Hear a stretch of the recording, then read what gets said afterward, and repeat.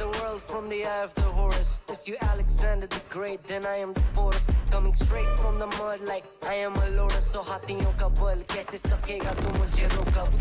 देख तू कैसे मैं लड़ूं, तुम लोगों से ऐसे ना डरूं. करूं मैं जिससे मैं तरुण, पानी पे चलूं मैं जिससे मैं वरुण. चाहे मैं जीऊं या मरूं, जो करना चाहूं मैं वही तो करूं. आता है तू ना करीब, तू बेटी चीप, जब तक कटे ना तेरी ये jeep. Better believe you're gonna bleed. Pick up a seat, get in your team. I'm the king of kings. Brother in arms in a battle. You all gonna die if you act like a vandal. Bring the realms to reality from every angle. This is the public service announcement from Mumbai to the rest of the world. I am a Raja. I am the Raja. भिड़ेगा तो उठेगा जनाजा ना. तू मेरी तरफ आना.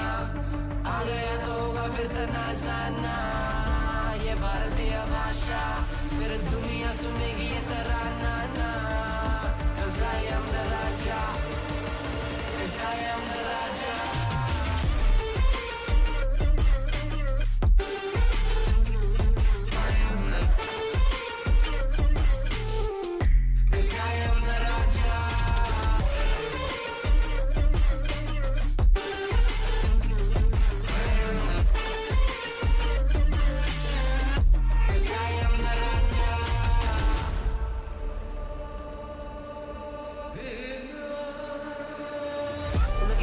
What do you see? I'm more than average, man. I'm a maverick, I can grow flowers on a barren land. Break a mountain with my bare hands and step back and cause a literal avalanche. Should've won a ballast traveling. अष्टभुजाएं मेरी जैसे मैं tarantula. ना है कोई तोड़ मेरा जब से पूर्वजों का ज्ञान मिला. मेरे जैसा मिलेगा कोई ना. तू और चाहे जो भी था सबकी कबर मैंने खोदी. क्या तुम लगाओगे बोलियां, कम पड़े गोलियां. चंद्रगुप्त ने मौर्य या किला तू लोरिया. Come to me and you just gonna die. That's really a given.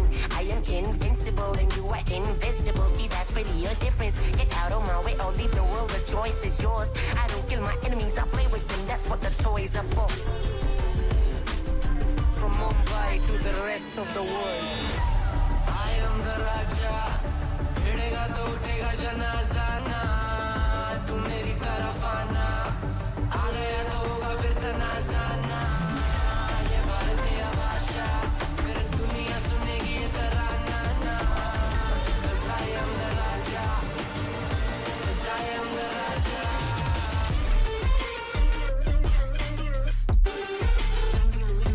I am the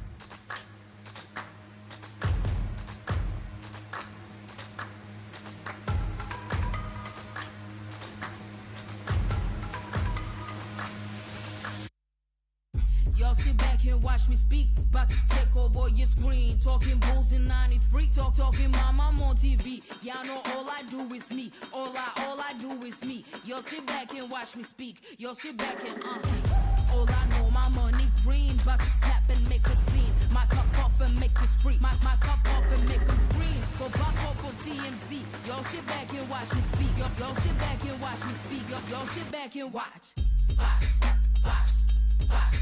Watch me. Watch me. Watch me. Sit back and watch. Sit back. Sit back. Sit back. Sit back. Money long, nothing on credit. I got style, don't catch no feelings. All this bread, ain't got no lettuce. I got style, don't catch no feelings. Watch me. Watch me. Sit back and watch.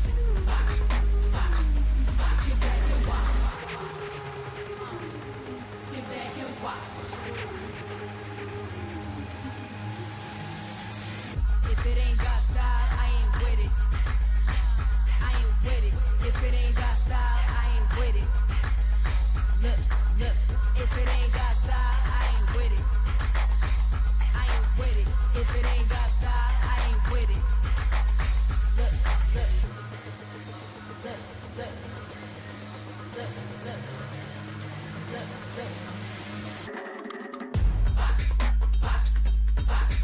Watch me. Sit back and watch. Watch me. Sit back. Sit back. Watch me. Sit back and watch. Sit back. Sit back. Sit back. Sit back.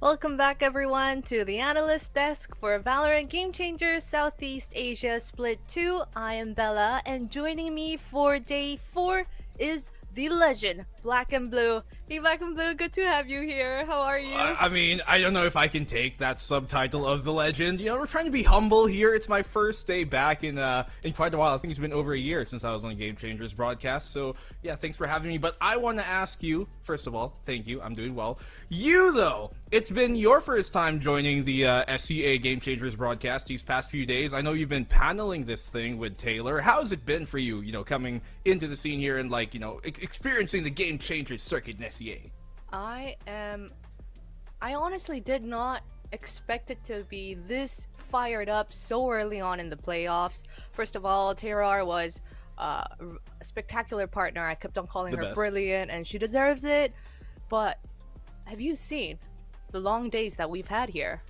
Oh yeah. I know you have kind of put your thoughts out there that you want things to maybe not take too long for technical reasons, but if we get good games going, right, if we get competitive games going, then that would be amazing. Another amazing thing, by the way, is I love is that the polar bear behind you? Is that what that is? That curtain? It's adorable. Anyways, I digress. It's a dog. It looks like my dog. And she's been wanting to appear on camera every time I'm sitting, but I guess she decided to sit out for this one. Maybe later throughout the day she might just join me and we'll just start like that, as if that's the normal setup. Yeah, it happens more than you think here in the SCA Game Changers circuit. But yeah, you're talking about it, right? We had some amazing games so far. Lower bracket round 1 today, so eliminations to happen. Yeah, I mean, our first match is going to be really interesting as well, but speaking of yesterday's matches, we had Falcons versus Hypa yesterday. I mean, Falcons, they came in as favorites, but Hypa, they put up a fight. Pretty good fight indeed. Oh, definitely so. I'm looking here at really the effort you saw coming out of Hypa, right? Especially against a team like Team Falcons. Now, Hypa, they've got some players here who have lots of experience in the past. You look at players here like Ayumi, who on that Jet and on that Neon did all that she could to really try and close out this series. But unfortunately, when it did go to that second map, things, while they were close, yes, for Team Falcons Vega, they weren't able to close out their series 2-0, and that's when we moved on to that Lotus map on after, and we kind of saw Hypa lose some steam. And I would like to think that that's an outlier, that it's an anomaly really for Hypa, and that when we see them come back on in the lower bracket, I think their game's going to be tomorrow, then we will hopefully see a better Hypa than compared to what we saw from map number 3 yesterday. Yeah, totally. I mean, that win on Ascent was huge for Hypa's confidence, and they proved that they could go toe-to-toe with the best Falcons Vega, and their win on Ascent definitely left a mark in Falcons' clean records, so that's gotta mean something, right? Oh, definitely so, but you know what's gotta be mean? This game, mean performance from Piety. We saw a spectacular performance coming from her. 21 kills, 9 deaths in that first map coming onto Ascent. Zipto just blowing Mad Army out of the water. And then you move on over there to Haven, where Mad Army were able to finally surmount their comeback in this series. Zipto came into the second half with a 9-3 lead, and yet Mad Army were able to find their way back into the game and into map number 3 here on Sunset. 13-5 though is the final scoreline as Zipto Esports rectify their mistakes coming from that second map and just continue to steamroll into the second half after the, what was it, like a 7-5, completely running over Mad Army. And so for Mad Army, we saw some great stuff coming from them in that second map, but they started not strong and they ended not strong on map number 1 and 3. So I'm hoping that they can kind of retain that momentum next time in a long elongated series. Yeah, and what was really interesting to me on the storyline was that they took down their opponent on the opponent's map pick. They took turns, it was like a tug of war, and then as you said, they lost the steam on Decider, which was such a bummer because I was rooting for Mad Army that day. Yeah. I mean, you're looking at Mad Army, right? And you see they've got some players who have been pretty storied, throughout the years here in the past game changer circuits that we've had, like Muffin, for example, who is a player that on that duelist front, right, she's been on teams like Full Send Sapphire in the past, Oasis Gaming too as well, and Extend Sapphire at some point in time. So yeah, definitely lots of fans going around Mad Army as a team yesterday, but you have to look at Zipto right now, and they just look spectacular. There's a reason why they're the ones who are going to be going up against Falcons Vega in their upcoming match here in I believe it's the semifinals of our upper bracket.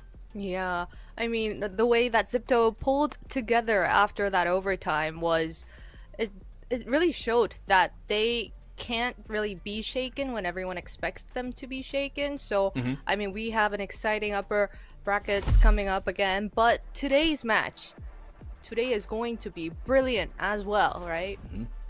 Oh, apologies. It's the upper bracket final. Actually, they're going to be facing Falcons over. As you mentioned, they're probably not shaken. Okay, maybe a bit, but definitely not stirred for sure. Yes. As you mentioned, yeah, lower bracket runs here today is what we're going to be looking at. The opening match versus Salapao and Kimmy's Kitchen to start things off, which I think is going to be a much closer series than people might expect. Here in the lower bracket, of course, it's one and done. You lose this game, unfortunately, you're out for the season. Oh, I mean, they had a chance for redemption before, but now they have nowhere to go. Today is the day that they have to take that win, and as you said, the first match of today is Kimmy's Kitchen versus Salapao, and our second match is PPQ Precision Power Quickness versus, do you want to say this name? I love this name. Oh yeah, definitely. I'm going to say this name because I'm predicting this name to take the second series. I'm going to say it with the most soft voice I can. Kitty Nyanya. The spectacular, the amazing, the ferocious titans of the lower bracket. Kitty Nyanya. The Ferocious Five. Yeah. I like that. Fantastic Five. The Fantastic Five, the Kitty Nyanya taking them on. Okay, but first match, Kimmy's Kitchen versus Salapao. What are your thoughts? Lots of thoughts. For one, Salapao, if I am not mistaken, is supposed to stand for like bao, like the food. Xiaodong Bao? Yeah, like the bao, the Oh, I love that. the food. So I assume so. I mean, their logo is like a bao. Here in the Philippines, we call it Shopao. I know people call it different things in different regions. But more importantly, some of the players here on this team here for Salapao, some of them came from that Full Sense Cats squad. One of the players I'm looking at here, actually two of the players I'm looking at here, is Angela, who I believe is their IGL, and also Viz, who plays Sentinel on this team, sometimes flexes to an Astra every now and then, but more importantly, those two players share the IGL role on this team, which is something you don't see from many teams, but we have seen things in the past, right? Some teams, they like to divide that role and relegate that, I guess, task to two players. Maybe sometimes one player will IGL on the attack and the other will IGL on the defend, and I do think that this could give them multiple ideas here that could potentially shake things up when we do go on over into the series for Salapao. So yeah, I see lots of good for Salapao, but I mean, if you want to talk about the team that I feel could be taking this, Kimmy's Kitchen is the one that's got my eye.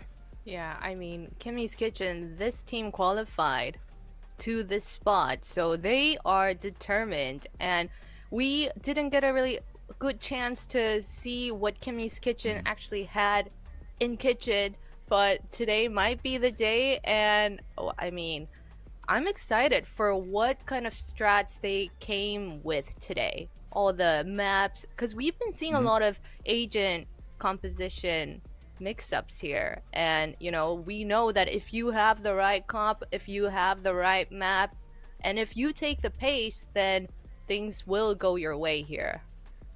Oh, definitely so, and that's something that I want to see from both of these teams, actually. When I was watching some of their games, I noticed that both of these teams, especially on the defensive side, aren't too keen on creating opportunities, but instead looking to find them and punish mistakes coming from the opposing side. Instead of creating, they're more just anticipating, right? We're looking at both these teams here as their lineup progresses on the screen,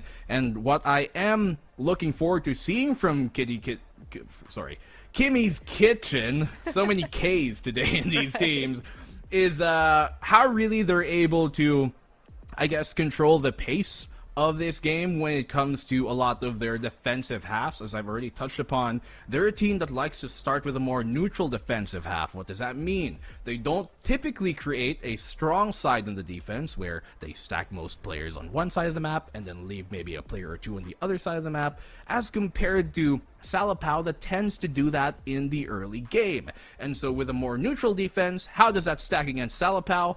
I am curious to see which defensive hold will start first, especially looking at the potential map vetoes that we might have coming up here. But, I mean, two players up on the desk, Bugsy and Viz. Bugsy and Viz it is. I was actually going to ask you. I mean, I feel like the two teams have a different play style, and it's going to be a matter of who puts a stronger act forward. And I was wondering which player would be the pacemaker for each team. I wanted to ask you about it. Well, our highlighted players here is going to be Bugsy and Viz, and I already kind of touched upon Viz a while ago, right? She IGLs for this team as a Sentinel. She shares that in-game leader role with Angela, but Bugsy, as a player here, is actually one that might typically go under the radar for fans here of Kimmy's Kitchen. Lots of players might be looking at players like Delbski, who didn't play the last game, was subbed out for Gia, or maybe the duelist like Kikuo, who is a exemplary player, came from Kitinyanya last season, but Bugsy has actually been super reliable for this team. It's almost to the point of, because her numbers aren't super exceedingly high, you don't expect too much from her, and yet she gets these silent and almost creeps up on you, and you somehow at the end of the game look at the scoreboard and see, wait, Bugsy did pretty good in this game, and she's like that for most of their games. So having that reliability on a team like Kimmy's Kitchen, with a team that is full of players that like to take big risks, like I mentioned Kikuo, that is crucial for their stability in this series. Yeah, and on the screen we have Tess as well. I mean the numbers tell the story itself, right?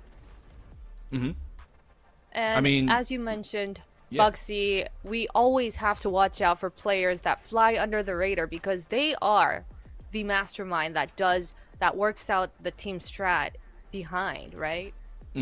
Oh, definitely so. I mean, you're looking at Tess here on the board, and she kind of being like mostly an Omen player. All she's been playing, I think, is mostly Omen for like 95% of the games, which I don't mind. I'm an Omen player myself, you know. You TP, you flash, you smoke, your job is done. But when I'm looking here at Tess, what I do see, and I talked about that consistency a while ago, is her consistency. She has been one of the most reliable players here for Kimmy's Kitchen, and she has lots of experience as well, right? She played with like teams like Aura Differential in the past, with players like Grahams and Capricious, who are now in Zipto, and players like Starry Bun as well, very known. And so she has shown herself to not only be good throughout, you know, general gameplay, but even clutch-wise. She's pretty clutch. She's reliable in those moments. And for a team like Kimmy's Kitchen, she is an absolutely stellar player to have on your roster.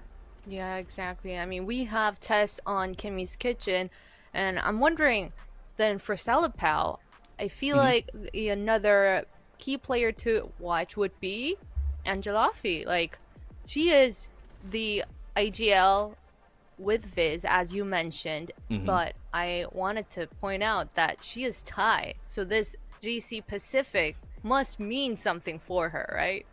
Oh, definitely so. I mean, at the end of the day, you know that everybody's trying to shoot their way into, you know, into the next step of this circuit, right? To try and make it as far as they can, and hopefully even make it a champs.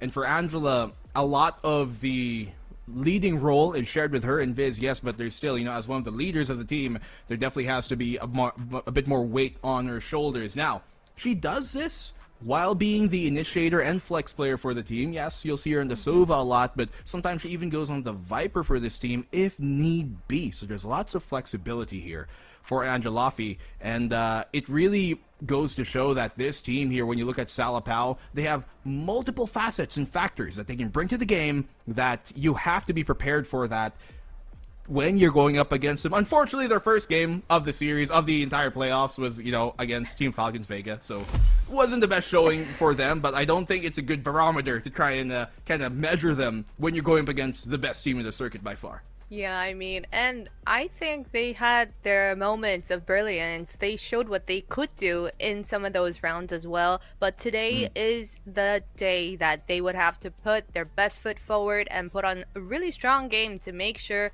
they stay and save their spot in the playoffs to secure that last spot to GC Pacific. And I'm excited to be talking about the maps as well. But, I mean, do you kind of have an idea of what kind of maps they'll pull out today? You want me to guess? No. I mean, when I'm looking at some of the maps that we've seen coming here from Salapao in the past, I would like to see them pull in Icebox, because that's one of the maps that I think they perform pretty well. Yeah. But when we do showing over the maps, I'm hoping that that is one of their maps that they are able to utilize in this rotation. Ascent, it could be a map for them as well, but I think when looking at Kimmy's Kitchen, they aren't too shabby on that map either. For Kimmy's Kitchen, though, they are a team that I've generally seen prefer play these 3 map sites, or rather 3 site maps like Lotus and Haven. Yeah, maybe we'll see a lot of 3 site action today, because that's where all the hot action's been happening for the past few days. So it's going to be a bumpy ride, I think. I mean, hopefully it's not too bumpy on the technical side. Down. I hope we're getting smooth matches. Okay, give us overtime, that's fine. But technical wise, I know there's kind of like a monsoon going over some parts of SEA right now, so everybody keep safe, keep dry, hopefully. But yeah, I mean, map veto wise, there is, I think, a lot that could go on wrong here for either side. We've definitely seen both teams really excel in some maps and kind of struggle in some of others, so we're gonna have the openers here, and Pearl will be coming on up. Oh, Kitty Kittens, they actually pick Lotus, which is one of the maps I was talking about, right? They like to prefer these 3 site maps, either Haven or Lotus, and they picked Lotus now, which, to be fair, against them, like, they did lose Lotus against Hypa 3-13, but I like the fact that they're still confident in that map and they don't kind of let it waver them from choosing Lotus again. Yeah, I mean, Sunset, Ascent, okay, we have to see all 3 maps. I'm going to say it. Well, maybe not Ascent, we've seen a lot of that. But like, okay, if we end up going to Ascent, then I think a third map, it might go. Okay, my initial predictions were Kimmy Kitchen, but now that I see the veto, I do think if we go 3 maps, it might go to Salapao. If it's only 2 maps, I'm still sticking with Kimmy's Kitchen here, but I think that Ascent is one that has been one of the more beneficial maps here for Salapao. So yeah, I know you haven't even asked me my prediction, and I'm giving it to you for free. But I mean, you gave me hints. You left breadcrumbs throughout the day, throughout the opening. Follow the trail, you know. Yeah. Are we enemies? Well, we should see. Who are you predicting? I'm gonna ask you. Well, I chose Salapao. Can we have the map predictions? I'm really bad at timing this because I want it to be like, I want it to come up as I say it, like bam. But I'm really bad with this. We can do it again. Drum roll, please. 1, Pretend like 2, this didn't happen. Yeah, that was a practice run, guys. Don't fuss. Like, stop pressuring us. No, we can. No, we're having fun here. Let's find out what our map prediction, not map prediction, what our predictions are for this match. There we go. Ta-da! Yeah, I'm still sticking with, Kimmy's Kitchen, Blackenblue, as you see over there. Bella, the contrarian, she was like, oh, Blackenblue's picking Kimmy Kitchen. I'm gonna pick Salapao because, devil's advocate. But no, actually, I do think it's fair to pick either in this case. Yeah, I mean, hear me out. Just on paper, Salapao had a really good record in their group stage, and I didn't think that they really got to show what they had in store. So I was like, things are always better in Salapao, and plus their logo is pink, so how can I not pick Salapao? You make a good point, and I do love me some POW. Like, I will admit, in college I ate POW like probably 3-4 times a week. Was it healthy for me? Maybe not. Did I have a fun time? Yes, I did, and that's what I'm hoping to see here in this series. A fun time, right? And one thing I did notice, actually, looking at Salapao, and I will give you this caveat, is that they rather do very well on the defensive side to look for those opportunities. Sometimes you're going to see them kind of peeking a lot, kind of, just probing. I like to call it the 3 Ps, right? Poking, prodding, and peeking. They're just always trying to peek, always trying to poke at you. You can even add prod to that if you want to make it 4 Ps. Trying to always prod for information against the opposition here on the defensive side, especially on some of these larger maps, and I think that will heavily benefit them when it comes to map number 1 especially. Alright, well, we let our thoughts out, and we, as Tayrard has taught me, we are here to be proven wrong. So we shall see how the match goes. But before we toss it to the casters, we're gonna go to a quick break, and we'll be back to see our first match.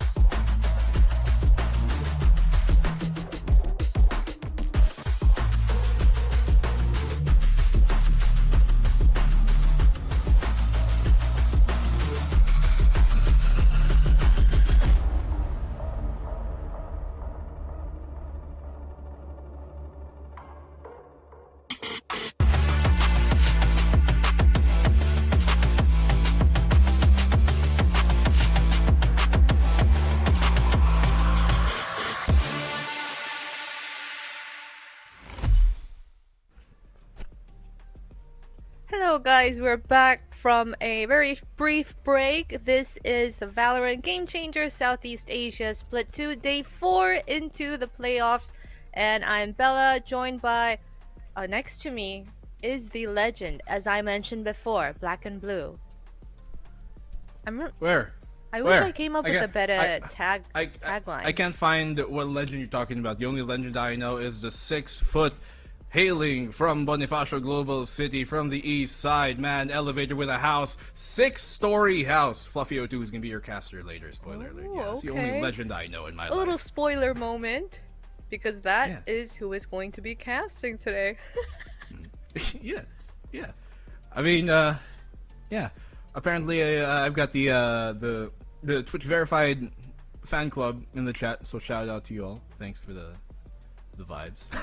That's all I'm gonna say. This is gonna be a little meet and greet kind of vibes, virtual meet and greet moment for Blackenblue. I'm the host for that. The one and only. Well, I am honored to share the the meet and greet desk with you today. No, I'm trying to be humble, guys. Come on, stop it, You know. Wow. I mean, for some people that just randomly clicked on our game, they're gonna be like, "What are they talking about? They're aren't they supposed to talk about Valorant?" Caster, start the game. Panel, start the game. No, I mean, you want to talk about Valorant? I can talk about Valorant all day. That's why I'm here, buddy. You want? This is all Valorant, and I wanted to ask you about some agent comps that we might be seeing. We don't know what the players have in stock for us. Yeah, go ahead. Let's do that. And because the meta is evolving, as here as well everywhere, we're gonna see, I'm guessing that we're gonna see a strong mix of classics and a lot of, maybe, potentially, some risky ones as well. Actually, I don't know. I don't know if you want to go for risky stuff here today, considering you lose your out, which kinda is not a good vibe, you know? But like, I think if you're in this case, like, okay, let's be for real for a second. Opening map is Lotus, correct? Yes? Salapao have played Lotus once in their history. They did play it against a pretty formidable team in Kimmy's Kitchen. Would you believe that? Actually. And they lost 3-13. So historically, Kimmy's Kitchen is the better team here on Lotus. It's part of the reason why I still stick with my prediction of them coming out of this series, especially if it's a 2-0.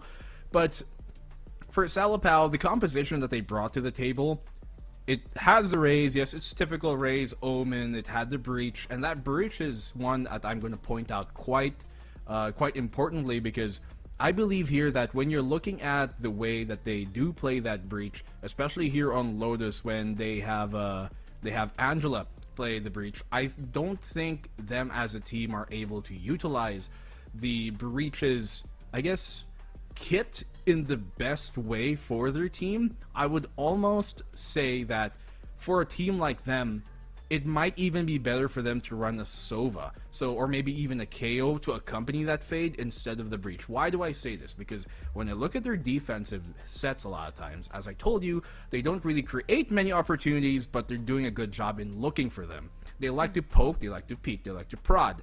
They very rarely have trap defensive setups, and by trap defensive setups, I don't mean like Cypher Trap or Killjoy Trap. I mean like, if an enemy walks into this hallway, then there's a flash that's gonna come and a Breach stun, and somebody's gonna swing, and you probably get a trade. They rarely have setups like that on the defense, and that's kind of how you need to play the Breach. So if I am SLP right now, you've only ever played this map once. It's open for experimentation, as you said. You can take risks.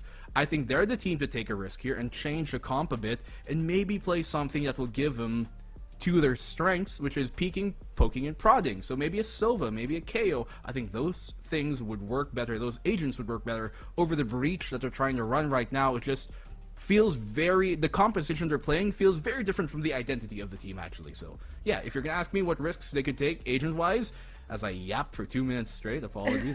No worries, because you got me convinced right now. I was like, well, yeah, I agree. Yeah. I feel hypnotized almost. I'm like, yes. Yeah, sorry, lesson here. You know, they're like, BNB, yap, we're yapping.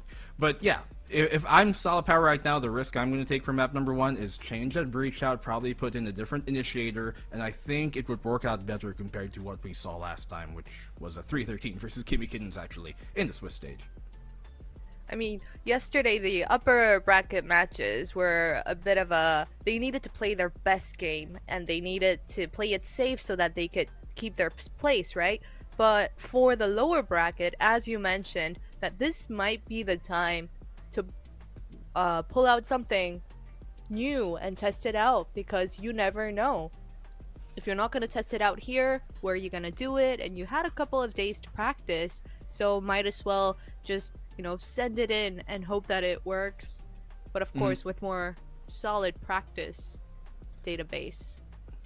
I don't know. I'm a risk taker when it comes to games. I'm like, you know what? Really? Who's your favorite agent, Bella? We'll do the litmus test here. Okay. Yeah. I am a risk taker, but my in-game persona is very, very different. Okay. hit me with it. Who are we talking about? Guess though. Like, everyone that I've asked this question has guessed my main.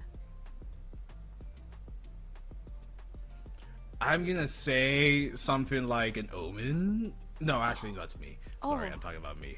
No, I'm gonna say. Did I get it right the first time? No, hopefully not. Maybe no. I don't know. A Profiling cipher. at best. That's the hint. A cipher. A killjoy. No. No, am I so wrong? I bet. I was gonna say I usually play Sage, and I said profiling just because that's the one that I look the least alike. I don't want to be. Out the cipher, and I'm like, are we? Okay. Are you At least seeing it's a a different sentinel. face on me? I didn't want to, be stereotypical. Like, I didn't want to say Sage, but I guess it makes sense. No, I mean, we've seen other players like Alexi played Sage before, I remember, and she was like a pretty risk taker. Like, she would peek everything, right? Like, or even like thinking like, internationally, like Paper X Jing, he's played Sage and he's a very risky player. So, I think it'd work out. I almost think it works out even better because they think like, oh, it's a Sage, not gonna peek, you're just gonna be behind the wall, and BAM! I'm here, fool, and you take him down. Exactly. They expect Sage to be so passive and just to be like a side piece to the comp, but when you take advantage and when you are a proactive Sage, then it's like you can creep up onto your opponents, and voila, we have our agent selection. Woo! Okay, what do we got new here? Oh, Kikuo, for one, is on the Yoru.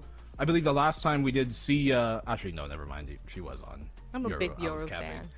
I actually like the Yoru here. I think Kikuo, as a player, we have to remember that she is one of the, I guess, lesser experienced players in, I guess, not just today, but in the circuit as a whole. Like, before this, Kitty Nyanya was like her first real team. There were some other teams before then, but they never really got too far as compared to Kitty Nyanya and Kimmy's Kitchen. But maybe not the best performance during the Swiss stage from her Yoru, but I'm looking forward to see what she pulls out here. Liana will be bringing out that Neon as well, which I think we have also seen that coming from Kimmy, from SLP rather, in the past. And so yeah, I'm curious to see where they bring that. We have seen her in the previous matchup play the Rays up against Kitty's Kitchen, but there's so many K's. Kimmy's Kitchen, not Kitty's Kitchen. Kimmy. It doesn't help that Kimmy's Kitchen logo has a darn cat on it. Okay, I would confusing like to me. a video compilation of Blackenblue mispronouncing Kimmy's Kitchen. But okay, Knowing FSL, they might just. taking us into our first map of the day, we're gonna send it over to Daks and Fluffy.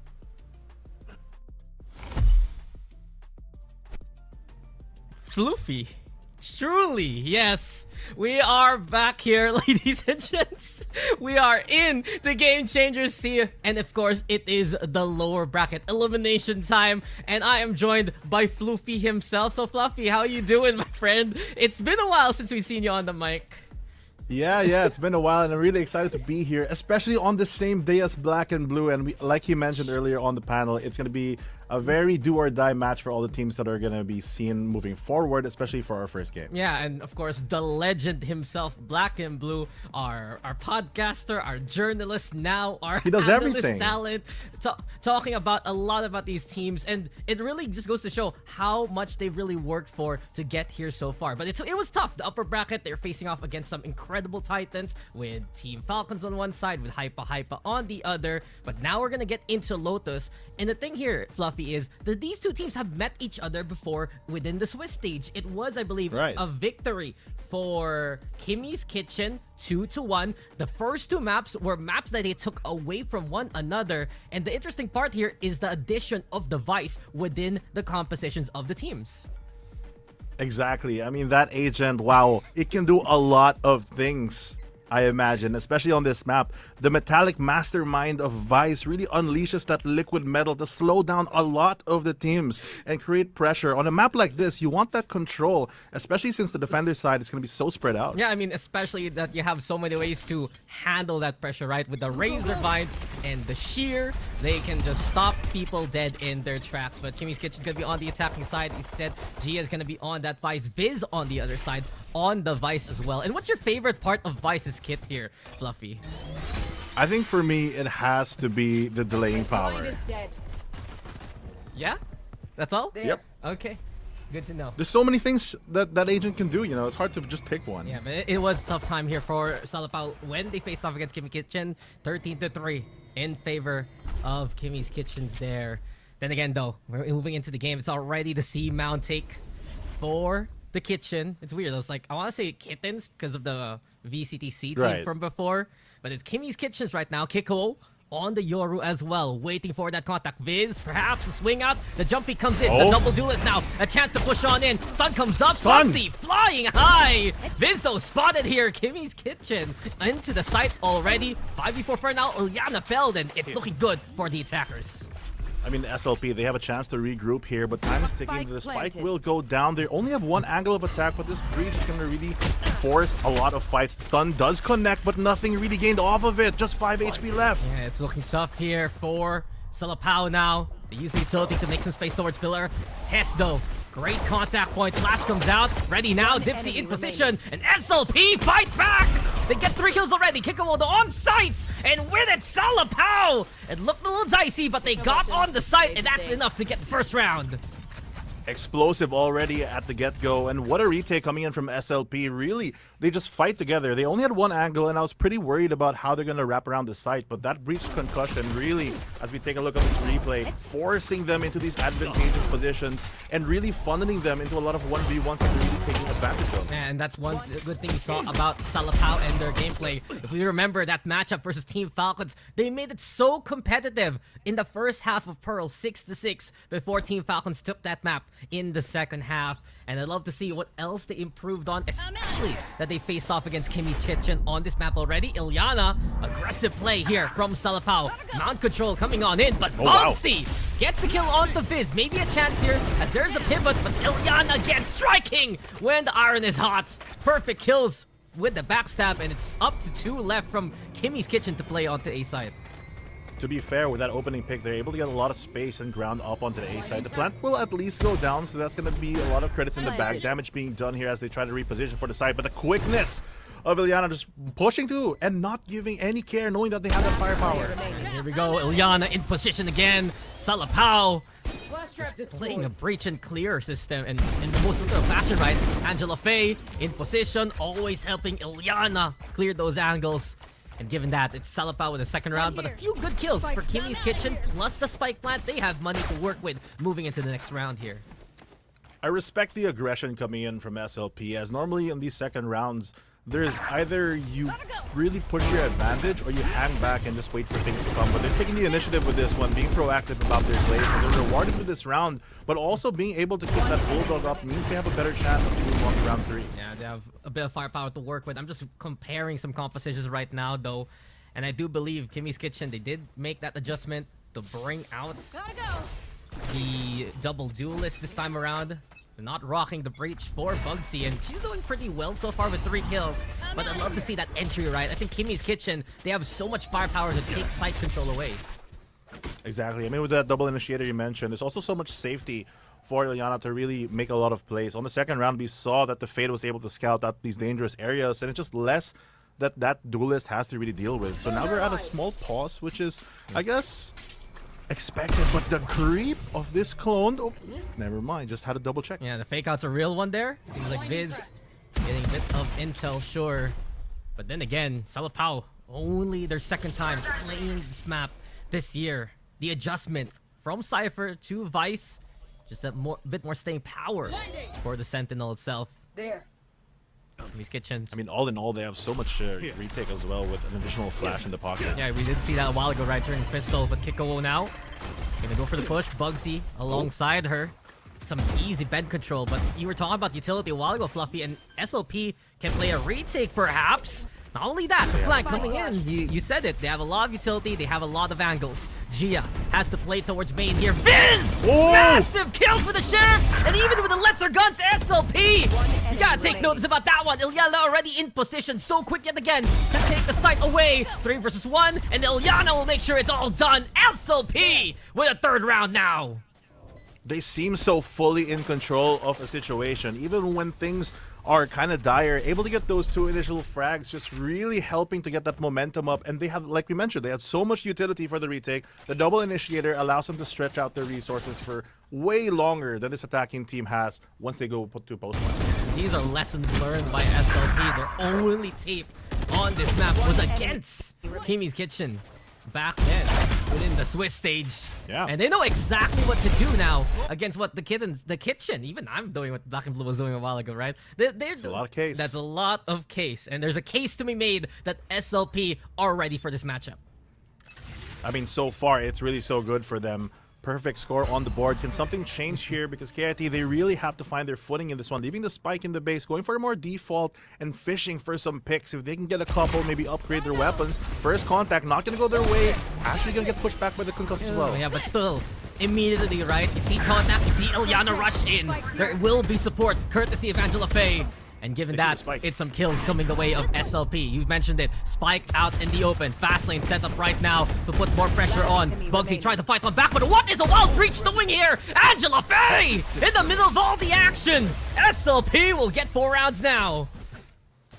I mean, this is such a dire situation to be in. KIT, yeah, they get their buy right now, but because of the amount of just pure firepower that SLP is able to bring on this game, their ultimate economy as well is far more accelerated. They're going to have the Rolling Thunder. They're going to have a bunch of utility for the retake, where so far it looks like they haven't even been struggling at times. Yeah, it's just been cool, calm, collected, and I dare say the initiative here from SLP, right? When you're playing Neon Breach, if you play aggressive, take a lot of control away, prevent Kimmy's Kitchen from getting the space that they would like. Rumble now looking to be contested by utility.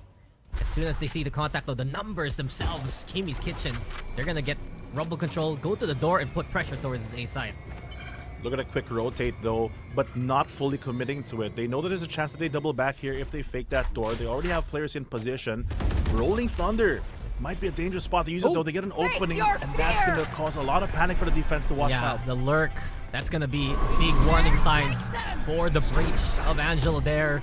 Nightfall for Nightfall. Now the Rolling Thunder, but the spike hasn't been committed on the site as of yet.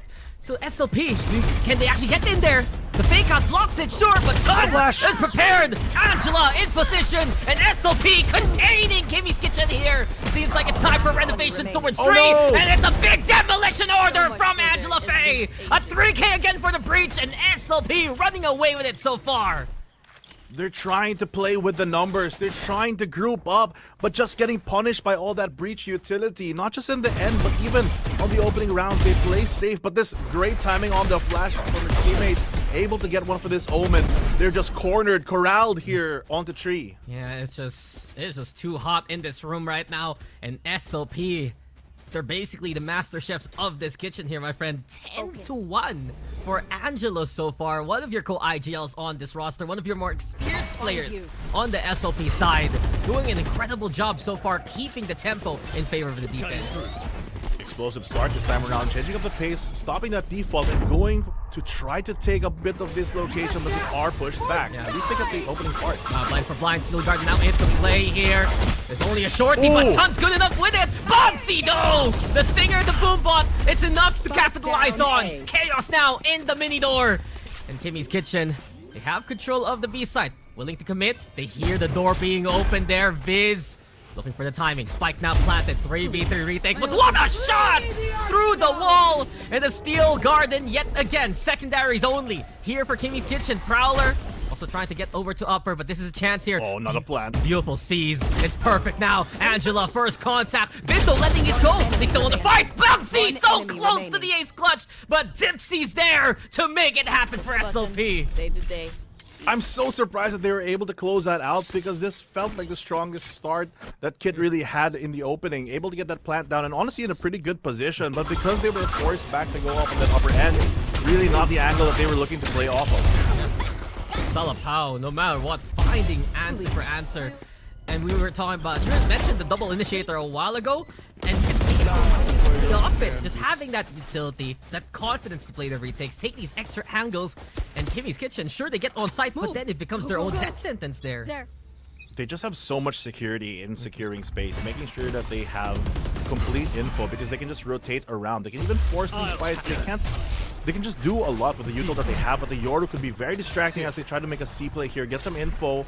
Not going to be able to find anyone though. Piccolo, as per usual here for C. They get good bend control, yes, but my concern is what is there past that? They take pillar, but how about halls? How about waterfall? Kimmy's Kitchen, they're on site, but it's the same positions that Salapao have made work so far. Oh, the double duel is pushed though in waterfall. This could be big. Dipsy, right now, contact. Oh, one, timing. done. Two are gone in the blink of an eye. And Salapao now, good chance here to make the push happen yet again in the 5v3. Razor Vines in the way, but Thun already shutting down any kind of angle to work with. Toffee Waffy's in position. Sun comes up. Angelo makes sure Toffee goes down. SLP, this should be clean. 7-0. Right, they are running away with this one. How does Angela have her ultimate yet again? It felt like she just used the Rolling Thunder just 2 rounds ago. The impact that she's having on this breach has really been felt, and KRT, they don't have a lot of momentum. Yes, they get onto sites, and yes, they're able to group together, but because they don't dive deeper, they kind of just back out. They, in a way, force themselves in a situation where the pressure feels a lot heavier once they start getting the retake on them. Yeah, it's just too dry of a contact here. You think, right? Perhaps a bit of utility would help the peak out here, but one by one, just fall on the side of Kit and SLP. This is a far cry to the last time they played this map. A far cry to the last time they played against Kimmy's Kitchen. They are just on a warpath here, Fluffy. They are cooking something else right now, and the seaside setup looks a bit more, I was gonna say more aggressive, but actually thinking about it, they've just been really confident in taking a lot of these early fights. Yeah, I mean, Ileana's been so good with drawing these first kills. Viz has been reliable as well. Fake out, sure, passing by, but the Boombot's the one that confirms there's backside presence. Good discipline. It's been the game on. Oh, Viz! Oh, no! That could be big here for Kimmy's Kitchen. Finally, they get an opening here to get some ground up, and thankfully they're pushing up as well. This time, not giving any free space. Fight for everything. And this time, not a great position as well. They have to flood out of this choke, but there's 4 players against 3 already ready on this pass. We see your combo ults though. Nightfall's the first one. The Rolling Thunder still into play, and here comes the ground quaking beneath your feet. SLP in position now. They've gotten 2 so far. So tap their ult to the spike kick. Massive 3k here. And Stoppy Waffy up to you. Not gonna happen. SLP again. There is just no stopping their retake game. The power on the straights there for Breach really showing through. They gotta find their footing in the corners and build for combat. Yeah, it's plan C over and over again. Let it happen. Go for the retake itself. The fight is there here for SLP. And you can just feel the speed here, Fluffy. You can feel the G-force of when SLP decides to see the green light and they go. They're going somewhere, and right now they're going on a hot streak. Almost 9-0 if they can keep this going. Such a great half, especially that they're considering they're on the defensive side. And normally it's, I would say pretty easy, but it's a little more easy to group together and force fights against lower numbered defenders whenever you're on these 3-side maps. Yeah, I mean, remind me real quick, who predicted for Salapao a while ago? Was it Bella? Right? Right? I just think Blackenblue is all the time. That's all. There. I agree. That's where I agree. Yeah, well, the legend. Too many hats to wear sometimes. He's on the analyst list right now. In the end, though, Kimmy's Kitchen, they're gonna need to find any kind of opening, but it's so tough. Sheriffs right now. As they're forced to play the eco. Not only that, Angela, no. Angela, you can't do them like that. It's so dirty. Just swing out from the box. A kill comes in, and sure, Kimmy's Kitchen. That A site is for free, but that real estate is never easy to secure at all. I love how they play so close, considering you're the initiator, right? So you kind of normally want to play back just so that you have the space to allow your teammates to play off. But holding such a close angle, not one that they expected. They get the plant down. Now here comes all the utility that we mentioned, safely clearing a lot of these spots with the manpower advantage as well. Bugsy, the timing! No way! No way! Just Valorant moments sometimes, but SLP, it's already written in the stars here. A 3k again for Angela. How many rounds Actually got a 3K in this game alone here, Fluffy. I think at least 3 rounds there. And speaking of threes right now, it's multiples 9-0 for Salapao. Almost a perfect half. In KIT, they have those moments of brilliance from times. They're able to get the spike down. That's one positive thing. Other times, they're able to get the ground as well. But these gunfights in the middle with the retake, with the speed of these initiators in combination with all their momentum, it's really being difficult for them to handle that much pressure. Yeah, it's just Kimmy's Kitchen. The execute is sound, but then again, it's the space that Salapao gives and takes. The protocol itself on the defense has been to just carve this map into a smaller partition and then strike at the site. It's worked so far. The scoreline says it all. And Kimmy Kitchen still one away, I believe, from that showstopper. They're gonna need the Brave. Device utility again. Razor Vine. Popped already. Here it comes. HLC's combo. Bugsy. Same flight, and Biz caught this time. Kimmy's Kitchen. They need a pick like that. That's really big. That opens up the C side completely. They have to go for the long rotate here. Omen is so far away. They even use the Fatal Ultimate. But here comes the counter in from Bugsy. Trying to get a bit more space, but might not find anyone. And this is still looking so much better for Kimmy's Kitchen. Assisted this time on the waterfall push. Salapao giving up more space than they usually do. And even more so now. Maybe the wraparound. Look to try and find the flank. The doorway opens. Gia's on it already. Shots for warning. But here comes Dipsy with the red alert. Salapao. Here they come from C main. Fast lane also into play. Some coverage here for Salapao to carve the map into 2. Tommy Waffy though. One way you said. SLP with 2 kills now. The flash is so brilliant. Tess doesn't even see it coming. Ilyana lights up the scoreboard. And Salapao have seen double digits this early on in the game. What an amazing play there. The speed really driving off the slipstream there. Able to slide into that ultimate and really turn that round around. Yeah, just can't defend against both of them right either direction. It seems like Ilyana is willing to find the straight line speed with DRS open. It's just so quick from SLP. They're so quick at realizing what the weakness is, especially for the post-land positioning. I love the faith as well, because you can imagine in these moments, right? When you pop your ultimate, you have to kind of have so much faith that your team is there to back you up, especially during the animation, that you're just going to go and it's going to be fine. At the end of the day, it is a team sport. Yeah, it truly is. Let's construct now a case for the championship here for SLP. And with a score like this, it's looking strong in the run in the lower brackets. Elimination's so tough to face, but as of now, SLP handling that pressure well. Gia, the lurk right now, has found value. Time from time, but not this time. Angela ready for this one. And a pick for the defense to start with.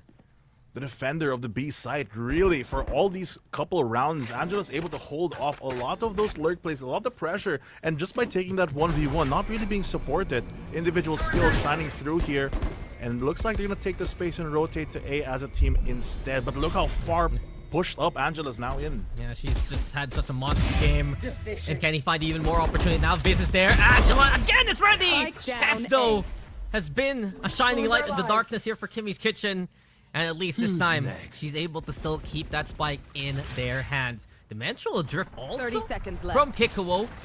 Seems like some hero plays necessary here for Kimmy's Kitchen. They did see the cross from Ilyana. She's still on site. The smoke's there too. Now Kikuo needs to find value, but a beautiful shot from Tess. There's chances here for Kimmy's Kitchen. And with Vince falling, even more so now. 2v2, you've said it. Winnable sure as time is running out. 8 seconds for the Fade Hunter, waiting for it to get some info here. They're just prodding and trying to get what this smoke's to really stop them from going. The double swing comes in. They get the trade 1v1, and there goes Tess to close out the round. Finally, get on the board. The streak Last round is in the finally over. And Kimmy's Kitchen, when it came down to the clutch, you had some key players stepping up at a moment's notice. It was already looked so strong for SLP. They got the flag, they got the picks. But just some heroics there from Tess, from Kikuo, getting some much needed space and kills. I think the most unbelievable kill there was the one through the smoke on main. Yeah. But that's good enough for Kimmy's Kitchen to work with. But at least they finally have that round in the bag. It's not... what a weird... I think Messed up the lineup, actually. Sorry. What was your thought? All good, all good. And it does get a bit wonky here. Kimmy's Kitchen now. Rubble here to be taken. A standard A play. They just want to go for the 5-man execute. Dipsy, first contact. Ooh. The out of respect what Kiko will tend to in this game. Kiko, first kill. Can't get more thanks to the Rolling Thunder. So red light now in front of Kimmy's Kitchens here. Paranoia also used up by Ton. So bit by bit, SLP burning utility. There's a chance for Kimmy's Kitchen to just rethink their plan and go elsewhere.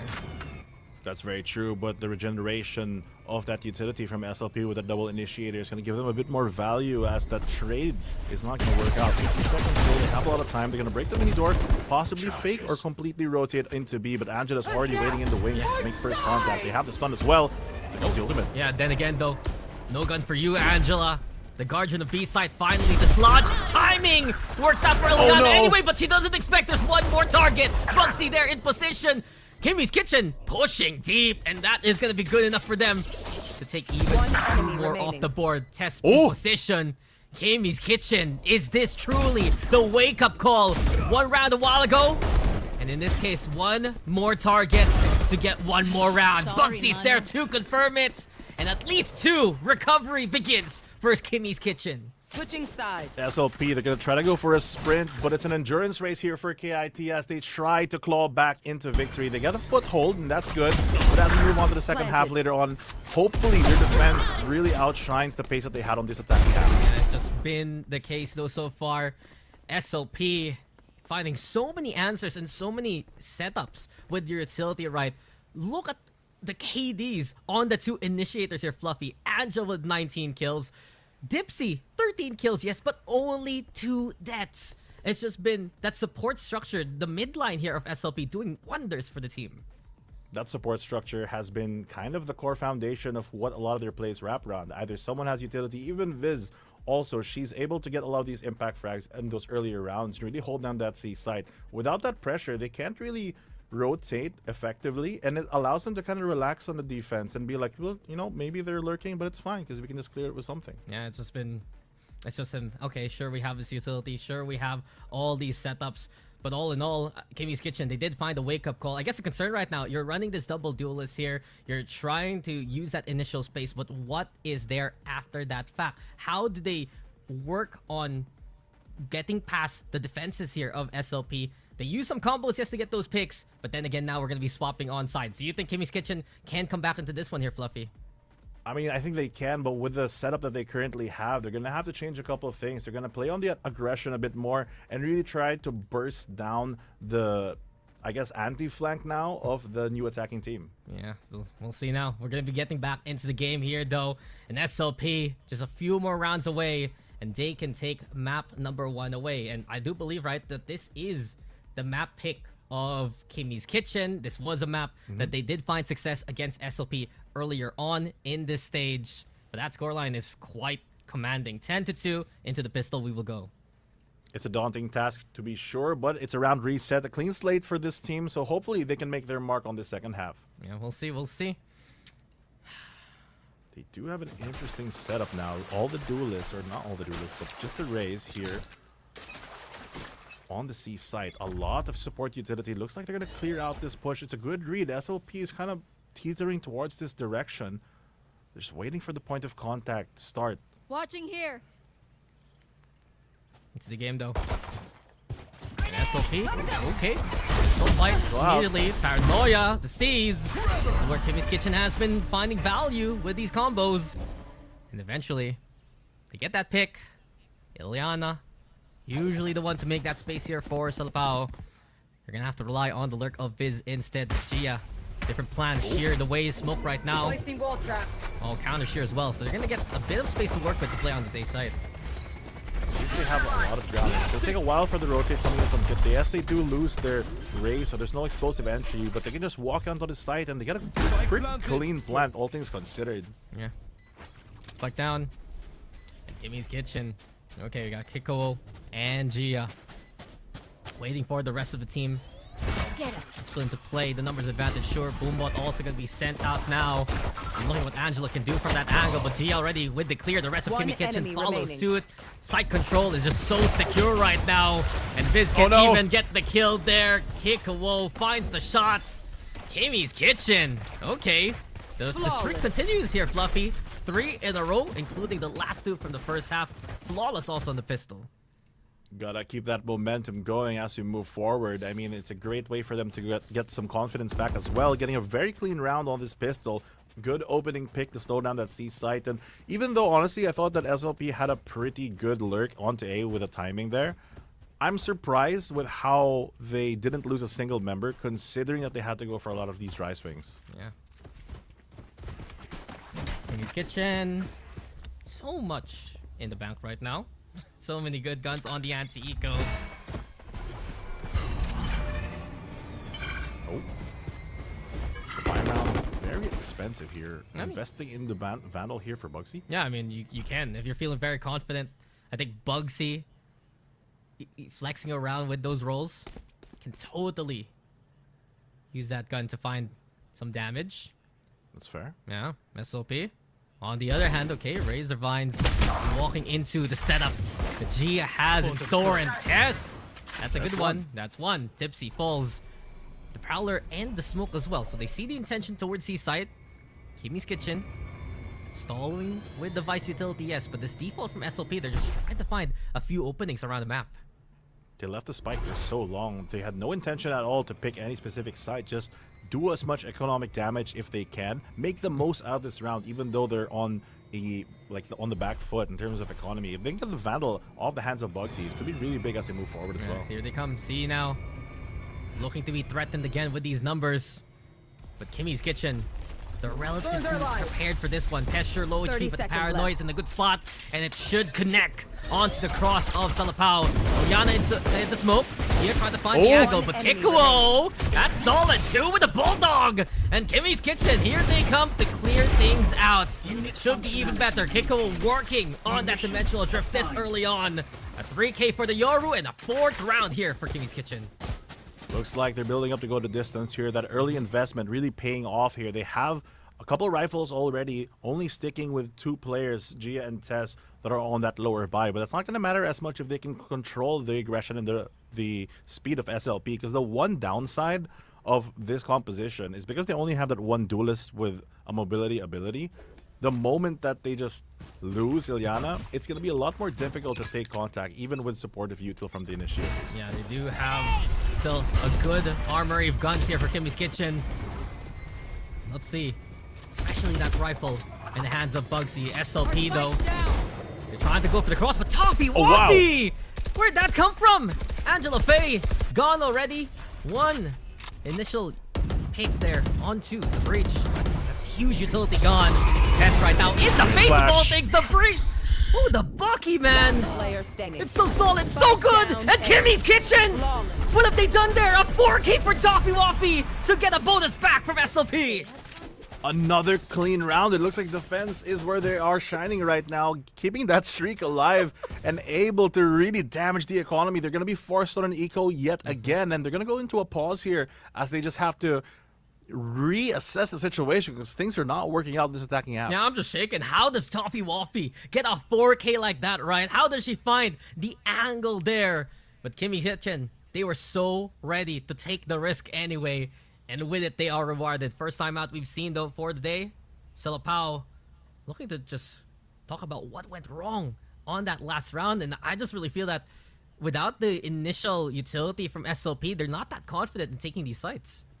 I feel like that they play so much better for the side of SLP when they do have that information. And just because they're on this attacking side, yes, they have a lot of these info gatherers, but it's not a straight line information as something like a double duelist where you can actively see where everyone is. Like, you know what I mean? Like, they just shoot the eye and then that's it. They have to play slow. And when they play slow and they're not able to group up together, they can't explode out as well. And that's where they get really punished by Kit. They're able to counter the utility, the Omen on the door, just funneling them into a place where they can use especially the players with lower weapons, to maximum effect. Yeah, I don't think they've really gotten many kills in this half so far in the past 3 rounds. And with it, it's the ultimates being built here. by Kimmy's Kitchen instead. Halfway to Dimensional Drift, halfway now to the Nightfall as well. And they're still keeping up with the guns. Some of them, like the Outlaw, to try and play the anti-eco one more time. Shot comes through. But then again, the space and the speed of Ilyana to move through rubble and go for the cross. Not only that, Kiko right now and the rest, sure, marked up. SLP, they're so wary even of the lurk. Got that sheer wall in the way. The smoke comes on out, and Salapao can't really find any space to work with. They break the mini door though, and they go for the push towards B side.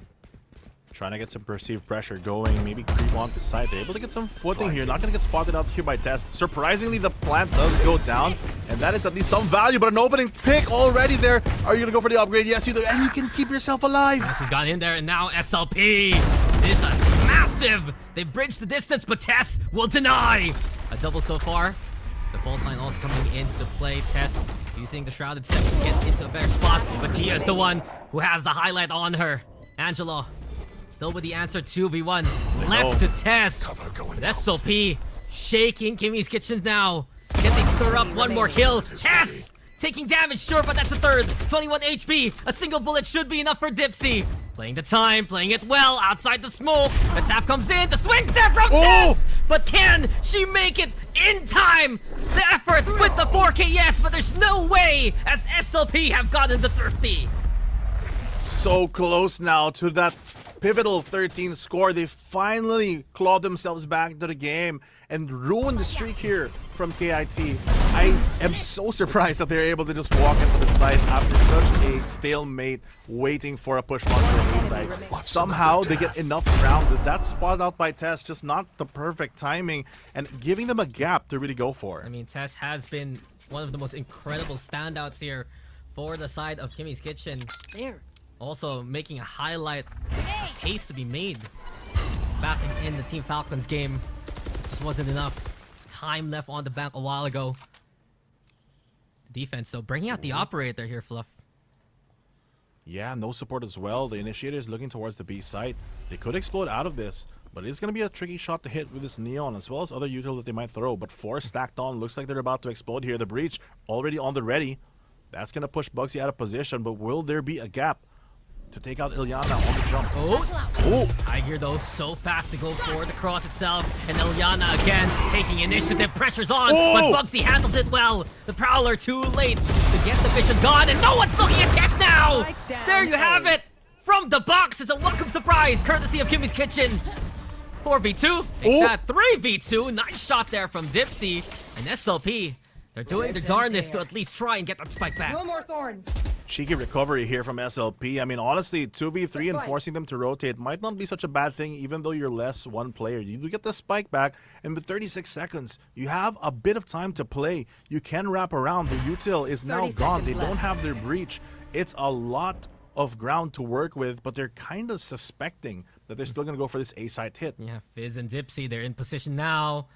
If they can actually give that spike, if they can give that spike to Dipsy, that would be the Nightfall available, but you've said it, they're looking now to find the pick. Time running out here. Fizz! Nice swing, and with it, she's the one who's gonna get her ultimate online. Steel Garden at the ready into the post plan.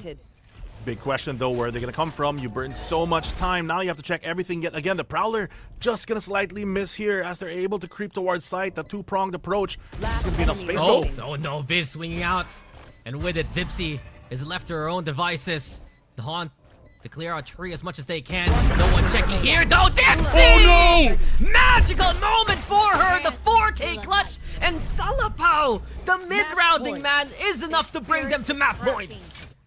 Great decision making there. I was worried that they were going to go for the plant and really kind of set themselves up for failure. It forces into the 1v3 since one of your teammates went to the plant, and everyone is so close that the distance just doesn't work out. But instead, they go for the very last second. I think they have like 13 seconds left before they get this pick. Just gives them enough breathing room. And Dipsy as well, the game sense. Personally, out of Hidden Tree. But I guess that's too predictable, and she knows better. That's why she's a pro, and I'm just yapping. Yeah. But what a great position there to punish. Yeah, I mean, that's what we did see Kimmy's Kitchen check right, and here we go now. Check out the early action! Wow. And Ilyana falls down to that early on. SLP, it's looking pretty clear-cut that they could go for the C site itself. A 4v2. Let's see what Tess can do. She's had moment after moment, and she's ready to do it all again! Tess with a double. But Angela will say no. 2v1 now. Gia trying to save the day and keep it all alive. Angela, the stun comes out. She's felled. The 1v1, but what? way! Even the stun, even while stunned, gets the clutch there. Kimmy's Kitchen, unbelievable. They're still in this game. They looked like they were positioning themselves to go for the finish there and end things really quickly, taking out 3. But what a great play. The timing for Gia just perfect. The moment that breach where Angela goes to hug the wall, that's when they don't see. That's where the gap is. And suddenly able to find the angle. But honestly, with the stun in place, I'm surprised that this even happened. Oh, come on. Look at that. Bang. No way. Stun is just a mindset, man. And Kimmy's Kitchen, they're looking still alive in the fights. But they can no longer make any mistakes here at all. Angela with a hero rifle. Over here, the overdrive popped here by Ilyana. Towards B we go. Spike has to be left behind. So they're looking for picks before anything else. They break the clone. Hikuo doesn't want to fight the overdrive as of yet. Also, the move now. A quick little shuffle towards that C site. Nightfall gonna be into play. And in the middle of all of this here, Fluff, Ilyana still towards the opposing spawn. So Gia, lots of work for her to be done. 1 down, 2 short. And Kimmy's Kitchen should be good to hold it off for now. They invest a lot of ultimates on this round, though. SLP, they're trying to just burn resources, set themselves up for success on the next one. If they can get a bit more out of this, that'd be great. But honestly, right now, just burning those ultimates is pretty good. They had to invest Toffee Waffy's Fade ult when they tried to check B, causing a lot of problems here. Yeah, that's 2 ults used by Kimmy's Kitchen. And SLP willing to sacrifice that overdrive for any kind of pick potential. And Dipsy, Viz, can they do the damage though?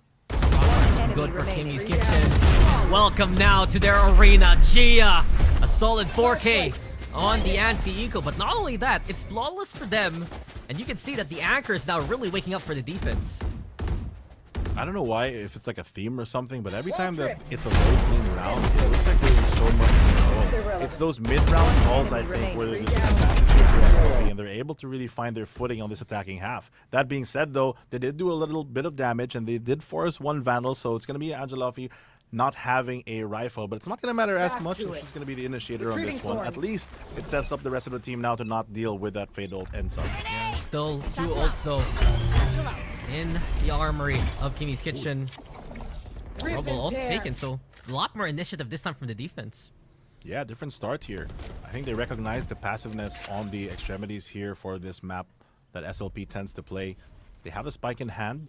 They have the option to rotate between B and C, and it looks like the defenses here is going to be a bit more spread out. B seems to be a pretty open entry, but it looks like that's not going to be the read here for SLP. Yeah, Viz just waiting for the rest of the team now to come her way. C looking to be the site.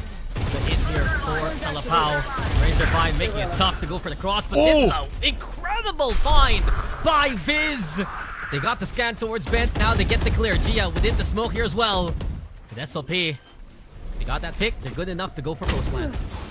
This is the round. They have the showstopper for Bugsy. They already get the opening pick with Seth. They're trying to find more. There comes the trade. But where will this rocket go? That's going to be the big question. So much value, but the flash going to stall it out. The haunt. They know Angela's there, but Tess is the one who gets the clear instead. 3v3 now. Tap onto the spike. Toffee has so much to work with. And here we go with Tess again. A 4K for Tess so far. And it's up to Tun to try and finish it off. The ace even. Tess again and again. Always reliable and always keeping Kimmy's Kitchen in this fight. They are still cooking, and it's a buffet of rounds coming in their way if they can keep this up. 8-12 so far, and SLP struggling to really close out this game. This is going to be the second pause that I believe that they're going to be putting into this game. How many kills has Tess gotten though in this half alone? 1 enemy remains. Still remember what she was able to do against Team Falcons in the last outing, or rather against Hypa. The 24. Hypa. Yeah, Hypa. Dude, we got some great team names today. I know. In GC, Southeast Asia. Hypa's in the upper bracket, or actually they're in the next round, rather, of the lower bracket. We have Kitty Nyanya later on that you'll have to say in your cutest voice there, Fluffy. You know? Yeah, that's gonna happen. I'm gonna go the black and blue route with that one, I believe. Like the deep voice. Yeah. Yeah. That's the play. I can see you're practicing already, but You said it a while ago, SLP, they're just struggling to close things out, and it's been some incredible heroics here for Kimmy's Kitchen that has really kept them in this game. That's going to be the big question. Is this going to be the round? Because it looks like they're more of setting themselves up for the next one. But being 9-12, in case this goes Kit's way, obviously something that they're hoping for, is a lot closer from where we started on the first of this half. Yeah, they have everything they would like and more coming into this next round. 4 rifles, the operator, dimensional drift still in tow. And SLP struggling now to find any real answers on the attacking side here. Slow and steady is the pace yet again. SLP holding that extremities. This A-hold coming in from Kit, really pushing the limits of what space they can take towards this Rebel side. Smoke does fade. They're going to go for the reposition, but players stacked up with this close. Bugsy, she could mow them down if they peek at the wrong angle. Yeah, Bugsy here, waiting for the close hold, and as soon as... Whoop! Oh, no! Not like that, though. Not like that. This could be critical here for Kimmy's Kitchen already. And Tess, ready to receive yet again. Here comes the pressure. Angela falls. She is there for the helping hand, but then again, these sheriffs are looking so powerful. Tess, still the rock of the team. But Tipsy, another plan, another angle, and Tess might not see this coming at all. Here we go! Salapao turning it all around. It's a 2v1, and it's only the operator to try and fight back with. Kiko, what can you do? Nice shot onto the first. To the door we go. Cover sure to fake out into play. Tipsy, do you dare peek again? This is a dangerous game! That Kiko will win the clutch again for Kimmy's Kitchen! Off his own clone's shoulder, just whipping by the bullet to really slow down this attack. I actually thought that they would do it there. That commotion onto Rubble, opening with this very awkward start here. As Ilyana does take a great opening pick for the flood out here for the attacking half. Just how does Kimmy's Kitchen keep this game going? When it goes down to these 1v1s, they just hit the nuttiest shots, and it's just how calm they are in lining it all up, man. Very, very true. This time around, though, they have to find the pace here. Will they spot out Tess yet again? Impact player, that's going to force out a lot of damage here, but actually not as much as I thought it would be. Yeah, well, here in Game Changers you can see these incredible rallies, and Kimmy's Kitchen, they're doing so right now. It's just the first game of the first series in the lower bracket, and it's already this exciting. Ilyana, though, she hasn't really found much impact now compared to that first half here. And again, the Prowler gets sent. Nico spotted. Also gonna get hit by the Flash Paranoia. Or rather, the Prowler itself, and she stays steady! The fact that Kimmy's Kitchen, they keep themselves in position until they get that kill. That's value here for the defense.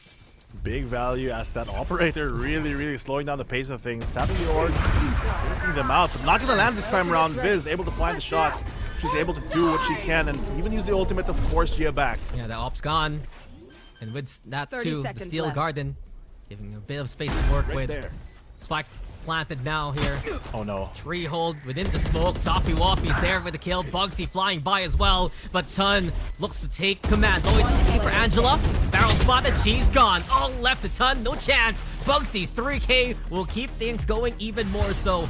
And how many rounds has it been here, Fluffy? It's still Kimmy's Kitchen. So many, considering that they only had that 10-2 half, and now we're looking at double digits on both sides. Only 2 rounds separating both teams. And SLP, they've been struggling to close it out. This operator, this time around, the free out putting it from the Yoru, the control that they lack in initiators, they put up in pressure, and that's really slowing down on this attack. Especially with a lot of the awkward buys that they have, they always get into like a good position on the first part of the round, but somehow they just slip and lose it all. Yeah, they're finding these good reads early on. They're also willing anyway, since that's a Yoru who can easily TP out at the moment's notice. Here we go again! Another right read here for Kimmy's Kitchen. But then again, the operator doesn't find the shot itself. Test in position, committed, and SLP will take advantage of that fact. 2 down. Kikuo, though, sees the slow walking Ilyana there. Equalizes numbers 3v3. Nightfall here to create that space, and on to post plant we go for SLP. It's going to be a bit more difficult with this operator, but I think there's enough weaponry there to swap around. They have the dimensional drift to go for the info retake. if they move together. The big question though, why hasn't the spike gone down? They have the site. Where's the spike? There you have it. The word spend again. A triple stack though from Kimmy's Kitchen from the halls. The dimensional drift to start things off. And Kikuo marking, tagging, pinging exactly where all the opposition is. Angela contained so far. Can they swing and get the kill? Answers yes. It's Kimmy's Kitchens with the one.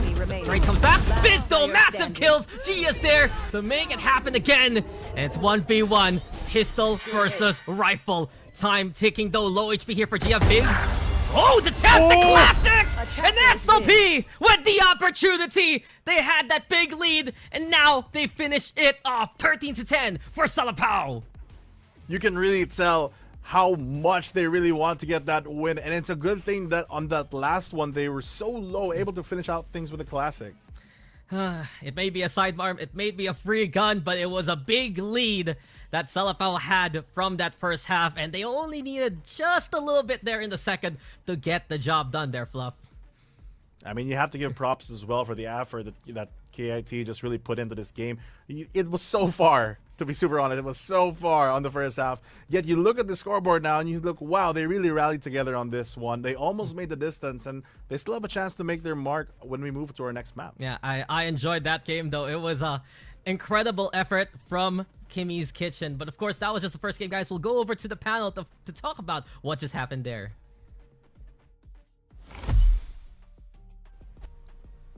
Well, welcome back to the analyst desk, and boy, oh boy, do we have something to talk about, Blackenblue. Oh, definitely. I mean, I thought I was looking at the score, right? I was watching this game. I was like, "Oh, we're about to end soon, right? Let me take a sip of water." But no, we went the distance, and a comeback in the second half here, coming in from let me get this name right properly.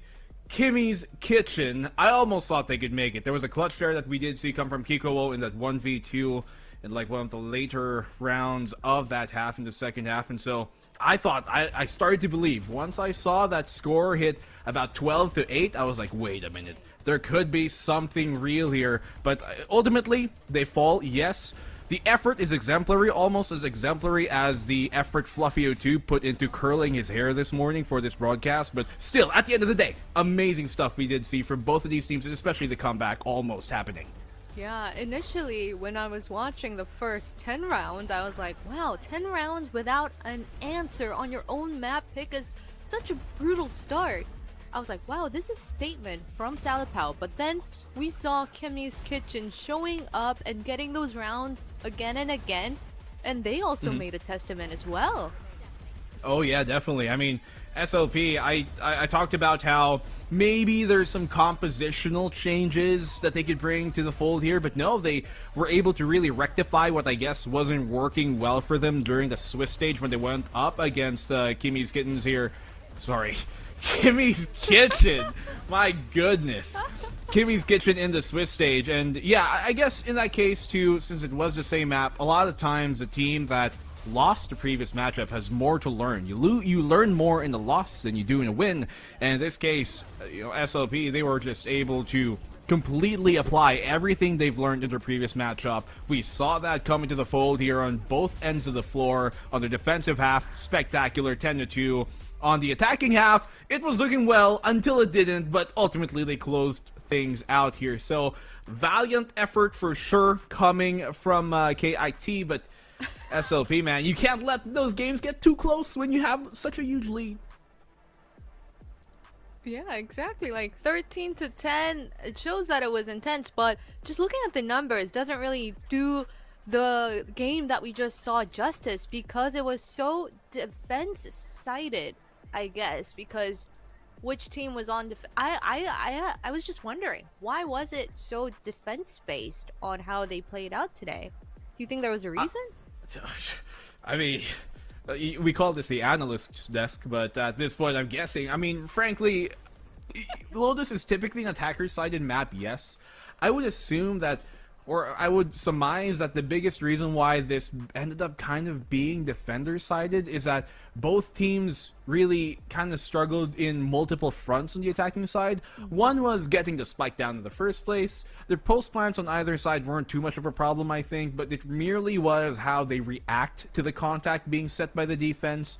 And both defensive sides here did kind of similar thoughts in different ways where they, once again, they peek, they poke and prod, with SLP taking more of a strong side, strong half map of on the defensive side, where you see a bit more neutral defense spread out from the rest of KIT, where rather they like to maybe play a 1-3-1 and stuff like that. But great stuff we did see. Dipsy was good too. Good too. I mean, you called out the players that we needed to have our eyes on, and you were right, because Angela was just killing it, literally killing it out there, and Dipsy took it to the match point, and they were just they were showing up really strong. And then we had Tess. Tess was like a different matter on that map. Oh, man. I mean, you look at Tess here, and she was laying down the Old Testament on some of these players, right? The way she was dictating the pace, her word was law, and I'm even more excited now after that comeback to see what's going to happen come map number 2. Yeah, this was... I don't even know what's gonna happen on our next map now. Like, I hope my predictions are right at the end of the day, but we'll get to see what happens later on after a quick break, so we'll see you guys in a bit.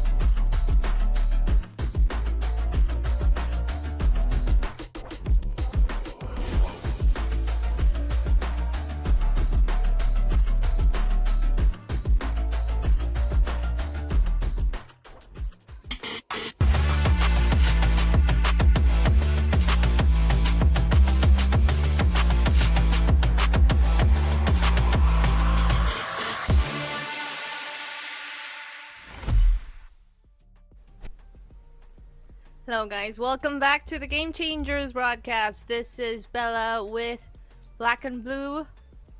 I was trying to think of a better don't. tagline. Receiving all recommendations for our next segment as well. I could have see anything would you like to go thinking by? of one. You mentioned you have a dog. I'd like to see the dog at some point in the stream. I'm a dog guy. I have a dog, but unfortunately he's way too big for me to put on this. He might take up the whole screen if I did. But aside from that, map number 2, map number 1 was almost like, oh, it's a wash, and then whoop, and then oh, it's a okay, they win. Map number 2 though, it could be the inverse here. You look at map number 1 there on Lotus, and the last time that Salapao did play that was against Kimmy's Kitchen, and they lost against Kimmy's Kitchen, but now they return the favor, right? They get the revenge. But the same thing is true here for Kimmy's Kitchen. One of the last times they played this next map, Sunset, was actually against Salapao, and they lost against Salapao. So, will they do the same? Will they be an Avenger and avenge this map number 2, Sunset? Woohoo. Will they avenge? Is it time for redemption?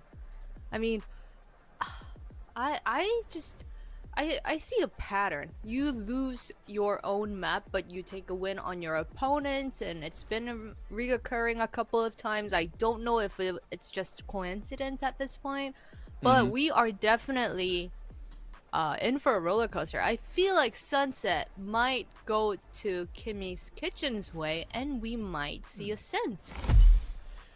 Well, I hope you're right, because my prediction was for Kimmy's Kitchen, and I want to be right. You know, I don't like losing, so... There's no other way to put it. I don't like to lose. Like, I just don't want to lose, so, like, you know, I'm competitive in that way. Woo. But, more importantly, maybe it's not a coincidence, because I was talking about it right before we went to the break, before the start of this map number 2, right, where a lot of times a team that loses the previous matchup, especially if it's on the same map, especially if it's kind of recent, they learn more than the team that won, right? You learn more in the loss than win. Life advice here on the Game Changers panel. But more importantly, yeah, that's part of the reason why I think SLP here, Salapao, I for some reason I thought Xiaolong Bao. Maybe I'm hungry, but Salapao. I just put that out there. I'm like, Bao, Xiaolong Bao. Yeah. I love everything like Xiaolong Bao. You're probably like telekinetically transferring it to the word to my head, but yeah, Salapao, they lost on Lotus once again against Kimmy's Kitchen. I got the name right this time, and then they come back, they finally learn, and so I'm expecting potentially the same thing here. I want the 3-map series, 1, because I want to be correct, 2, because I think there is more to come from Kimmy's Kitchen. I think they started off kind of slow for sure on map number 1 there on Lotus, which generally kind of happens with this team anyways. And now that they've kind of built up some steam and built up momentum at the end of the half there during map number 1 on Lotus, I want to see if they're able to continue that and retain some of that momentum and heat coming into Sunset.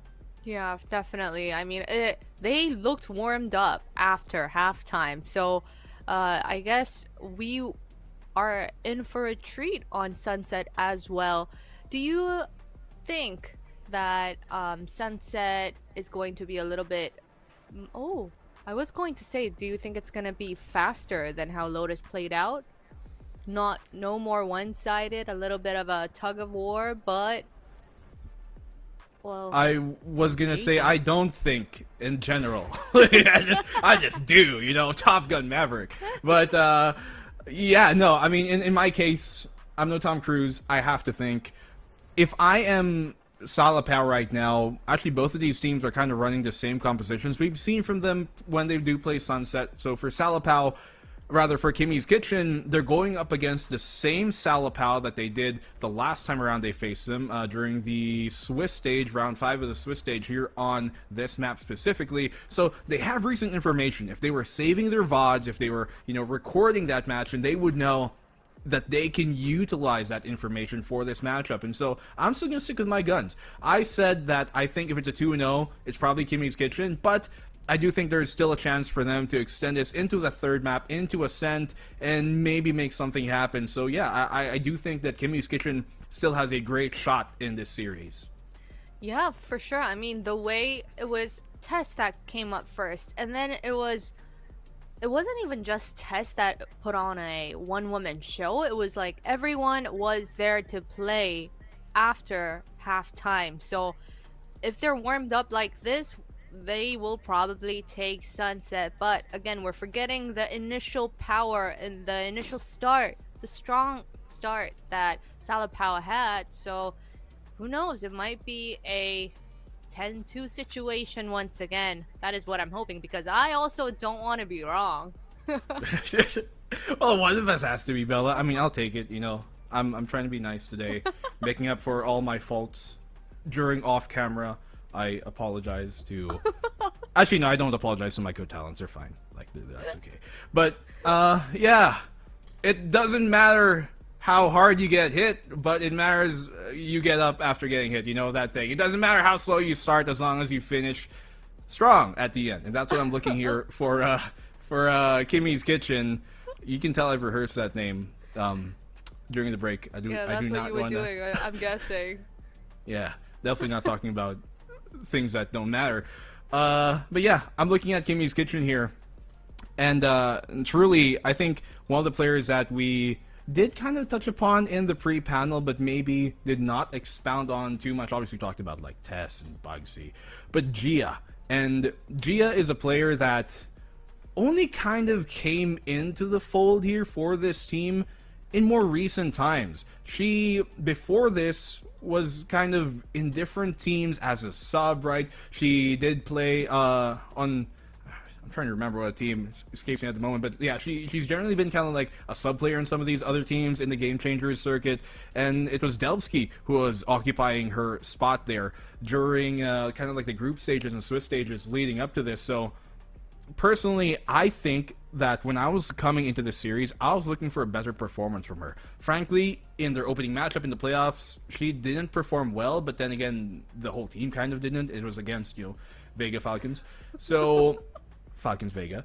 So in this case, for Gia to have a good start out performance in this series on Lotus, I think it's a good stepping stone for her. And I do think that when she's doing good, the rest of the team can also kind of, I guess, do good. And I like to see that there has been improvement from her performance in their opening series of the playoffs compared to the last match we saw.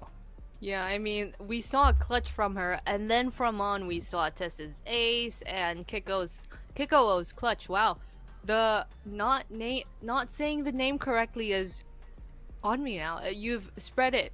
This is contagious. But you know, Kimmy's Kitchen held on to Salapao's ankle, and they did not let them get that match win just yet. I'm gonna talk very slow. This is a contagious thing going on between the time. What did I start something unknowingly? I'm just yapping here. My bad, guys. I'm trying to, you know, burn some time. You know, as we're trying to get the game going. Casters start the game. I bet Twitch chat is saying, not that I think they particularly mind the yap. No, I'm sure they mind. Where am I going with this? I don't know. Mean, sometimes, you know, it's fun. It's fine. It's fine. I mean, it looks like we are waiting for the players to get their setups all in line for you want to do a little cultural exchange here, Bella? Like, yeah, let's since go. we're in C, Game Changers SCA, have you tried any Southeast Asian food, and is there any ones in particular you like or prefer, like, you know, either from the Philippines, Thailand, Vietnam, Indonesia, Singapore, Malaysia? I hope I'm not forgetting anyone. I used to live in Singapore for 4 years. But wow. Hey, we are going Okay. to send it over to our casters, Daks and Fluffy, to get into our sunset.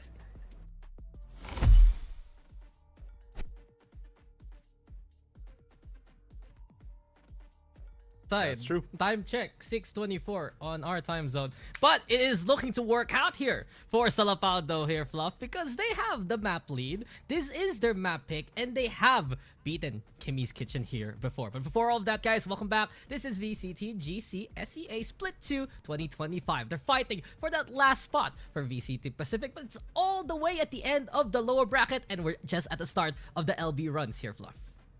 That's very true. Again, like we mentioned earlier on the panel as well, it's going to be a do-or-die match. This might be the final one for one of these teams, and it's going to be a great watch. They have that confidence, like Daks mentioned, from beating them previously.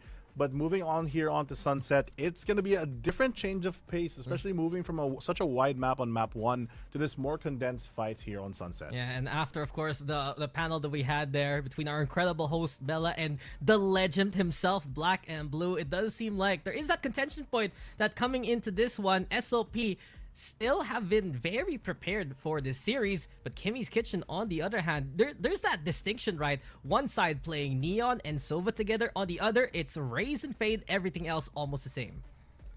That's very true, but the one thing that's not the same is the mindset that they have, because they almost took the game back on map number 1. So if they can start that momentum a bit more early this time around, they could get that opening. But speaking of aggression, already, Piccolo finds one, and Angelotti, the trade though, coming in from Elena. Yeah, I mean, Ileana has been good at getting those kills at the start.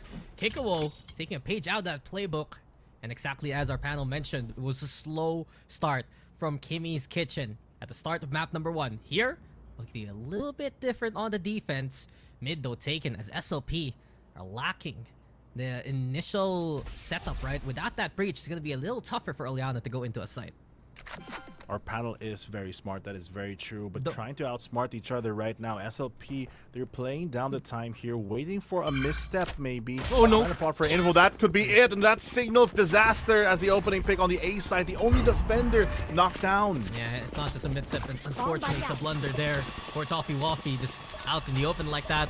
Busy with the orb, and no chance to really fight on back. Ileana still willing to play aggressive and take more space here for Salapao. Bugsy forward, the shot! Angle. It's a good one. It's the third kill here for Ileana, finally taken down within the smoke because of the low HP status. Still 3v2, Dipsy also waiting here by Ben. Double stack here on the alley. Paranoia to make that space here for Kimmy's Kitchen. Tess, as well as Gia. Tess especially, key player from map number 1. Onto the swing we go. Gia trying to find the angle. Gia's good for 1, but that's all she'll get as SOP were ready and will win the pistol here. Wow, I thought that early aggression was really going to take them the distance there, but it looks like that mid-round call that SLP has, they've shown that strength in game number 1, and they're able to find the perfect timing to punish, getting the orb here on the defensive side, opening up the A side, and converting this round. Interesting round as well that they're able to plant within the smoke to play in the post. More time to be wasted here for the attack, the defender retake, rather. Yeah, I love the post plant. This planting there towards the elbow side, using that smoke for cover. And all in all, Salapao able to just make these mid-rounds happen to allow them initial success. So they took the first pistol in the first map, take the first pistol here in the second map, and a default actually a little bit more wary of Kimmy's Kitchen and a tendency perhaps from Kiko to peek out early on while on the Neon. Toffee Waffy, though, she has to be very careful. She's yet again the only defender here on A. They're 4-stacked on the defensive side for the B side. It's going to be a long rotate. The call for help is going to be answered in a while. She plays on the site, but this is quickly going to get cleared by its attackers. Yeah, Toffee Waffy, committed position here. Safe on site, sure. Into the smoke, even creeping up. Good play. This could be actually good. Could be a moment. Paranoia is there from Tess. The team could be up. Toffee Waffy might get spotted there by Ileana. The 6 stacks from the Raze. They knew something was going on. And SOP now using those guns to their advantage. Onto the site we go. We're pretty sure. Gia spotted. What a shot from Viz. And the anti-eco looking very crispy here for Salapao. Nico trying to make that space happen. Sure, time taking. Viz is there again. This should be the round here. Salapao looking very confident at the start of the map again. Close out round, and like you mentioned, the momentum kind of similar to map number 1. The big question is, what is going to be the answer here for Kit as they move on to this buy round? But thinking of buys, I mean, it's not that bad for these attackers, especially since they have so much free reign on the A orb side. Thinking the wild map though from map number 1 is both teams won their bonus on both halves. Will it be the same case here, Fluff? Because Ileana is 1 away from the showstopper. That's true. There is a lot of potential here. They also have a lot of different weaponry that is very effective against even the Vandal buy coming in from KFC. Looking for a spike drop and more default play. SLP looks to get more picks, but explosive start. Ileana already dives in, gets the camera. That's going to be info denied early on. Gets the showstopper that you mentioned. Yeah. That's going to be in their pocket for the rest of the round. Yeah, that aggressive play just to get B main control. Now the ultimate is available. And things are looking solid so far here for Salapao as well. But Tess has been the rock, has been the one to rely on here for Kimmy's Kitchen. Gia sending out an initial appetizer of bullets, yes. But here they come with SLP pushing forward. Ilyana still wary. Any kind of utility towards the backside. Clearing out the corners here.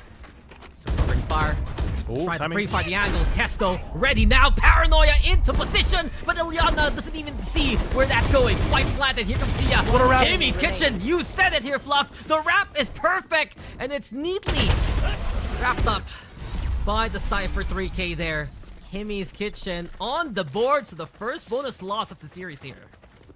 Great pulling of pressure there on the CT side, making sure that no one is really focused on the other outs there. Great stun as well from downtown, making sure that angle is so covered up. They had no room for retreat, stuck in the corner, and it's just the round that they were really looking for, especially because SLP got so much ground on that earlier part when they got that B main control. Yeah, I think I like the discipline there from Kimmy's Kitchen on the defense. You have one in backside, you have one in market, and they were holding position as long as possible until they could make the pinch play happen. So solid defense here for Kimmy's Kitchen. They also burned the showstopper off the opposition, and they're looking up their own notes. The Neural Theft from the shadows, one away for the defense. One away indeed, but the slow creep onto the B side. The pressure, they kind of teeter between A and B side a lot, just waiting for someone to go for a misstep. But I feel like without the proactivity that they had on the earlier map on Lotus, it does kind of choke them out in their positionings. They don't have really strong control of mid. They're using a lot of their utility to focus towards the sides. And with all the concussives here onto the A side, it might be enough to slow them down, especially with that one-way in place. Yeah, but Kiko is still eager for contact. The one-way setup as well. If SLP dare cross that way. And Ilyana just waiting out. She's waiting out. Dark cover's gone. The Paranoia is play Fowler also. Kiko has to back out thanks to those numbers. But the stall from Bugsy keeping the pace set. Look at alert. Yeah. Viz in position. Already on the mid side, waiting behind the trip. Oh, elbow For though. someone to fall for the pressure. The elbow. Flash comes in. Kiko is there. It's a 1-for-1 for now. Bugsy 30 still on seconds the left. site. Reinforcements arriving in the form of Toffee Waffy. Here comes utility again. Burned still. Solid hold for Kimmy's Kitchen. But can they weather the storm now? Bugsy is the storm that is approaching instead. Lightning strikes twice, but Ton right now. A force to be reckoned with as well. 2 versus 2. Low HP here for Ton. 10 seconds left. Paranoia again. Last Time is player running standing. out here. And the Oh, no. spam in the smoke is just perfection. Test again. Never count Kimmy's Kitchen out if she's alive. And it's tied up 2-2. 2-2. Already a strong recovery here from that opening salvo from SLP. KIT, they're able to stabilize, and what a great way of them being up position. This really is where everything 10 fell apart, seconds though. left. One He was enemy not able to remaining. contest that properly. It's such an awkward angle, making everyone so low that Tess is just able to clean everything up. And now they're forcing SLP back onto this lower buy, and it looks like they have to adapt their strategies. They already had a good lurk play. They had full presence onto A, but no one really falling for it for the side of Yeah, I KIT. mean, the utility juggle here from Kimmy's Kitchen has been solid. Piccolo again. The Ooh. 1v1 though. My ultimate Not gonna pan out in favor of the Neon. And with it, SLP, that's the one traded short by the Shock Dart. Slow HP, I guess. But here we go. Gia, ultimate is ready. Market Master, ready again. Peeks out, finds one more. And bit by bit, Kimmy's Kitchen are just holding some steady angles. This could be a big fight though. Towards Bay. Who's the swing out first? Angela coming on in. Tons a good Oh, the shot. chance. Angela does it too. And SLP 30 it around. Some guns to be scrounged. That is a big opening. Momentum early on the side. First in the fray, they're able to set up the spike. Surely will go down in time, and with this position, and like you mentioned, the firepower that they gained from that small misstep, it's going to force Ori a quick retake. Ooh. They're not gonna swing off it though. Kid is delay. very, very wary. Thanks to the fault line, as you mentioned there. Angela, remaining. she's done it again. Angela almost. Gia 60 HP here, 1v2. But this is tough. Sun's on height. Just elevated here on site. Ilyana playing within safe. And here we go. The swing out is just easily read. And SLP with the thrifty to get the third round. It seems like they're just forcing fights here on the A side, and even with the one-ways, and even if they have the firepower. I don't actually think that there's a very good reason to push up here. Maybe I'm reading it wrong, but these small missteps are really opening up the site. It's the site that they're really Last being, player standing. that really like enables their gameplay. Where they're able to use the height, especially with the Omen TP, to set up a lot of these off angles to just make it so difficult to go for more retakes. I feel you. I think the initial spots that they had there, right, to cover main, to cover from market, could have been a bit better. And since Kit has delivered those guns to SLP, thank you very much, says the attackers. And we see them again hanging out by lobby. So as of now, SLP, they're aware that Kimmy's Kitchen loves to push out towards lobby. And Kiko, of course, needs some of that spear to slide on in. The shots don't ring at all. And it's Ilyana who hears the dinner bell instead. So many targets though. SLP falling into that one. A 2-for-1 Eurotheft gonna be the play. And as soon as they get the intel here, Fluff, they're gonna pivot towards that B side. Oh, they're juggling the weaponry as well. They don't want to give any more ground or even chance for them to really do anything. Quick thinking with the TP to get that plant down. It's such a long rotate for KIT as well. They're going to have to go for a setup here. They don't have the firepower to really take this. SLP setting themselves up for success. Yeah, strong decision here for SLP. Doesn't pan out. Seems like the answer is a resounding yes. Good round for Tun here. Racking up those kills. Boxy, what was that though? The 2K there. Give her a round of applause, but SLP, this is still theirs to take. Expensive round, but honestly pretty good for their momentum. Already doubling the output of their score 4-2. SLP, they look pretty in control, but I feel like it's more of the punishment of KIT's movements rather than their proactivity that's really carrying this first half so far. So if KIT just take a step back and play those angles more solid, play a bit more of that patience game, I feel like they have a better chance as they move forward to get more ground. What? That's SLP. This is looking very solid here. The right reads against the opposition. The guns are out for Kimmy's Kitchen though. And we've seen this before from SLP. Quick B main control. Thanks to Ilyana and Angela. The orb taken as well. And that's going to be a Rolling Thunder this time, ready for a B hit. That's very true. Camera taken. Have to make up for the lack of information here. The Cypher Cam, only thing gonna spot them out here as they creep onto the side. So many players far away here for KIT. It's gonna be very difficult again. They have to find the right read. They have the firepower, but the explosivity trying to flush out the Cypher, and Gia does fall. Yeah, they understand that Gia loves to hold there by market. And more. Spike SLP planted. getting the read on the conditioning itself. Bugsy. Rolling Thunder, thinking about it, but they want to get a pick to be confident on the retake. Ilyana instead with a push out alongside Angela. The trade comes in. It's 4v3, but suddenly, as I say that, it's Viz again, making the advantage larger here for SLP. Well, Toffee Waffy, it's gonna be tough, but Tess making it possible. Smoke comes out onto the spike. The spray is just solid as Ilyana has marked the angle already. And with the Prowler confirming those intentions, Tess, what can you even do? Blinded in the corner and just executed on the spot. 5th round here for Salapao.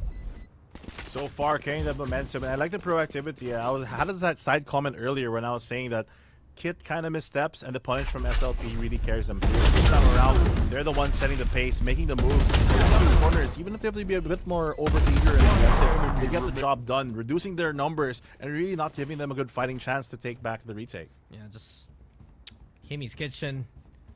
When they're trying to set up the play, SLP is the one step ahead. Always the initiative from Ilyana and Angela. It's been the 1-2 punch to give them the space they want to work with. And when we get the push out, it's Toffee Waffy making the kill happen. Suddenly, Kimmy's Kitchen turning things around on a dime.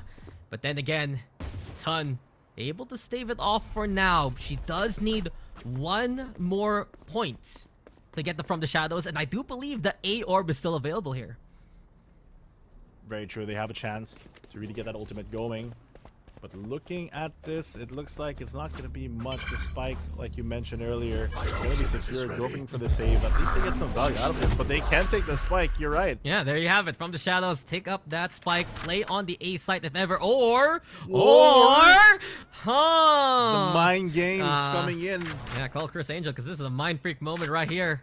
Move. There's so many trips though. Yeah, but then They again, can just open the cam and suddenly guys, picture it's perfect. not here. Yeah, well, it's 3 players crossing the cyber cage. Oh, they give them a chance. No way, this is happening right now. Please break the triple 8. Okay. Oh, they know. Now they know, but then again, it's still SLP a step ahead 30 seconds here. left. The numbers sure Kimmy's Kitchen could work with, but somehow, someway, we're back to where we started here.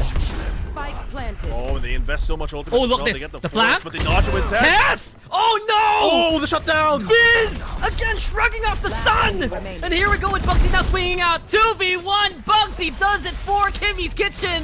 But what a round that was there!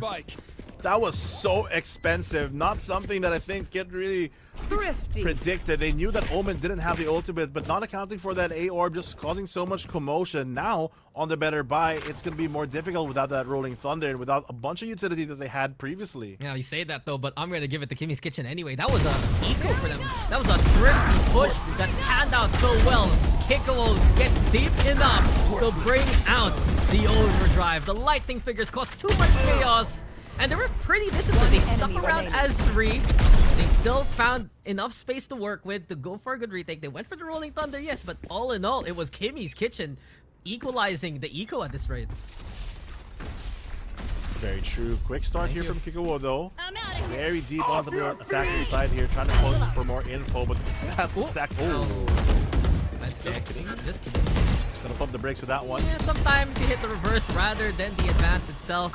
The gas pedal now found by SLP and Ilyana. You know she wants to bring out the showstopper, and here comes fireworks now, ready to put on the show. But the lightning from Toppy Waffy will make sure that the weather report says it's all hit here. They do get the trade, so 3v3 becomes a 2v2. Nightfall into play. The medley of ultimates again into the chaotic round on the B side. Toppy Waffy is still alive. 1v1 now. Ton is faking the plant. The dart to confirm those intentions. Here we go again. Another tap. Does Mind Toppy games. Waffy fall for it? Past 2 rounds, all about mind games here. All about these micro moments. And as Ton hugs the corner, now the swing on out. Toppy Waffy gets a sweet ending there for Kimmy's Kitchen. Well there. It's a 4th round for them. The patience there and the confidence to know that you might get swung on, that it might be a fake. You really have to think about these mind games on a different level. Not choosing to drone there actually saved their life, because you can get info technically, but you might just die. And you play it safe. The ultimate as well on the early side, really shutting down a lot of the commotion here on the side. Yeah. It was so chaotic on this B side though. We go towards backside, we get the showstopper, suddenly there's a Hunter's Fury. And Kimmy's Kitchen, they are just so convincing when they can fight back in those angles. Willing to push out again. Kikuo back to the usual business towards A main, and SLP will give it up this time and go for mid.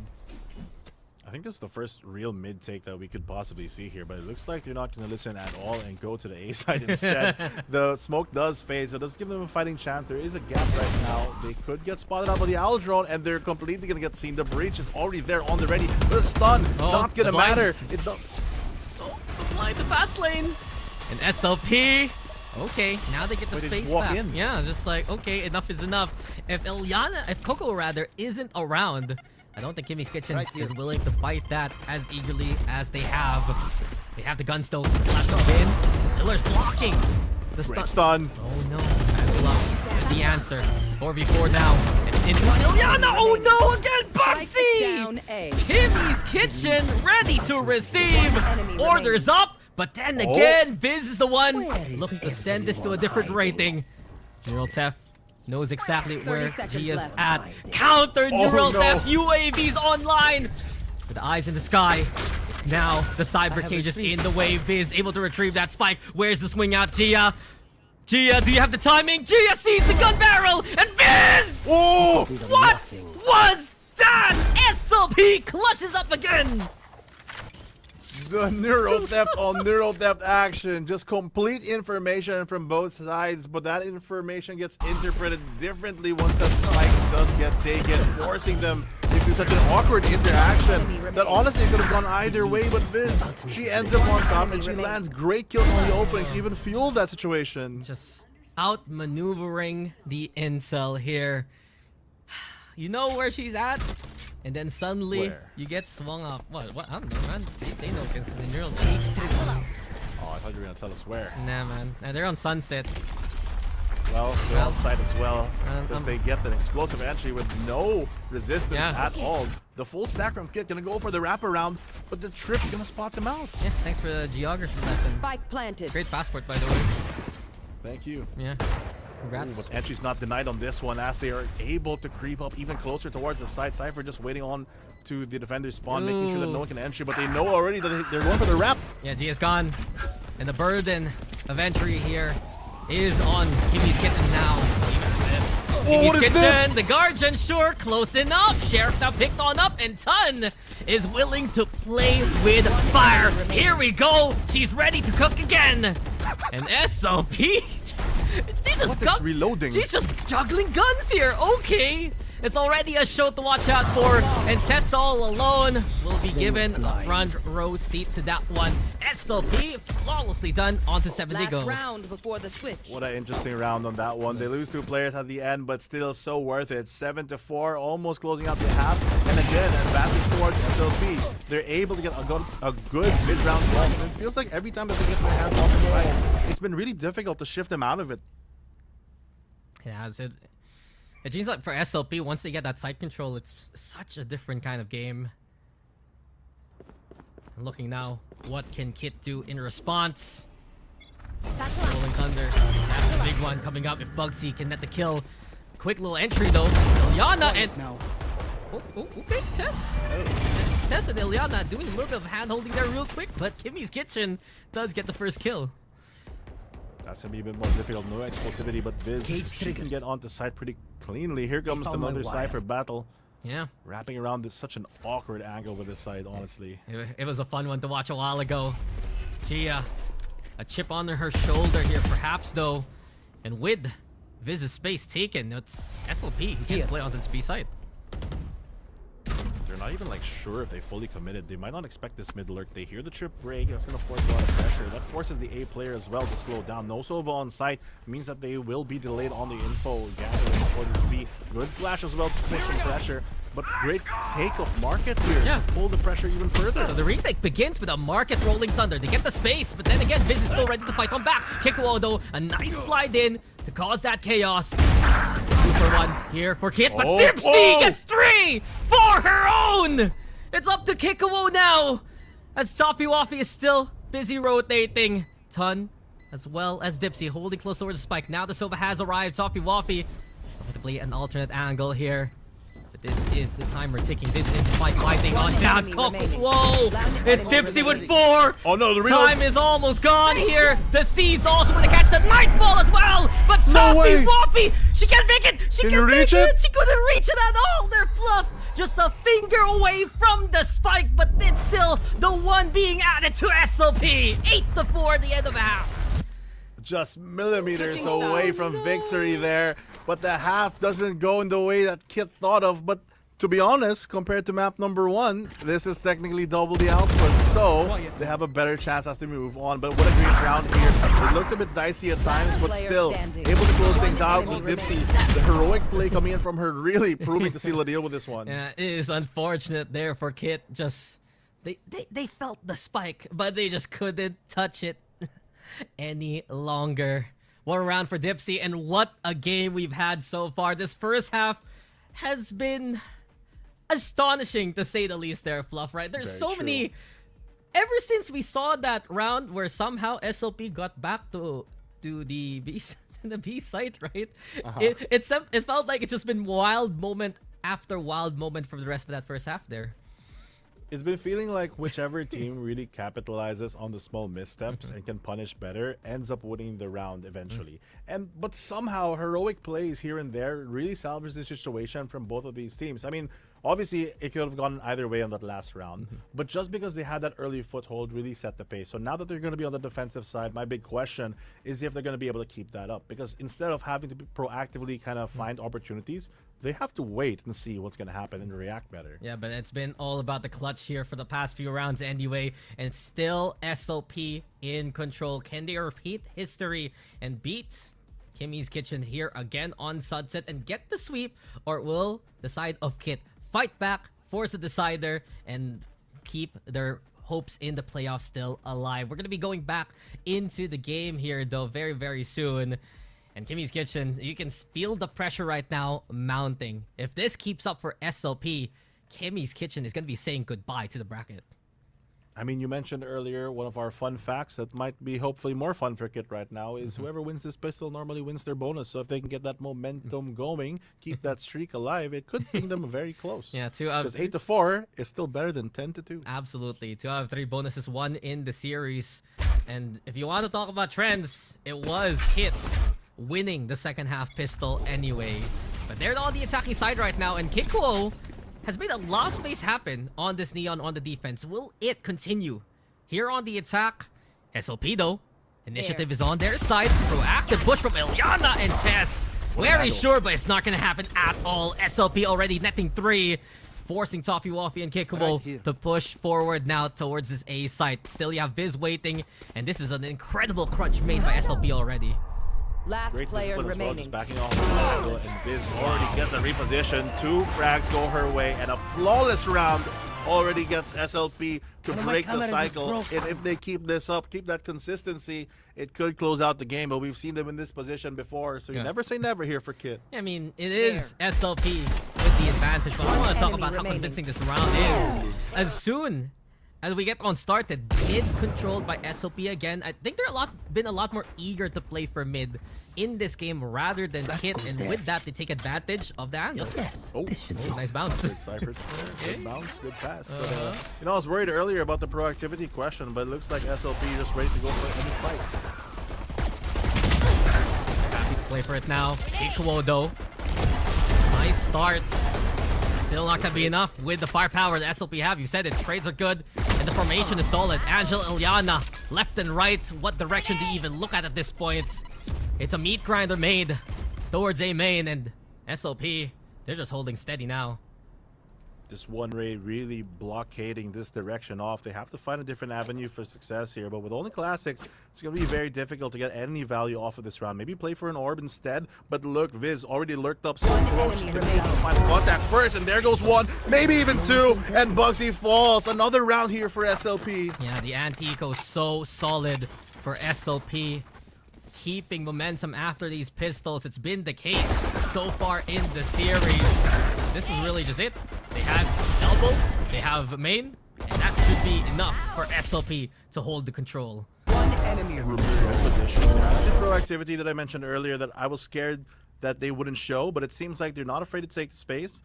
The question is that just because they had better guns, or are they going to do it now? Yeah, we'll find out. The question of the bonus again, rearing its ugly head. And it's a similar setup for SLP actually. 3 there towards A main. But Kit this time around, they're gonna back off from it. Play for mid, break the door towards market. It will be Chun, ready to receive. That's a Guardian, but she's not that ready to fight back. Now then, there's the swing back here from Kikuo. The double tip allows Kit to get that pick into the backside. It's even better. Great and stun. a great push here from Kimmy's Kitchen. Utility is so Spike beautiful coming in from this attacking side. 3 defenders trying to rally themselves towards the situation and point towards the right direction. Looks like they're going to funnel through this CT side, but it's going to be so difficult for them to go through because Neon is already marking. Yeah, Kikuo is just fearless in this role, and she will continue that rampage. A triple kill so far. Inside the smoke now, Angela trying to play from upper shore. And Ilyana and Angela still fighting back. The punch from SLP now, waning here with 1 HP on Ilyana. No chance really to fight on back, and Kit. They're gonna break the bonus streaks to really end this map. It's 5 rounds here for Kit. 5 rounds already. That's going to be the start, the fire to build upon, and hopefully it's going to carry them for the rest. Take a look at the replay. And Kigo, what a fearless entry. You mentioned it earlier, but the position as well of their utility to give that support, really being the tip of the spear here for her team and getting so much space. Yeah, impressive work from Kit. And if they can continue this kind of style, right? This would be their chance to do what they did in that first map, to rally back. Camera says hi to the other camera. It's already Viz looking to buy for B main control, but Kit back towards mid was successful in the last round. Also putting pressure here towards market. It's something too different this time. There you have it with a trip. It's a pick. Kikuo is gone. And the pace of Kit slowing on down. The smoke's there. The paranoia also gets the catch. And it's tough for Kit to really push onto the side. Good cam for the info. They spot out 2 players already. Forcing to go in here for SLP. They have to just push them down, but Sun's not going to give up anytime soon. Oh, they've cleared it out the site though. And with it, we go into a 3v3, 2 from Market here for SLP. Aftershock right now to try and dissuade that plant. But the spike is down. And Kit, they have taken Boba away. So Bugsy now ready to find the swing. Barrel seen though, and Eliana's already on it. Here we go for more poop on awkward timing and Tess! What's new? She's found 3 in the round already. Tipsy. She's had incredible clutch moments on B site before. Can she do so now? Not planted for them. Halfway done. Pros don't fake. Oh, she lets it go. Oh. Unfortunate. And with it now, the double swing comes up. 1 for bait and 1 for the shot. Tess with 4! And Kimmy's kitchen. They've done it again. I was so surprised that even happened. It was already not planted for them. They could have gone for the stick, but it's such a risk. I understand the pressure, but being 10-6, they have to start making ground up for SLP. Yeah, could have been a good moment there for SLP, but right now, momentum heavily in favor of Kimmy's kitchen. They're just so willing to push towards Boba once they get that B site control, and it's been so successful so far on the attack. Interesting buy here. Gonna go for the buggy on breach. Why hold not? down that door and stop anyone from entering, but it looks like the funnel's gonna go through the A site instead, render that a bit useless. And what a quick call for a rotate. Almost all the defenders just gonna go for the stack instead. Yeah, well, SLP just hanging back from this B site. We hear the overdrive pop by Kikuo. Will confirm for Kit that this is an empty site already. And that's kind of it. It's an easy take here for Kit. SLP will look to find another angle on the retake. They're looking to bank on the showstopper here to maybe find some value. If they can get a couple guns their way, they could turn the tide of the situation. But so many utility and ultimates from Kit's gonna really slow things down. Yeah, and Gia is so aware of what could happen. She's already holding on to the theater itself. And there's the first contact. Gia with Good 1. cam. Now then, shot back. And Kit to a 4v3. Eliana still. Here we go. Sending towards Bugsy. But Kikuo with a backstab and the Sheriff of her own. Vizdo with a fight back. SLP not out of this one as of yet. Toffee Waffy, good utility. Recon's broken Bucky? now. The Bucky gets close enough. And SLP! It's gonna be close on the timer, but I do believe they'll have enough time there. 11th round, a Thrifty again in the series. What else could SLP do here? I was doubting that Bucky, not gonna lie. Yeah. Started the round, but it turns out that was the key to success. The jump Bucky with a triple swing. But overall, the plan is so smart. They pincer after they give the sight. They make sure that their strongest quote-unquote weapon, the showstopper, is alone and play safe. The rest of them going for the flank there, making sure that they get that flanker out. It gives one of them a weapon, but also pulls pressure to allow that showstopper to happen. If anything went slightly wrong there, that round is over. Like, look, all in all, the retake game in these past 2 maps from Salapao has just been so strong and a defining factor of their defense. Kit didn't expect that kind of outcome in the last round. The money is in a critical scenario here, Fluff. They lose this one. It's a serious point for SLP. It's going to be awkward on the buy itself. And Viz, she's playing a very dangerous game. 1 cyber cage available. A close hold as well. The swing out comes. Ilyana spots out the lurk. And as that happens, Kit will push towards B anyway. Great pick already, opens up things, and the discipline from SLP. They wrap around so far and just go for the mass flank. Give up the side, hold market, and make sure that they have some ground to go to. Yeah.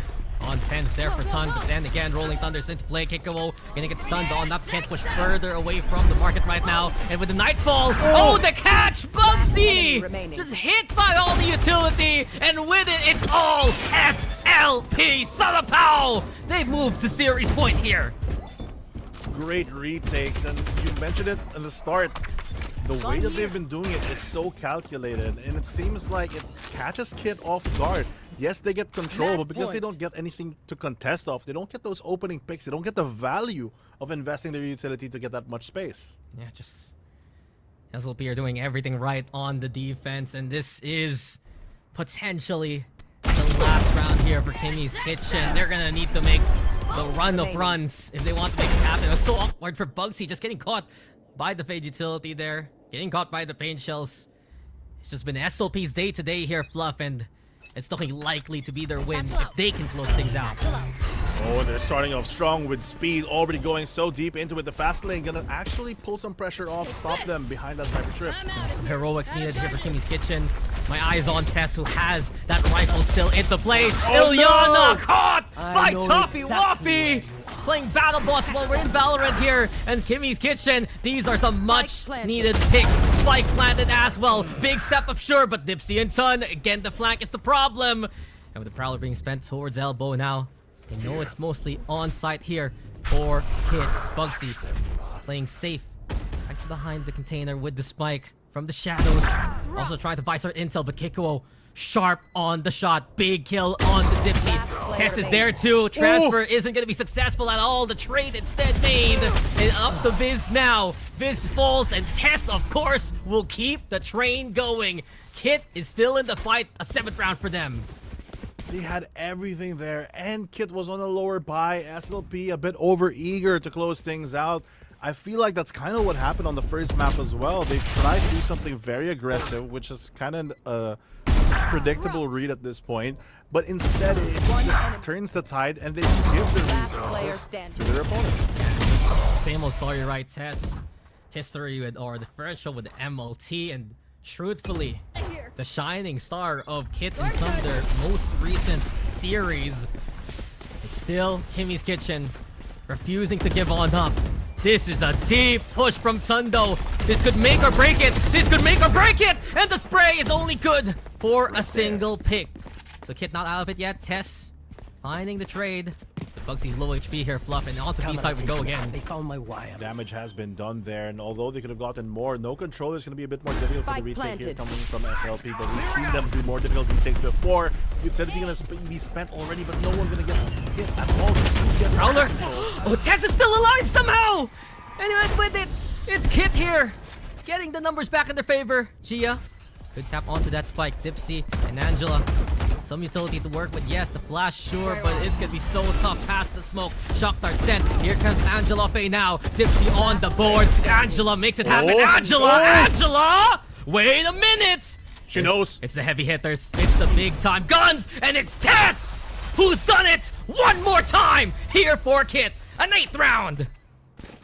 What an explosive round yet again. You can really feel the tension here as SLP is trying to claw this win out of the hands of Kit because they've seen the potential, but this opening pick here by Tun, unfortunate, not able to get more. The damage done. The team tries to clean up, but it's just not enough, forcing the 1v1. What can we say? Comes to the clutch. Kit can still shoot back. 20 on the board here for Tess. I think 2 back-to-back. 3 Ks Yeah, she's done so well in the last 2 rounds. A series to remember for her, yes. Will be better if they can rally back, of course, OT. Here we go. We need to... Oh! What is that timing? Fizz didn't even expect that to happen. Sun finds Tess though, and that's a big time player gone. It's up to the rest of Kit to step on up. Pickle doing so. Sun again. The Stinger has found 2 kills here. 32. That's a 2v1. Okay, it's done. And Kit, it got chaotic. It got sweaty, but it's still them fighting back. This is actually pretty good for them, though, because they remove 4 rifles, and they're forced on this weird economy, so they're gonna be on a slightly lower buy than normal. They might lack that key piece of utility here and there, but that shot on is so unfortunate here. I don't know. I don't know what you do in this situation. It's just like, how is it a perfect headshot after the door breaks? A timeout called now by Salapao, and we've seen the similar scenario before in that first map, Fluff. They're calling these timeouts just to try and figure out what to do to close out the game itself. They have a lot of ground to make up, but right now it seems like that gap of 3 rounds is so close for Kit. They can taste victory here if they can convert a bunch more rounds. Bugsy already gonna get her ultimate in 1. The rest of them, though, basically have it. The neural theft, that's kind of nice to have, but it's not necessity, I would say. But SLP, on the other hand, they are also kind of far away from their displacement utils, but they have that showstopper in their pocket, and that could be the difference to take out a couple key players. No, I agree with you. I'm looking at those duelists right now. Ilyana and Kikuo, they can do some decisive damage coming into this next round. And Kimmy's Kitchen, resilience has been... That's a lot of pings. That's a lot of pings on an empty side, but I want to say it. Kimmy's Kitchen has been so resilient in this game, never really giving up. What is this read, though? It's like, Sorry, I'm so confused. No, it's okay. They're stacking on opposite sides at like the most pivotal part of this game. Cypher eventually gonna rotate back for SLP, but if they just go right now, it's free. yeah, and there you have it. You want the house and lot fluff? There you go. I love one, honestly. Comes with an alleyway, don't you? As KIT, Spike planted. it's Kit here on site. And sure, we've said our heaps and praises for the SLP post-plant retake, but in this case, all the action is for Kit to take here. Right there. They don't have the rolling thunder. Yeah. All up to the showstopper. This could be huge though if it lands. Ilyana. Here we go. All eyes on Ilyana. She sends it and brings Kikawo to the grave with her. It's a 1-for-1. Here we have it. Kit though prepared this time. Test the one so sharp again. And it's a firing squad. It's just a line drawn on the sand by Kimmy's Kitchen. And it's up to Viz to clutch on up. 3 targets. One way. chance. Does she go for it though? She's already taken down by Toffee Waffy. And Kit are still in it. 10 is the number. The gamble yet again at the wrong time. This came off a tactical pause, by the way. So it must have been something that they really thought would happen for signaling on the B side. But the counter read coming up from the attackers, really just getting all the ground for free. And then at the end, it's just a checkmate position here, making sure that no one can pass through. Yeah, just no way. With that many numbers, with that many guns pointed at Ali, it's just a death sentence there for SLP. The gun buy is gonna be half buys here. Stingers, Sheriffs, investing perhaps for a next round if it happens here for SLP. But what can stop Kit at this point? You can feel the momentum heavily in their favor. The confidence is abound. And Ton, she's doing it again here. It's the same angle. time. And Kit reads that like an open book. It's 2 for Kit. And now they move. Impatience, I can smell it coming here from SLP. They really want to win, but the way they're doing it is not making so much sense right now. And there comes an interesting frag as well. Yeah, Angela, nice try. Big props to you, but you said it, Fluff. Salapao taking just the same angle again and Spike again. planted. Fool me once, shame on you. Fool me twice, shame on me. And there's no fooling Kit this time around. It's overtime or a win. We'll see what happens in the last round of regulation. We have one chance. That's what something SLP is really thinking about right now. They have the full buy. This is it. You don't want to force this all the way to OT. You know how powerful Kit is. And it's going to be so difficult to really push through that OT considering how much they've already got installed. They've won 5 rounds straight. And on even Steven buys, they have to just play their outs. Yeah, just... SLP. They need to keep things a lot more calm this time. They do have the Nightfall in their pockets here, Fluff. Not only that, guns are available, but Kit, early investment, tried to see where SLP stationed, and the triple stack towards main has been a protocol here for the defense. It's a B again to be hit now. Oh, early investment to get the space for free. No punish there. Patience coming out from SLP. They go for the clean retake instead. Group up together, play together. They have the ultimate Spike in planted. Rolling Thunder in one. They just have to get a pick, and Yeah. Viz gets all the info. Yeah, if Angela can find one, that would be a step ahead for SLP.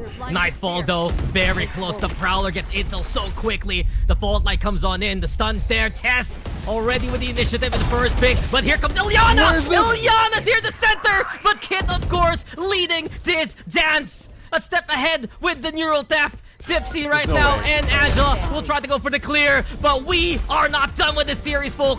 Kimmy's Kitchen. It seems like the cert is ordered because we are going to go Switching sides. for overtime. Overtime. What is happening? That's it. OT's I'm happening. confused. OT forced already. And how did they gotta even get here? One enemy remaining. Somehow, some way, Ilyana gets where she wants to go, man. But hey, it's been wild. It's been a tough game for both teams, though. Kit had to go for the comeback again. SLP unable to close it out in regulation, and perhaps are they shaken enough that Kit can take advantage of? I mean, I feel like you can see it. You can really tell that they're so impatient with a lot of these earlier plays. Maybe they're trying to catch themselves off guard, and they're in a way they're kind of outsmarting themselves. They're such a solid team, and this time around they go for another aggressive play. Will they get the punish though? The wraparound already. They have a great scan. They get 1-for-1. How's that gonna work out though? They got the lurk at least. They got Viz, but here comes SLP to put the pressure on the A sites. They were rattled in regulation here in overtime. Oh, no. It's looking okay at least. It's trade for trade. The C's also catching Gia within the smoke. Cyber case right now to build her own Coliseum. Daring anyone to play in her arena. And here we go again with the trades happening. 2 versus 2. And we go away towards the B site. Change direction, pivot on the spot. They have a clear line here onto the B side. No real enemies. What do they have left? If they plant the spike, they do have the Rolling Thunder. Yeah. That's going to be big. And something missed in that last Spike round, planted. right? Angela now ready for their ultimate. Dipsy would be that first contact when utility left. Sees Bugsy coming, and Dipsy doesn't even need an assist at all! Dipsy has done it again here for SLP, and the double Switching dare to sides. put them back on map point. Match point. Here we go again. Same position. Will it be a different outcome? Can they close out the game with this one? It's even Steven, but with their crazy rotate there, the trade's just working in their favor so much. If anyone was a little less on point there, it would have spelled disaster, but thankfully, things are okay for the SLB here. This has been a wild series so far, and we are just starting off the night here, folks. Starting off the lower bracket. A timeout called again by SLP. It's the same problem here, Fluff. The defense is where they faltered in the second half of that second half. They had no answers versus Kit's offense, and they're going to look to try and close it out now. This is going to be high pressure situation right now. Where are they going to put their players? Looking at the minimap, I can tell that, you know, they're just going to go for that general B setup. A lot of pings, maybe telling that they're expecting something. But last time, the wrong read set them onto a different direction. Bro. So, I don't know about that. Bro, last time we saw that many pings, there were more Yo, pings. the red pings are on the same side. No. We're cooked. The thing was, the last time we saw that many pings, there were more pings than players on the site that was getting pinged. That's true. Uh-huh. Oh, the spike does shift around. Oh. Maybe this is the play. And But solo defense here for Fade is going to be really difficult. Yeah, for Expecting Dipsy. only to face one player. the cyber kids. No, it's actually the tripwire towards mid. The camera towards B main. So they send out the prowler. It's a bit of conditioning. Ilyana though, that's drawing. good. That's a huge kill. I was gonna say SLP. They send that prowler towards A main to fake out the triple hold that they've been doing on the defense. But with that pick, now SLP with the one-man advantage, and they can actually just play the tempo here. Look at the insta spread out there. They stack onto the B side, and suddenly they're back onto the default positions. They don't want to give anything up, but without doubling up on players, it does give a 2v1 advantage on the swing for Kit if they want to clear anyone out. No support as well for Fade. It's going to be so difficult if they just go for the commit. Well, Dipsy has the C's available if ever need be. A smoke towards market. The barrel's in! So one target! Another easy one for Dipsy! And that could be the nail in the coffin. Another big double for the Fade in overtime. It's Bugsy and Kikwo. The last hope here for Kimmy's Kitchen. With SLP, they're ready again with the angle. And Dipsy destroys another one. A triple kill for the round. That's huge damage.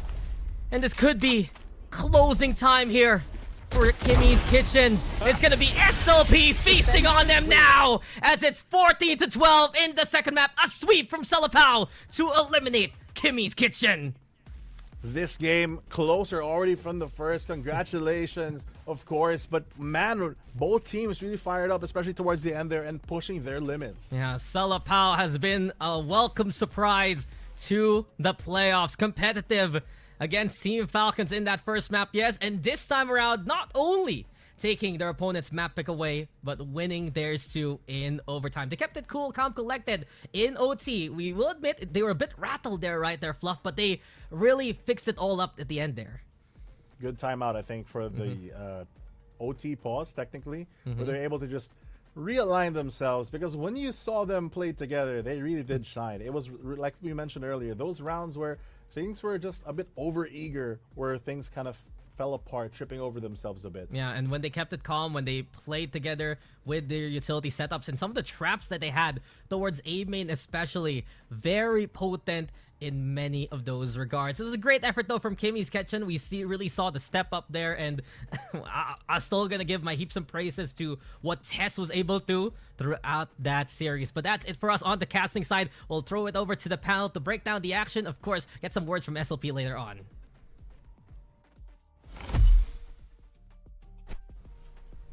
What a game. They have done it, Salapao. They close out Sunset in the end and take the series against Kimmy's Kitchen 2-0. They executed. What are your thoughts on watching that? Such an intense match. Such an intense overtime once again here in GC SCA. I mean, I messaged you right when the scoreline was starting to look pretty similar to our map number 1. You know, the game initially, for the most part, kind of looked like SLP were in the lead, right? They were in the driver's seat for most of the game, and then suddenly here comes Kimmy's Kitchen, right? They start to mount a comeback. They bring it 10 to 12, and then we go into overtime. And at that point in overtime, I'm thinking, oh my goodness, this could go all the way. This could go to map number 3. Ultimately, though, things are closed out here, coming in from SLP, especially from some other players who performed exemplary, like Dipsy there in those last few rounds, just super activated and was able to really close things down and not let things extend out of hand.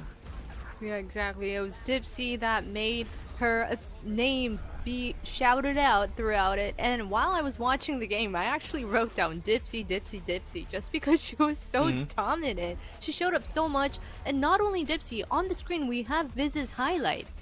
She won that 1v1, the Cypher 1v1, and I think that was what enabled Salapao to also just say, hey, we are taking the Sunset home.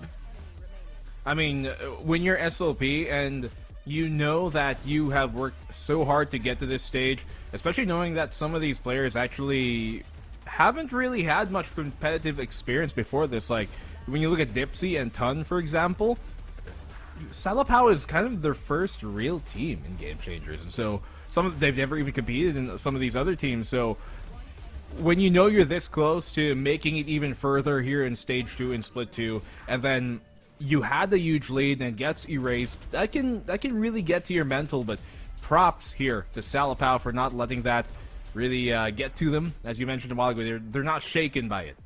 Yeah, I mean, even on our first map, the game was so close. And look at Sunset, 14-12, and Kimmy's Kitchen had 15 first kills. Crazy. That's But actually it kind was of crazy. Salapao. Yeah, it seems like, well, I guess this is harkening back to what I was saying a while ago, where it doesn't matter how good or how bad you start, it's about how you close out, right? And like the Kimmy's Kitchen side, they would constantly maybe find the first pick more than half of the rounds, but are they able to convert those advantages into 1 rounds? That's a very different question, and they simply weren't able to. Now, I think it was generally a better showing here from Kimmy's Kitchen on Sunset compared to Lotus, but still, I would have really liked to have seen a map number 3. Ultimately, it's, I think, kind of what we expect. It's the Omens here who did super well in this game. Like, Tess is very reliable here for Kimmy's Kitchen, and on the opposing side, obviously, we saw Tun who just tore it up. Yeah, I mean, whenever Salapao got close and close to closing the match out, it was Kimmy's Kitchen, Tess and Toffee Waffy showing up, but they just couldn't turn the tide in time. And the MVP, is that Tun's real picture? That's such a vibe. So. It's such a vibe. I love it. I mean, love it. I love the swag she brings there. I wish I was as cool and as good at Valorant. Yeah, that too. More importantly, maybe, yeah, definitely. But I'm sure you said you're an aggressive sage. I'm sure you're great as well. But yeah, Ton, look at that. ACS at 262 in the map. 2.1 KDA. What more can you ask for? And that's from your Omen. So as I mentioned, when you're an Omen, you throw the smoke, you put the flash paranoia down, and then you just do what you want with the tools that you've got. And so I liked what Ton was able to do there. There were some moments like near the end of the half where she kept on doing the same extension and push into mid, and she'd hide behind the same cubby box, and at that point kind of Kimmy's Kitchen knew to expect her there. But aside from that, she was very, very solid throughout the series. Yeah, I mean, this win is huge for Salapao as well because they took that win on opponent's map, our first one, and then they take another one, which means that they are going to be able to move on to their next game here at Game Changers Southeast Asia, right? Yeah, definitely so. I mean, I'm just excited to really talk to one of their members here and kind of get a look at their thoughts on I guess what they were thinking throughout that series. And now then, it's time for a quick post-match interview with Salapao's Tune.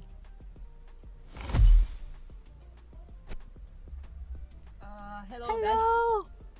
Hi! Hey, Tune. guys. Hi. Oh my goodness, congratulations! Thank you for joining us, and that was a crazy 2-map game we saw. How are you feeling? Well, I feel a little bit nervous right now. Yeah, because on the first map, I cannot shoot anything. And then suddenly, the second map, boom! You know, I'm so happy right now. Yeah, we can feel your excitement all the way here as well. You definitely showed up on Sunset. That was incredible. We saw your spectacular play, and it was just awesome. I'm super, super happy for Salapao's win today. Thank you. Yeah, I mean, congratulations on the win today. You guys move forward in the lower bracket. 2 quick questions from me. One, are you a big fan of, Pao, Salapao? Because it's your logo, the food, and the name. And 2, Yeah. when you guys had a huge lead, like, throughout map number 1, and then obviously map number 2 as well, and then you saw the enemy starting to come back, your opponents start to come back. What were your guys' thoughts, and how did you guys kind of recompose yourselves to get back into the game? Well, we just tell each other, calm down, girls. Just calm down, chill, take a deep breath, and then we just shoot. That's it. And then we boom, we win. Yeah. That is what I'm going to be doing now. Take a deep breath, shoot. That is how I'll take play a deep breath, Valorant as well. restart, we bam. You know? Just blow them up. Why you That's laughing? true. Well, yeah. Alright. Dude, I'm you are I'm going... still- I'm sorry, go ahead. A little bit shaking right now. I'm Everything- shaking. My hand's shaking. Yeah. Well, with this amazing win from your team today, are you guys going to be doing anything after? I think we're gonna go scream after this. Practice more. Wow. Yeah. Wow. That is And then, crazy mentality. Respect. thank you. Alright. Thank you, Tune, and congratulations again on your win today. And we'll let you go scrim and celebrate. Yeah. Alright. Thank you. Bye-bye, Bye Tim. bye, Thank you for everyone. joining Thank us. you. Thank you. Bye. Congrats again. Bye bye. Thank you. I love her energy. Yeah, I know. I love how she described their kind of mindset at that moment. They were like, okay, guys, calm down. We shoot them, then boom, we win. Like, I A love lot it. of booms, Right. bams. Bam. It's like, at the end of the day, there's utility, you have to make sure that there's timing and all this when it comes to Valorant. Sure, right? There's abilities, there's skills, there's all these stuff with the agents, but if you shoot them in the head first, you win the game. And that's, I guess, the mentality they took. Yeah, exactly. Word. And with Salapao taking that win, that wraps up our first match here at GCSCA Split 2. But don't go anywhere. After a quick break, we're gonna come back with PPQ versus Kitty Nyanya.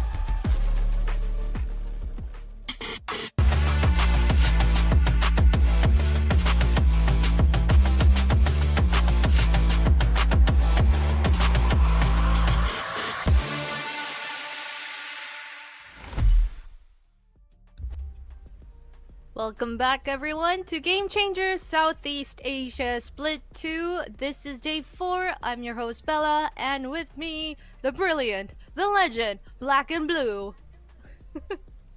I'm still looking for the legend in the room and the brilliant one. I don't think they're here with us, but I'll take the compliment. Thank you very much.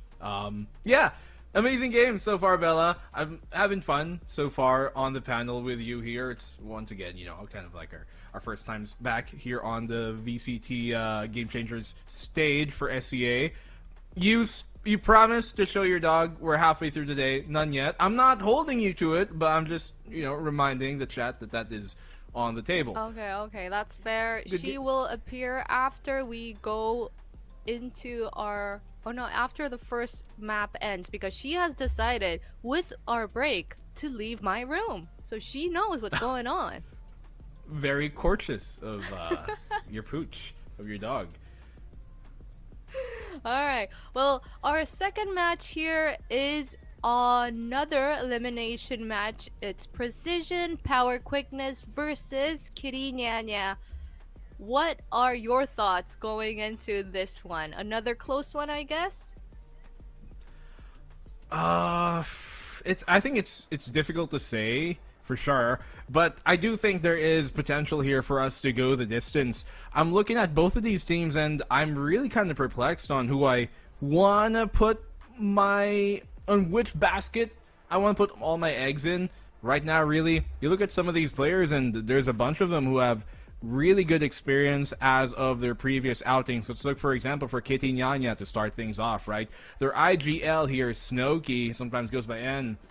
Her ads at Omen, you know, she flexes sometimes to the brim and the occasional jet, but she was a exemplary piece of the Hero KDA squad that played in the Game Changers APAC LCQ back in 2023, which was actually again the last time I was doing a Game Changers broadcast as well. But yeah, there's just so many players on both of these teams. Like, you look on the opposing side here for PPQ, you got players like Sleepy Cakey, that duelist of theirs, who is just so mechanically gifted. You look at Samfire as well, who's been very reliable in this tournament as an innie. She's had multiple great moments, some clutches, some big frags, and yeah, it's a pretty even matchup, I would say. Both of these teams are exemplary with the amount of firepower they bring to the table, and I am expecting a banger of a matchup here coming up.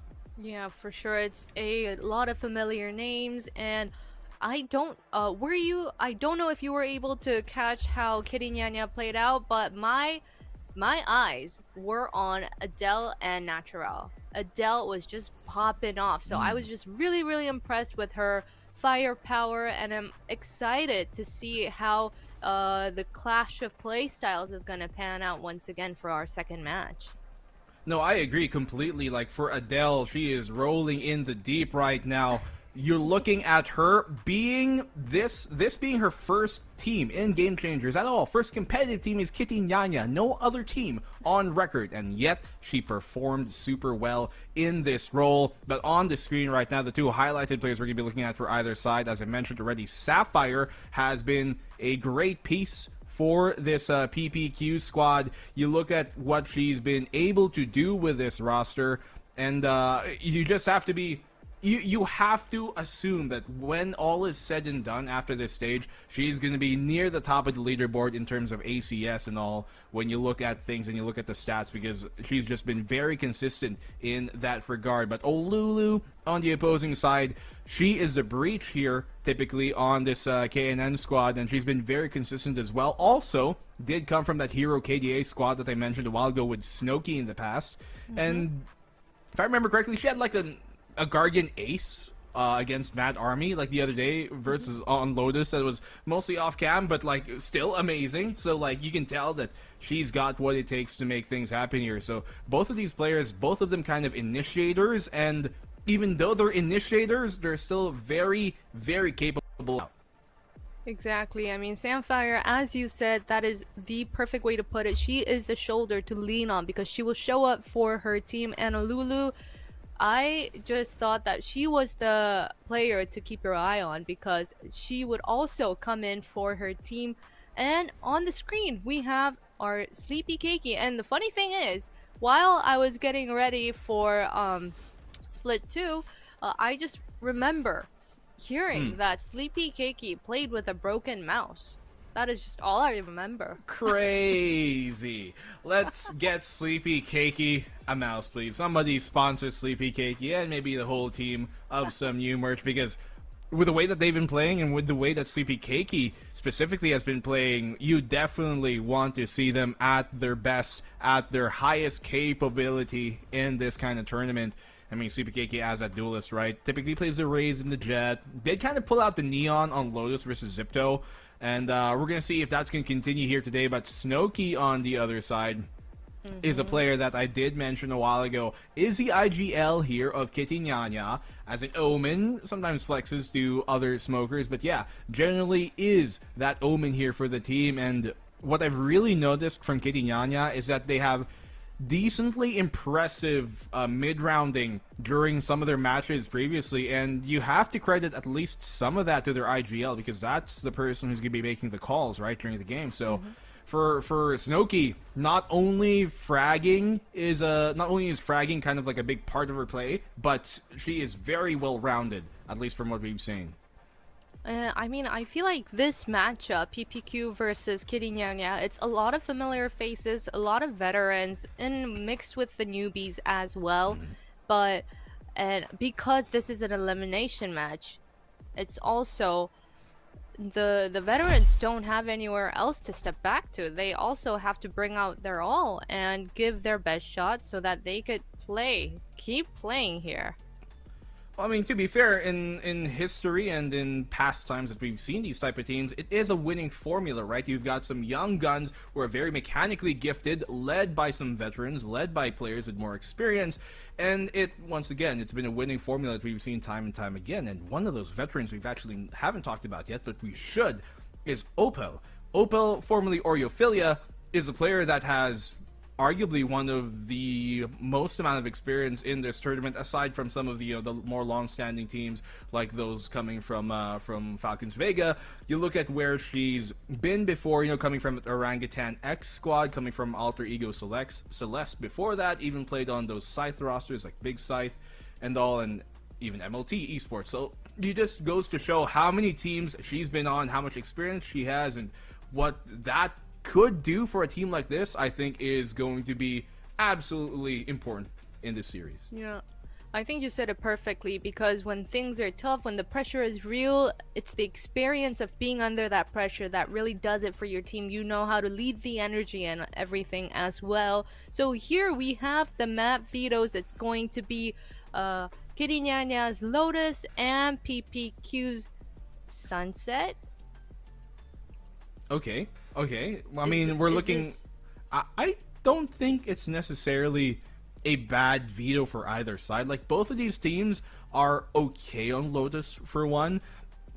I would argue for Kitty Nyanya, Sunset is definitely the map that favors them more compared to PPQ, because PPQ have only ever played this map once. But then again, it was against Zipto, and Zipto are just such a good team that it's difficult to use that as a proper litmus test for this tournament. And when we go to map number 3, I'm also kind of not entirely sure if I would put this veto too much on either side's way. I think we're still kind of even for the most part, arguably more in Kitty Nyanya's favor, but I can see a world here where PPQ completely flip the script in terms of what vetoes you think would favor who and come out with this series win.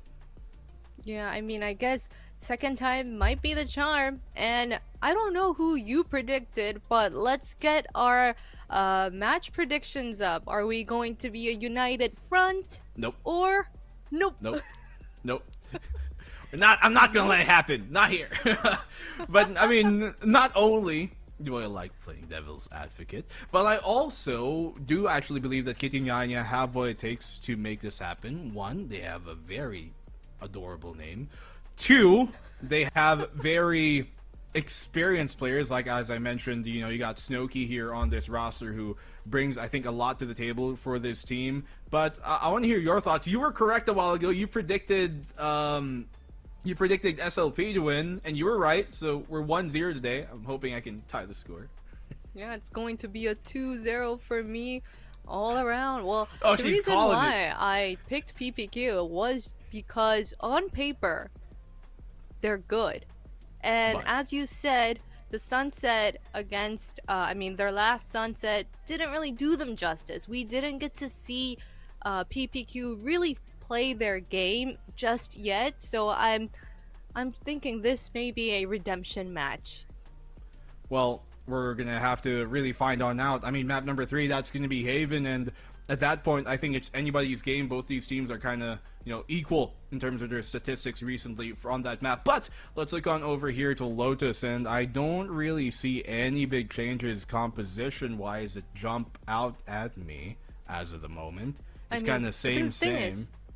But then the thing is, if we don't see anything unique or peculiar new with the agent comps, it's going to be with the strategies that's going to take the flow of the game, right? And who takes the pace, we don't know. Who do you think is going to take Lotus, though? That's a difficult one. Both these teams are 50-50. I will say, though, that I think PPQ are probably going to take the first map, Lotus, just because even though they did pretty well here, Kitty Nyanya versus Mad Army, and Mad Army's a great team, I'm just not too sure how long the Teho will be effective in this series, especially in this meta right now, after the nerfs. All right. That's totally fair. That's totally fair. But let's see if Blackenblue will be right or wrong, because we're going to send it to our casters to get our Lotus started. I like that the question is will Black and Blue be right or wrong? I love that the spotlight is put on our analysts there, but truthfully, this is an incredible series to come our way, and come on, it's about some great names as well. You got Kitty Nyanya versus Precision Power Quickness. How about you, Fluffy? Can you say those names for me? Kitty Nyanya and Precision Power Quickness. Where's the energy? Why is there no energy? You're just baiting me. We need it. Come on, it's for the broadcast. Be professional, man. Gotta say it like Black and Blue, because he's the most professional guy I know, and he said Kitty Nyanya. I guess that's true. He has 4 professions, including this one. But we are gonna focus, of course, into Lotus now. And I was looking at the agent sec a while ago there, Fluff, and I do believe Envious is actually gonna be playing here for Kitty Nyanya. So just a quick little sub there, 6-man rotation. It was a good map though for KNN in the upper bracket. They took down Mad Army in its shirt, 13-10. They did drop to the lower bracket, but this being their map pick right now, it's a lot of confidence for this roster. Yeah, for sure. I mean, especially with the flexibility that you mentioned already, having just that 6th player available really just gives you a bit more room to specialize in things. So hopefully that kind of comes into fruition here on Lotus. Same map as our first map for the first series. So it's very interesting that they kind of prefer this at least. And of course, Envious, most notably from a small run in Team SMG way back when. Can be an experienced player to play this double initiator. Still criticism, of course, to play Tejo within this batch. Even our panel mentioned it. Let's see how effective it can be versus PPQ, who are running the Fade and the Breach together. Bit of pressure here towards A. Doorway now opening on up. Oh, Lulu's gonna draw that first contact very early on. PPQ, that's already good for 2. Here they come. Oh, utility being brought on out. Awkward timing, sure, but it's still the kills going in favor of PPQ anyway. Enemy remaining. A lot of damage being dealt already. Oh, unfortunate there for Shune. Able to take out Envious.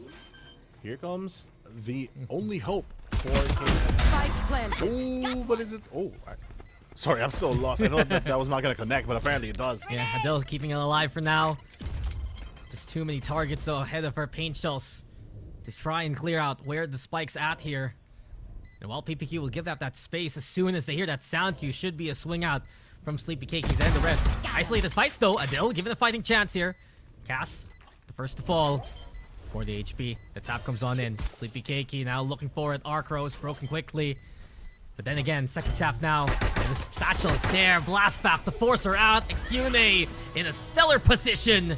And PPQ get 1 here. That's some good Valorant right there. Getting good trades, getting set up there to take the site. Will that continue this time around? Let's us look at the replay. It seems like the slow start is something that they can really prevent anything on the defensive side if they take a bit more proactive position, but it seems like it's not something that they're trying to contest right now. Hopefully that adjusts though throughout, especially with a better buy coming in from PPQ. And of course PPQ, one of our top 4 from Split 1, the only one in the lower bracket right now, still fighting for their lives. Just a tough series versus Sipso, but here and now, initial pistol in their favor. Very tenured roster as well. Drone. Well, looking for a bit of intel. Adil doesn't want to push that out at all. And PPQ, they default at the start, but now making their way towards a natural. Trying to play in trouble, and immediately, right? Prowler looking for that intel. The intel's there. The swing out comes. The firepower is good though, and Sleepy Cakey committing the blast backs to get on out. PPQ is evacuating. She keeps her life. That's the most important thing there. Getting a free entry. That's going to be the Sentinel gone already for KNN. They get a quick rotate onto C. No one's there already, but surely the sound's going to be heard here from Teo. Yeah, and Envious will communicate to the rest of the roster. It's a C hit here for PPQ. On comes out too. So just some usual utility here for PPQ. Keeping it very by the book on the rotation as well. But in this case, KNN, they do even more any damage now. Full eco state. The one-way setup there. Or Euphilia. We're waiting for any kind of contact here, Fluff, but it's really just KNN playing for exits. As soon as the doorway opens, that's the only time we'll see contact here. And for PPQ, I don't think they're going to open it, though. Yeah? They just died to the spike? I think they're just going to try to spike, deny as much as they can here. From the attack, not much to salvage. It's very, very standard Valorant, but yeah, They, It is something that is telling of a team that doesn't want to play for it. Like, it's a very disciplined call, yeah. but very risky long term. Yeah, just don't want to give any ult orbs to their opponent, and KNN, you said it, you predicted it. It's them just dying to the spike. A second round here. Good protocols at the start here for PPQ. They're having these good post-plant locations as well for their setup. I mean, to be fair, there's not much that they could do there because they got such a late rotate to respond for that attacking plan. They get the operator, and that's going to be something for Raze to really put into her pocket. No armor, though. Might not need it if they can land that opening shot. The question is, where are they going to position this? Because it looks like it's quite an awkward angle here on Meadow. And some key players to watch out for here for PPQ. Cass, Samfire, those two initiators solid in the clutch. Samfire especially having Bring them good down. showing actually versus Sipto on Lotus itself. So into the bonus, 2 Guardians, make that 3. A rifle, Bulldog, sure. Slow play though so far. Very slow and steady. No one trying to make the first move. That's going to signal towards an A hit, though. They'll use some util to clear out rubble, but the operator is the thing they have to be wary for. Not even sure if they're aware. They do have the util to clear it, but will they expect it this early on is the bigger question. Yeah, we've seen the tendency from Kitinyanya. Opt out for Adil, and now that will be the initial shot to say it all. Good for 1. Build on potential showstopper here, but the reposition towards stairs. What we want to watch out for here. Fault line comes into play. Haunt also stopping the Raze from peeking out for now. Olulu though sees Sleepy Keiki coming onto the site, and it's now 5v4. A potential retake here for the defense. Good call here to back off as well from Olulu. 30 Waiting for the team seconds to play left. out the utility. They have the stun ready. Just waiting for the angle. There goes the tap. But another shot from the operator to slow them down. Great pinch. Special delivery player gets stunned is solid from the tail, and Adil with a massive 3k here to just set the tempo early on. If we are gonna see a slow game here, Fluffy, then KNN will take advantage of it with the operator. They even get the showstopper after the ward. That orb plus the 2 kills, giving them even more firepower as we move on to round 4. Great start and great discipline, honestly, from both teams. When they got that opening pick, they lost one, but PPQ, they still kept to the crawl. Maybe baiting that was like a lone operative, something like their lurk player, maybe fake them out. It doesn't work in the end, but just the mentality that they have to be able to set that up for themselves on the off chance it happens is something to, I think, commend. I mean, the utility gave them space to work with, right? They got on site just because of the Haunt, because of the fault line, or Lulu. Also assisting later on there for KNN to put Adil and Envious in position. All in all, though, the defense now can take the initiative to peek out these angles. Adil will be wanting to do that just now. Ooh. Example stated and struck. Or Ophelia taken down this early on, and this is becoming a problem for PPQ already. They can't take these isolated fights. The operator is just so punishing the slow play. Great counter and great adjustment very early on to the round. Snoke has a good position, good anti-flash. The crossfire, this is going to be so difficult to push through. Yeah, she's had a massive step up in their previous series. Their IGL as well. Paranoia thrown towards C main. Now the pressure's on towards this B site, and with the boombot confirming those intentions, it should keep KNN in this crossfire position. Arcros now, aftershock as well, will force the Omen out, but Snooki still takes damage anyway. Here comes the drone. To get a good intel. Boombot also, so utility here for PPQ. But KNN, they're just so ready for this one. The op's good for 1, Envious is good for 2. KNN, all in all, just stopping PPQ dead to rights. The red light has been seen throughout the round here, Fluff. And really, Samfire, how many can you get in this case? Maybe 1? Maybe, Oh, no. That's all, yeah. Envious with a triple kill there. We are tied up. We are tied up, and a good start here from KNN, really slowing down the pace of this game. We already said it a bunch of times, but the operator really proving to have a lot of value into the slow play. It's all up to PPQ to change up the pace here. Obviously, they're going to be forced into it a bit because of that lower buy. Grouping up together is a great plan when you're kind of in this position. But they have to start bursting out more. The thing is, they do have a race to do that, as well as the initiator to set it up. But not knowing where the operator is the bigger problem, because they only have 1 scan to really get the info. Maybe the info flash, I guess, but really it's still there. And it's going to be so difficult because the unpredictability of the positioning here coming in from Adel is really, really difficult. Now she's on the C site. Here, in position, and PPQ stepping up the pace. This could be the one. No. No, it's not gonna happen. Sure, the Bucky's getting close, but Envious able to weather the storm. Given that, the drone for assessment immediately KNN, preventing PPQ from getting any kind of space here.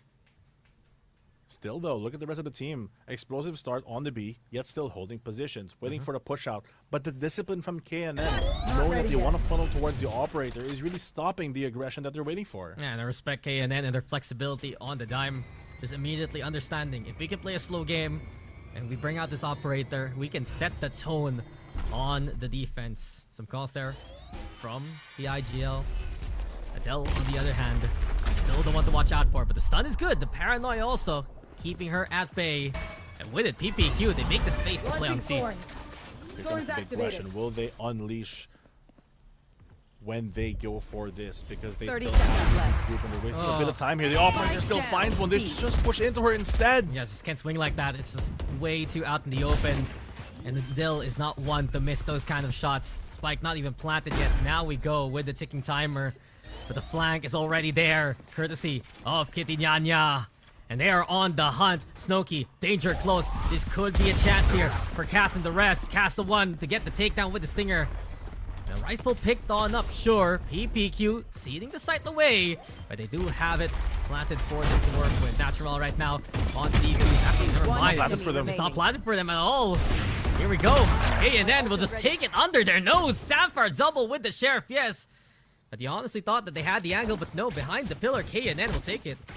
I thought that was the play. I thought the play from the attacking side was to plant, go for the push if they knew they were going to commit to that. Yeah. Maybe try to get the operator there using the manpower advantage. But the fact that the operator gets away and Adil's able to just fade away from this, pulls the pressure, gives them the space to go for the flank, and suddenly they're in the wrong position. Yeah, it's just unfortunate. They felt the push from C main especially, and given that, PPQ ceding the advantage. Rifle still at the ready. Lulu trying to play early on. But you have to respect the utility medley from PPQ, right? They fight for Rubble. They get it with Oreophilia. But Lulu's so sharp anyway. And the spike is down. Sleepy Kiki needs to go for it. Paranoia gets a connection. No real peek sawed out after shot right now. So okay again. Takes a tick of damage. Will back away from it. But this line's drawn by KNN early on. Boombot, just to clear out some info, they're still looking for that operator. They have to assume it's on the C site now, but that lone guardian is just allowing the defense to stack the utility onto this A push. Yes, they do take out Oreophilia, but that controller being gone as well removes all the angles that they can eliminate. They're going to have to manually check all of this, and it's going to be a lot of time wasted, if anything. Important brag here, they get the trade. Yeah, Snowkey still behind Envious there, and should be enough for KNN to stop the lurk. The stun comes up, the doorway towards A opens, but KNN still wary of a shift towards the mini door there. Now the crawl up by PPQ to keep it silent on the execute. Sure, Cass now with the fight 30 seconds versus left. Olulu, yes. Height still taken, still heaven control here for KNN. Sapphire rolls in closer and closer. Sapphire really steps up when PPQ needs her the most. Nightfall connects. Adele now. Declan, for the time being, coming up closer and closer. But in behind, it's Natural even getting caught out. Sapphire shining again. And it's a 3-3 score now as PPQ, they show up in the round. They finally get the operator out of the hands of KNN. The question is, will they repurchase that? It was a good buy. No money. But I don't think so. That's a good reason. It's getting really tough on the money department here for Kinyanya, despite them winning some rounds. And without the operator, it should lead to more confidence for PPQ and how they play the map. Some defaults of 4-1 splits we've seen so far for the Indonesian squad. I mean, to be fair, they also have the Vice ult to really take out a lot of this weaponry, but also Rolling Thunder. Just a lot of rectangles that say, you can't shoot me in this box. Yeah. Prowler spotting the initial position there. Forward position by KNN.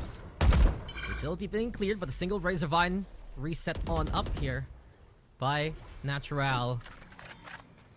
We've seen how powerful Ben has been throughout the day so far, but with the doorway opening, it's still KNN keeping tabs of potential push here. Only Omen on the A side. Contact here coming for Sleepy Cakey. Gonna bait out some util as well. This is pretty good for the attack considering they still have a minute to go for the rotate and they're constantly opening this door for pressure. Yeah, flexible blast back as well as backs away from the Razor Vine. Still has one to work with here. PPQ waiting now for the timing. Rolling Thunder into the sights! And Sapphire still keeping up the pace from the previous round. A kill, and now a site cleared. It's C here for the post plant. Good spacing here. Already get a power position. Envious able to find one. He'll eventually fall. PPQ is tracking back very quickly. Yeah, and KNN eager to find the contact. Try to prevent that spike from being planted. No dice. It's PPQ with the advantage here. Smoke as well to try and cover the cross from Waterfall, but the seize is perfect. Sapphire again. Just an absolute jewel here for PPQ. 3K so far. Snooki finally making her way across. Cast is gone, but Orifil is there for the trade, and PPQ, the pacing made again, will retake the lead. What a round there. Slow and steady is the way, and looks like these Titans are just trading blow for blow. Now they're finally forced on the equal yet again, but I think that's the timeout as well. Controlled game so far. It's a far cry from that first series there, That's what I was gonna say. where it was so chaotic, it was so wild, so fast tempoed. This time around, it's a tug of war between PPQ and KNN. You can respect it. Timeout called by KNN though. Still not enough money here to buy the operator, and I think it's another awkward eco state for Kitinyanya. I mean, they could be playing for they could tack for basically 2 rounds, thinking about this one not as a throwaway, but to get the most value out of, to generate into the round after. I mean, honestly, speaking of discipline that we mentioned already for KNN, the fact that they're calling this timeout so early means that they're really trying to get the most value out of this half as they can. Yeah. Well, what else can they do here? I'm looking at the ultimates. Rolling Thunder, Armageddon, all available for the defense. Could be still quite oppressive if they can get the combo going. But we need to see a bit of confidence here for KNN. A pick is what they'll need to move into this round. And PPQ, on the other hand, everything they would like and more to try and push into this one. It's crazy to think how much that operator really set the tone for the past opening rounds, and now that they have had no access for it for the past 2, it's like PPQ gets a bit more grounded, and that's enough to actually get them into the lead. Great leer as well. The stun gonna connect, gonna push and pressure. A lot of the players are taking a bit of damage here and there, but finally one falls to mates. Yeah, the haunt there, getting some big intel, and KNN on the other hand, finding casts along the way. So a pick through the smoke, at least one to work with, perhaps a gun to be scrounged. But PPQ immediate on the rotate. That's been their call so far. When they see too many numbers on one side, they'll hoof it to the other. Very true. They heard the footsteps with Envious as well, and she's able to kind of hold down that B side. They have to be aware that with their own numbers advantage, they could afford the lurker, but I don't think they want to give up any of the weapons, so they rather just stick together. No, the one way towards drop as well could be exciting. The PPQ now on site over the plant. Default here towards the area, sure. With the Rolling Thunder and the Armageddon. Any catches so far? Any targets? Victims? No. Instead, it's Sleepy Cakey, who didn't expect that at all. This criminal from Olulu sticking it up and knocking it down. Still have time. And they still have time, but look at this. Envious triggered discipline, and she gets one for her troubles. Xyune using that firepower to turn it all around, sure. But on to B, on to C. We're going again. Great slow as well. Another re-rotate, something that I don't think they predicted in their calculations. The question is, where did they plant? What did they play for? This is for CT as well as outside. Spike planted. Yeah. Closer to that mound hold, but not really. In this case, holes is the call. And they're gonna get the angles there if they get the peek out anyway. Xyune watching eagerly if KNN is coming this way. I'm really looking forward to what Orifila has in plan with this angle itself, but Olulu, still a stun available. Footstep heard, perhaps. All depends on what this Omen smokes. Yeah, time is ticking, and KNN is using that sweet time to clear out all the other angles. Now they realize holes could be the weakness here. The fault line comes their way, but the spam is solid from PPQ. Well placed on the post plant, and some great positioning there from PPQ to get a 5th round. It's like we're playing chess right now Yes, with sir. everything that's happening. Really out-positioning, out-maneuvering, and predicting what could be, subverting expectations when it matters, and wasting time, honestly, because time is the key for them to win this round. I like the fact that they planted there. That was one of my bigger questions as they walked in, because they can play from multiple angles, and it's something that you have to be kind of heads up about when you're in the moment. Yeah, and I think for PPQ, they had that one round flub, right, where they were playing Waterfall, but it's planted in cover towards Pillar. This time, they're really assessing where the spike's going. Smarts here from PPQ to keep them in control. But here we go! Fear instilled again! You were calling for it, Fluff, and we are gonna get it again from KNN. It's Adil with the operator brought out. There comes the pressure yet again, map wide, and clearly going for the rotate quickly onto marking tree.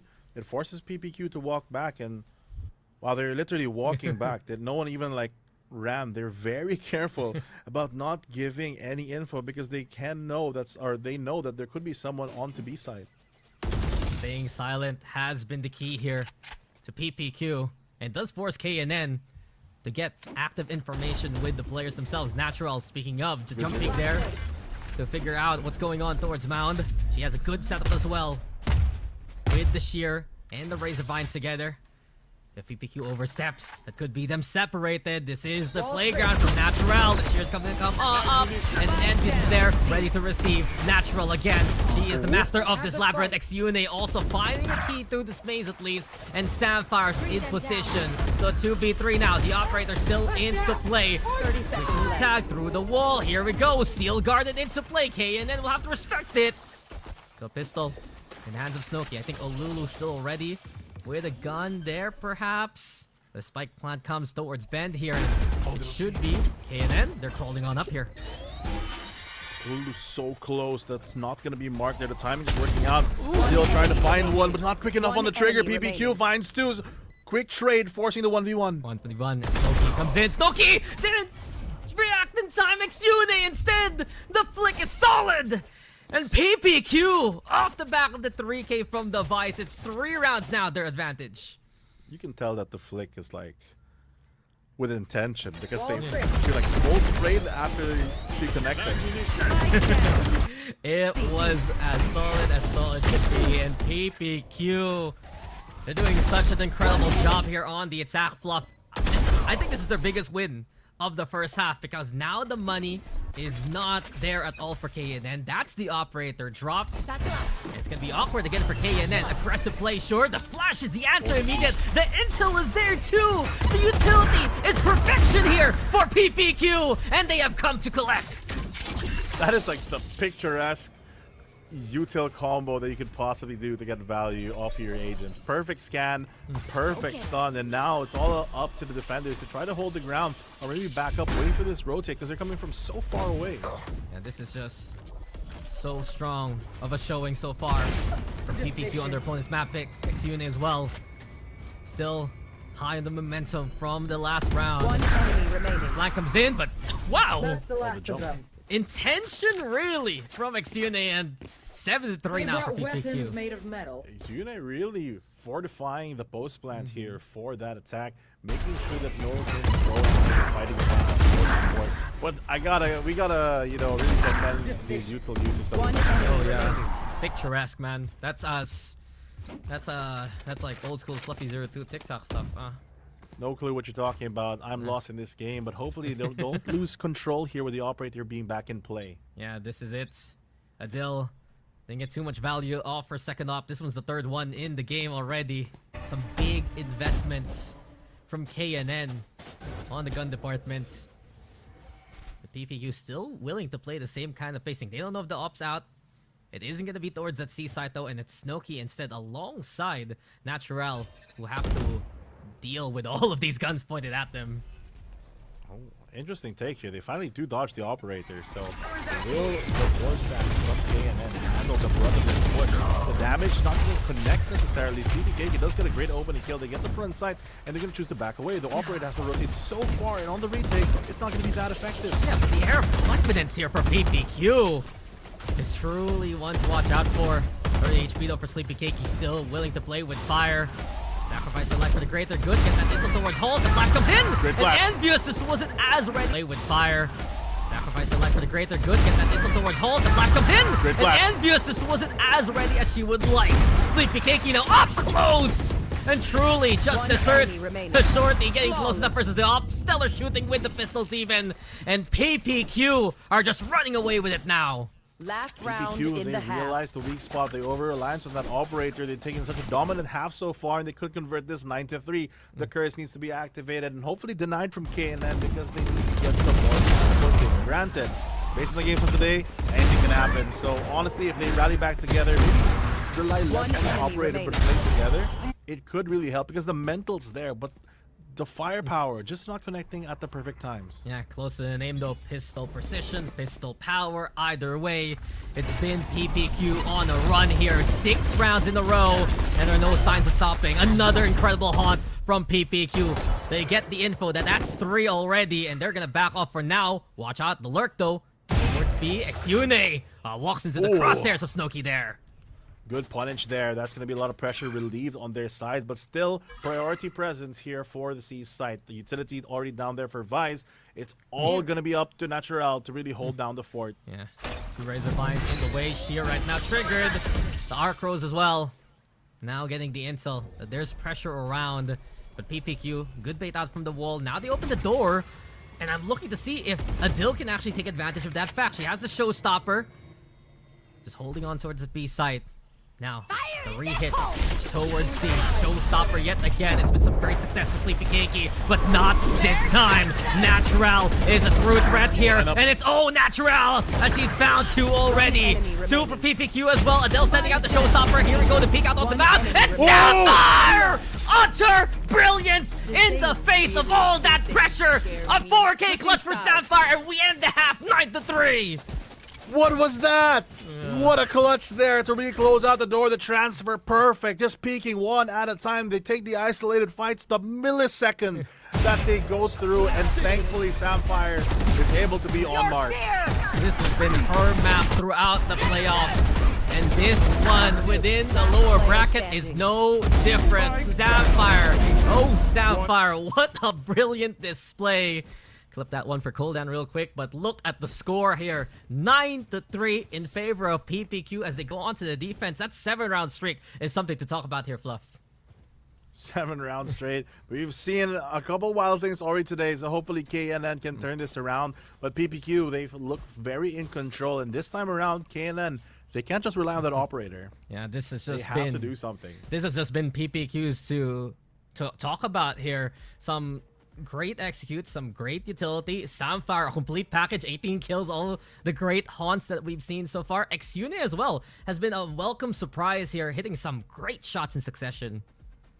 I just really like the fact that they were able to adapt and overcome that operator. Initially, it kind of caught them off guard, and eventually they realized, okay, let's just take even more space. But for me, it's the Fade Haunts on the opening rounds that really gives the info that guides the rest of everything. Because with that info dump, since it's rechargeable, eventually they just stretch out their resources, but also dodge a lot of the opposing team that includes that operator. Yeah, and it was so tempered here for KNN on the other side. Usually when we were watching Adil versus Mad Army in the upper bracket, very explosive, very willing to push, but this pace set by PPQ, we thought at first it was some adjustments from KNN early on, and that's why we had some early success from them, but more and more, PPQ was just dictating the pace of the game there, Fluff. Yeah, for sure. And I'm excited to see what we are going to see in the next half as we move back to the game. Yeah, we're getting back into this one, and Lotus will continue with PPQ quite ahead. This is still, of course, the map pick of KNN, and they don't want that to slip by. Here on the attack, though, I'm expecting a lot more confidence from KNN, a lot more explosiveness, especially from Adele, who's having a relatively good game with 10 kills.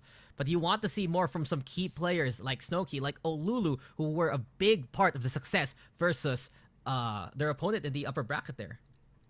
Looks like the ping's early info going to be here for the Rebel Control. They do have the utility to really take this. They have the Teo as well as Breach utility to clear a lot of these pesky corners. All up to Fade here. Samfire, the hero of the first half, going to take contact and info for the second. Yeah, I mean, that's a debate though so far. Playing at Tejo right now, you're supposed to clear corners, you're supposed to be oppressive, but it isn't as potent as is used to. And many teams kind of just ignore what the tail brings to the table now. Anyway, Adil, there you see the confidence we were talking about. Natural as well. She's on the island here, but Oh, they're stuck. oh my god, that's even from the grave, she's doing it all. And that's so much. The delay. That's so much time bought here. Oh, and the distance as well. It's gonna be a sprint, a marathon to cover. And they just have to hold down this. They have the paint shells, they have the breach util, they have everything. They even have the omen flash.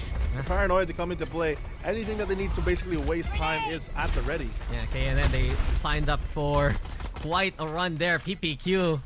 So apparently they had to do the 10k instead. The Sleepy Cakey now. Stun, sure. And KNN! They lose the fights on site, but they win the war anyway. And this is their round to take. It is their round to take, and hopefully they can convert that into a better start this half. Finally, the one leading the charge, setting the pace and the tone.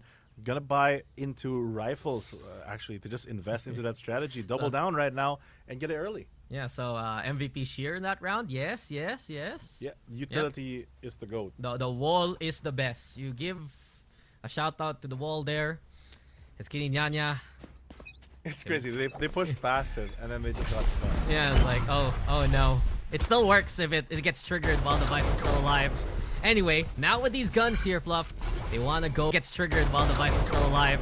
Anyway, now with these guns here, Fluff, they want to go for a harder hit towards A. Doorway opens, drones being sent, or Ophelia and Casto ready for some early contact.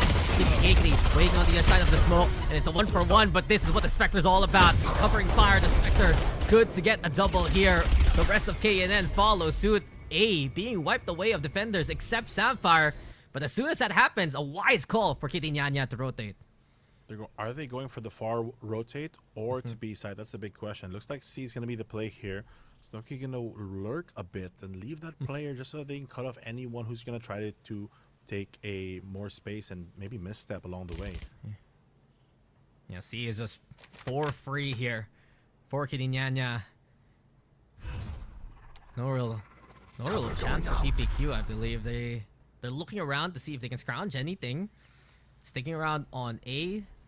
No sound cues as well. So once that spike's planted, they know it's the other side of the map. Snowkey. Will she be waiting? No sound? Oh, there's the sound cue.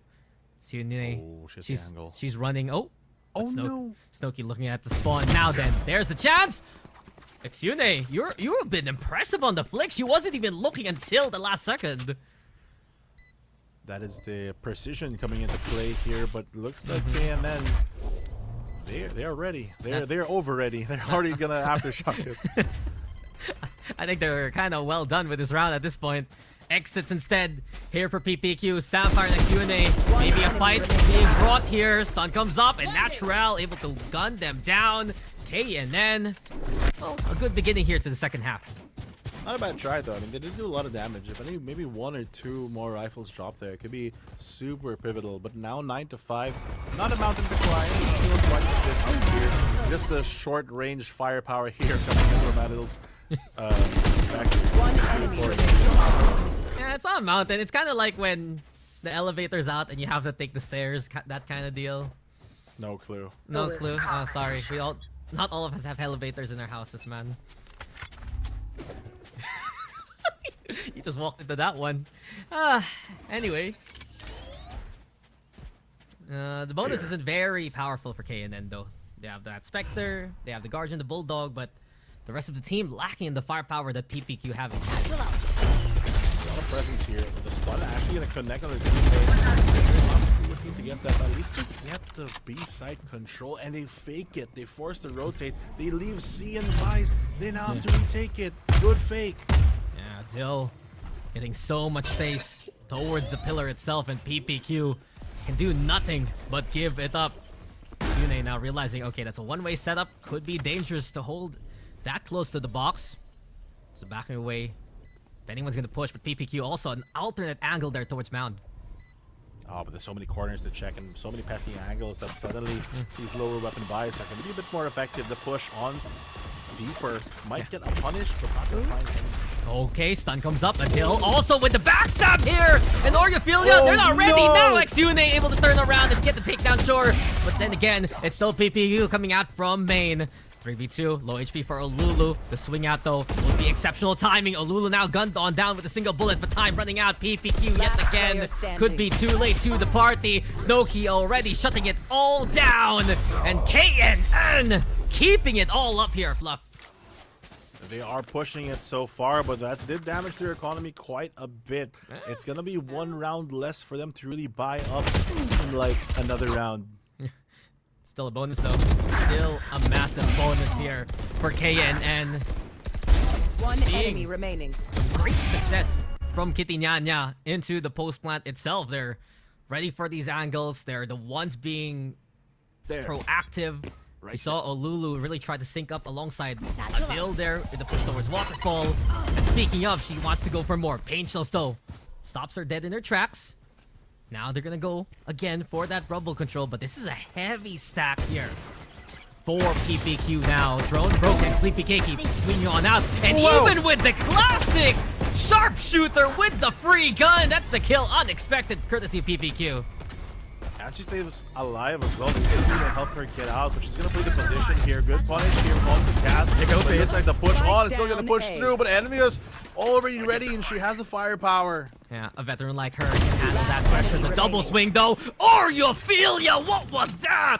2 with the Sheriff now, and these are rifles to be picked up here by PPQ. Up to Envious. New one on the block here. Wasn't able to play that first series. Now we see her in a clutch moment. Where is she gonna plant? Surely you try to look for one first. Doubling back onto the B site. Interesting take.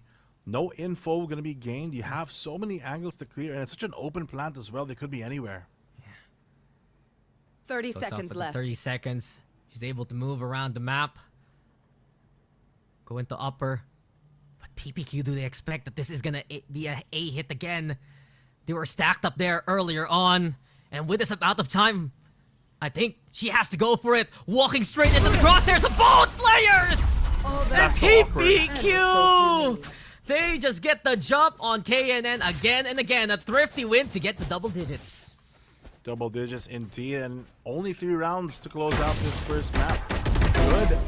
I want to see it was just a good night, if anything, here as they get that opening pick with the classic. The rest of which kind of fell through. And she showed that she had the firepower to take on that A, but again, and it just wasn't there.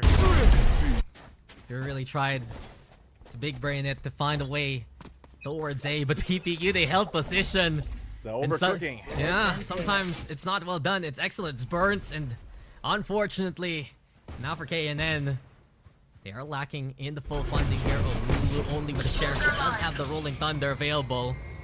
Razorvine now showing that the Vice is actually stationed on A instead. Aggression from PPQ to get Mount. Adil, what are you doing? Not like that! The knife is out! And Exune will just easily turn these lamps What is to happening? the slaughter. Oh no, this has been masterminded well by Exune. The Shiro on one side, the gunplay on the other, and it's all PPQ now in this round. That's so unfortunate. PPQ just able to get a free punish. 3 players not having a weapon out, bringing out their knives or holding utility, just giving them up for free. Now it's all up to Snooki, but is she gonna even try this? Don't you just go for the save in this case? Yeah, it's tough. No money, no real chance. Then again, it's Snooki. You have to respect her. A good kill onto the defender of A. Exune did so much damage in that round. But in this case now, flagged from all fronts. PPQ. They're not missing a beat here at all. They're so good at the punish play here. My fingers. Punish play indeed, and the wraparound like you mentioned. Good awareness coming out from them, as well as being able to preserve their ultimates. Shune, she didn't use the Steel Garden on the previous round, even though she could. Look, knife out, util out, and then Faye gets one as well. Knife out. Enemy remaining. Desynchronized there from Kitty Nyanya. And they want to take down a team like PPQ. Discipline needs to be instilled all throughout, because this has been a showcase from PPQ in this game. How well oiled the team has been. The communication has been on point as well. Here now, you saw the push out onto Mount a while ago from both Ophelia and Sleepy Cakey. This time, the warning shots, yes, the pain shells to scare them off, and it will be KNN giving up that side. Oh, but the rotate. Deep lurk here from Teo. Envious leading the charge. Tip of the spear, trying to find a deep cut. Yeah. But it looks like Shune is just gonna have the discipline to back off. Thorns Yeah, I mean, they activated. do have so much utility for the retake, especially both the Steel Garden and the reason why they fought for Mount. Showstopper now coming in from another flank angle. Here we go again, similar look, except we are on A side. Oh, the peek out, Steel Garden. Okay, but KNN, they are held back for now. That's not gonna do a lot though. Time's gonna tick down on that ability. And it looks like it's gonna have their firepower up and ready, but Cass doesn't care! No way, Cass is late to the party, but apparently she is the whole damn show. Ready with the gun, she gets 4, and that's unexpected again by KNN. PPQ are gonna get to map point. What a controlled round there. Show Good button. discipline Save to the day. hold back. Break some util and use your own. I was really concerned about the punish there because KNN, they Match did use the point. ult, so they did get pushed really, really far away, and they weren't able to capitalize on it, but they just walk in the overextension. Getting to a punch. Yeah, they didn't expect that Cass would have the rifle out. They didn't expect that there would be a gap there near the smoke. And a timeout now for Kitty Nyanya as they have seen PPQ run away with it again. 3 rounds in a row, utter control from the defense. And even now, coming into the next round here, Fluffy, an operator for Sleepy Keiki. Yeah, to be fair, that's like a weird smoke. I don't think that smoked that often in that play, so it's not something that you naturally check. But still, now the operator that you mentioned already back into play. What will happen now that it's on the hands of PPQ? It's just been all them throughout this game. We saw some great moments from PPQ, especially with Samfire in the first half. But here in the second, it's just been a team effort in control. Like UNA 18-9 right now has just been so stable of an anchor, especially whether you put her on A or C. She's looking comfortable to stop KNN. Very, very true here. Hopefully they can come up with the solution. It's do or die. It looks like A side is the call, but where will the operator go? That's the big question for me. Yeah. It's looking likely towards C again. It's been her tendency to peek out towards Mound. And we are going to fight for a rubble here, folks. We are seeing a triple stack from PPQ. Looking to throw out as much utility as they can. Here comes the action, and the TP as well from Oreophilia, but she's read easily, and Lulu will shut that down early on. Towards the box now, Paranoia also to play. Cass trying to hold it steady. Showstopper though, this could be deadly, and exactly that. Rolling Thunder for Rolling Thunder. Sapphire able to get out of dodge, but still, she's there on the backside, and the pressure is on, courtesy of KNN.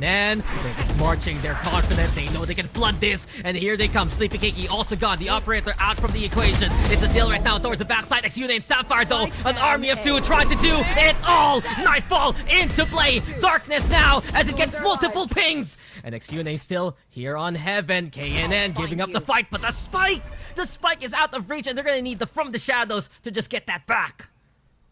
I don't think you can block it with 2 players, right? No, that's them to take. No way. Oh, Bolt towards the seaside. This is lurk, the play. though. Will they expect Envious? Envious. She wants revenge. She wants revenge for the A incident a while ago. It is gonna be good for the single pick. But now a 1v2, if 30 anyone could seconds do left. it could be XUNA. She has the ultimate as well. The Steel Garden can be so valuable right now, forcing this. But will she expect them to be this close? The pings are good. KNN are ready for this one. There you have it. Natural in position. And a stellar adjustment from KNN when it looked like it got dicey on that A side. They just call to rotate and keep themselves alive. Awkward buy here for...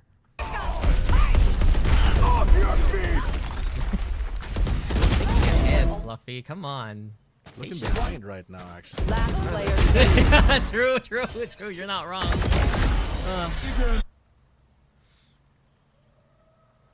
Well, the big question, is this it?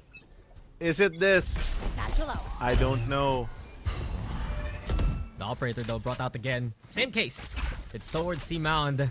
And KNN have really done a good job to just avoid that fact. It's been conditioned. That Mound has just been PPQs to take. So Rubble really gets the commitment. But look at the rest of KNN right now, trying to see if there's any overextension. Sleepy Cakey, it's danger! They almost line up for her though. No way! The angle strikes Yune, the angle strikes Yune, and you see it there! She gets the 2 lined up for her! It's now Cass also shutting down the spike bearer! Adil and Envious, a tough ask to keep Kitty Nyanya on this map. Good discipline, backs away, gives away the spike. It's 4 versus 2. They just have to play their positions. Cass already on the ready, might be able to find one more. Adil has to clear a lot of damage. Oh no. She does cross into it, and she just gets a double. Again, the multi-kill, 3K this round for Cass to close out map 1. And PPQ will shock Kitty Nyanya there to take Lotus away. Just a stalwart showing so far from PPQ, right? Very solid from start to finish there, Fluffy. They kept the tempo in a pace that they were comfy in, and it really was them leading the dance throughout the whole map. Yeah, I mean, once they got control and they kind of got out of that shell shock from the operator, it seems like they just found where the gaps was, which players they could really, not players, but like positions that they could really push more in. And the more space that they got, the more that they had to fight. And in their strengths, they just had so many players that really showed up. Samfire really doing so much work. Exune as well, getting a lot of impact frags. But of course, Cass to close things out. I think she herself has won like 2 to 3 rounds. Yeah, I mean, Cass has also been a stellar one to watch out for. But overall, PPQ, especially on the defense, a lot of conditioning to take the map away from their opponents. But that's going to be it for map number 1. We'll throw it over to Bell and Blackenblue for, of course, the map 1 breakdown. Hello guys, welcome back to the desk here at Game Changers SEA Split 2, and what a start to Lotus. Precision, power, quickness. They live up to the name. Oh, I mean, yeah, I came with my own, 3P acronym. You're giving one of your own now here today. Okay, I like it. We're on the same vibe, on the same wavelength here, Bella. But unfortunately, it didn't seem like Kitty Nyanya were, I guess, as choreographed as I was hoping for me to see from them. To be fair, as I mentioned, right, I do think that even though Kitty Nyanya are kind of an okay team here on Lotus, they did beat, I believe, Mad Army rather, coming into before this series on Lotus. I just don't believe that the Tejo is the ideal pick in the current meta. I feel like there's more things that you could get with different initiators at the moment. It's part of the reason why most teams have kind of shied away from it, right? But more importantly than that, I think they just seemed more solid here for PPQ, right? So many moments where you can just tell, and as Daks mentioned, they were in the driver's seat throughout this map. Yeah, and I mean, our caster said it. They dictated the game pace. Truly, it was their game. And we saw Samfire pull up. We said that she was the player to look at, and she did show up once again. But what caught me off guard, I can't even talk right now, but it was Exune. Yeah, like, I mean, Exune, as a player, we've seen some moments from her in the past, but she's not one you typically look at and think like she might be, the player to kind of carry the whole show here. I'm not saying that it was only coming from her, but she did a lot. And fun fact, apparently Exune plays with music on. Like, she can only play with like her Spotify playlist on. Yeah. So I don't know how she does that, because I can't, but like, props, especially. Props. We need to get her Spotify list. I think that's what did the trick. That's true. Imagine if it's all just, like Valorant music, the theme song. Oh, true pro inside and outside the server. And here is our final map score. It's 13-7. First kills even. That's kind of surprising. Yeah, I'm actually kind of surprised about that, but once again, it's very different to get the opening pick compared to being able to convert that into a 1 round. And at least for the side of PPQ here, they were much more proficient in that endeavor. You look at KKN here though, and like, even their post plants were generally pretty good, but they just were too far in between from each other. And so yeah, I'm looking at PPQ here. I did expect him to win this map number 1. I'm still sticking with my guns that Kitty Nyanya can, maybe win map number 2 and bring us to a 3rd. But very impressive showing so far from power, precision, and quickness. Right. I mean, it was a. I think the match felt like it went faster than what it actually was. It was really quick tempoed, and I was wondering, Kitty Nyanya, despite them being such good players, it seemed like it just kept on not working out for them. What do you think got in their way? Well, one thing I think that they were just unable to keep up with was the aggressive space taking that we did see here coming from PPQ, power, precision, quickness, right? On their attacking side especially, it was definitely a problem that they really, I think, were trying to somehow find the answer to, but just simply couldn't because of, once again, PPQ pressing that pace on that first attacking half. In the second half, they finally, kind of got a bit more going for them here, Kitinyanya, but it's still ultimately the lead was too big, and once PPQ kind of found their groove, then it was all said and done. But Samfire, real quick, ACS 309 in that game. As you mentioned, we were looking at her to be one of the players who will really outshine the rest of the competition here in this series. And my oh my, map number 1, she definitely was very, very bright. She was the sheer nightmare, walking around in broad daylight. Like, terrifying. If you see Samfire coming your way, you have to be terrified. I mean, PPQ, they were incredible with their form. Individually, they were brilliant, and they really put together a perfect team play as we expected from them. But moving on, it's going to be our next map, Sunset. But before that, we're gonna go take a quick little break.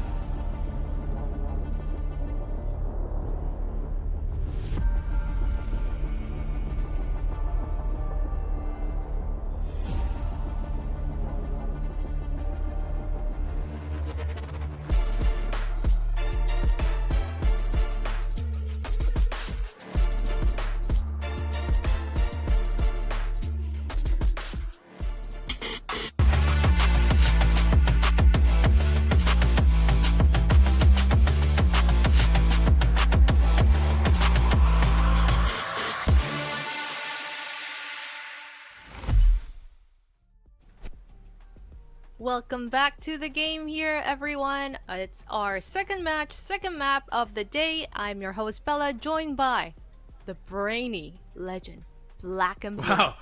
What a start to our second I- series.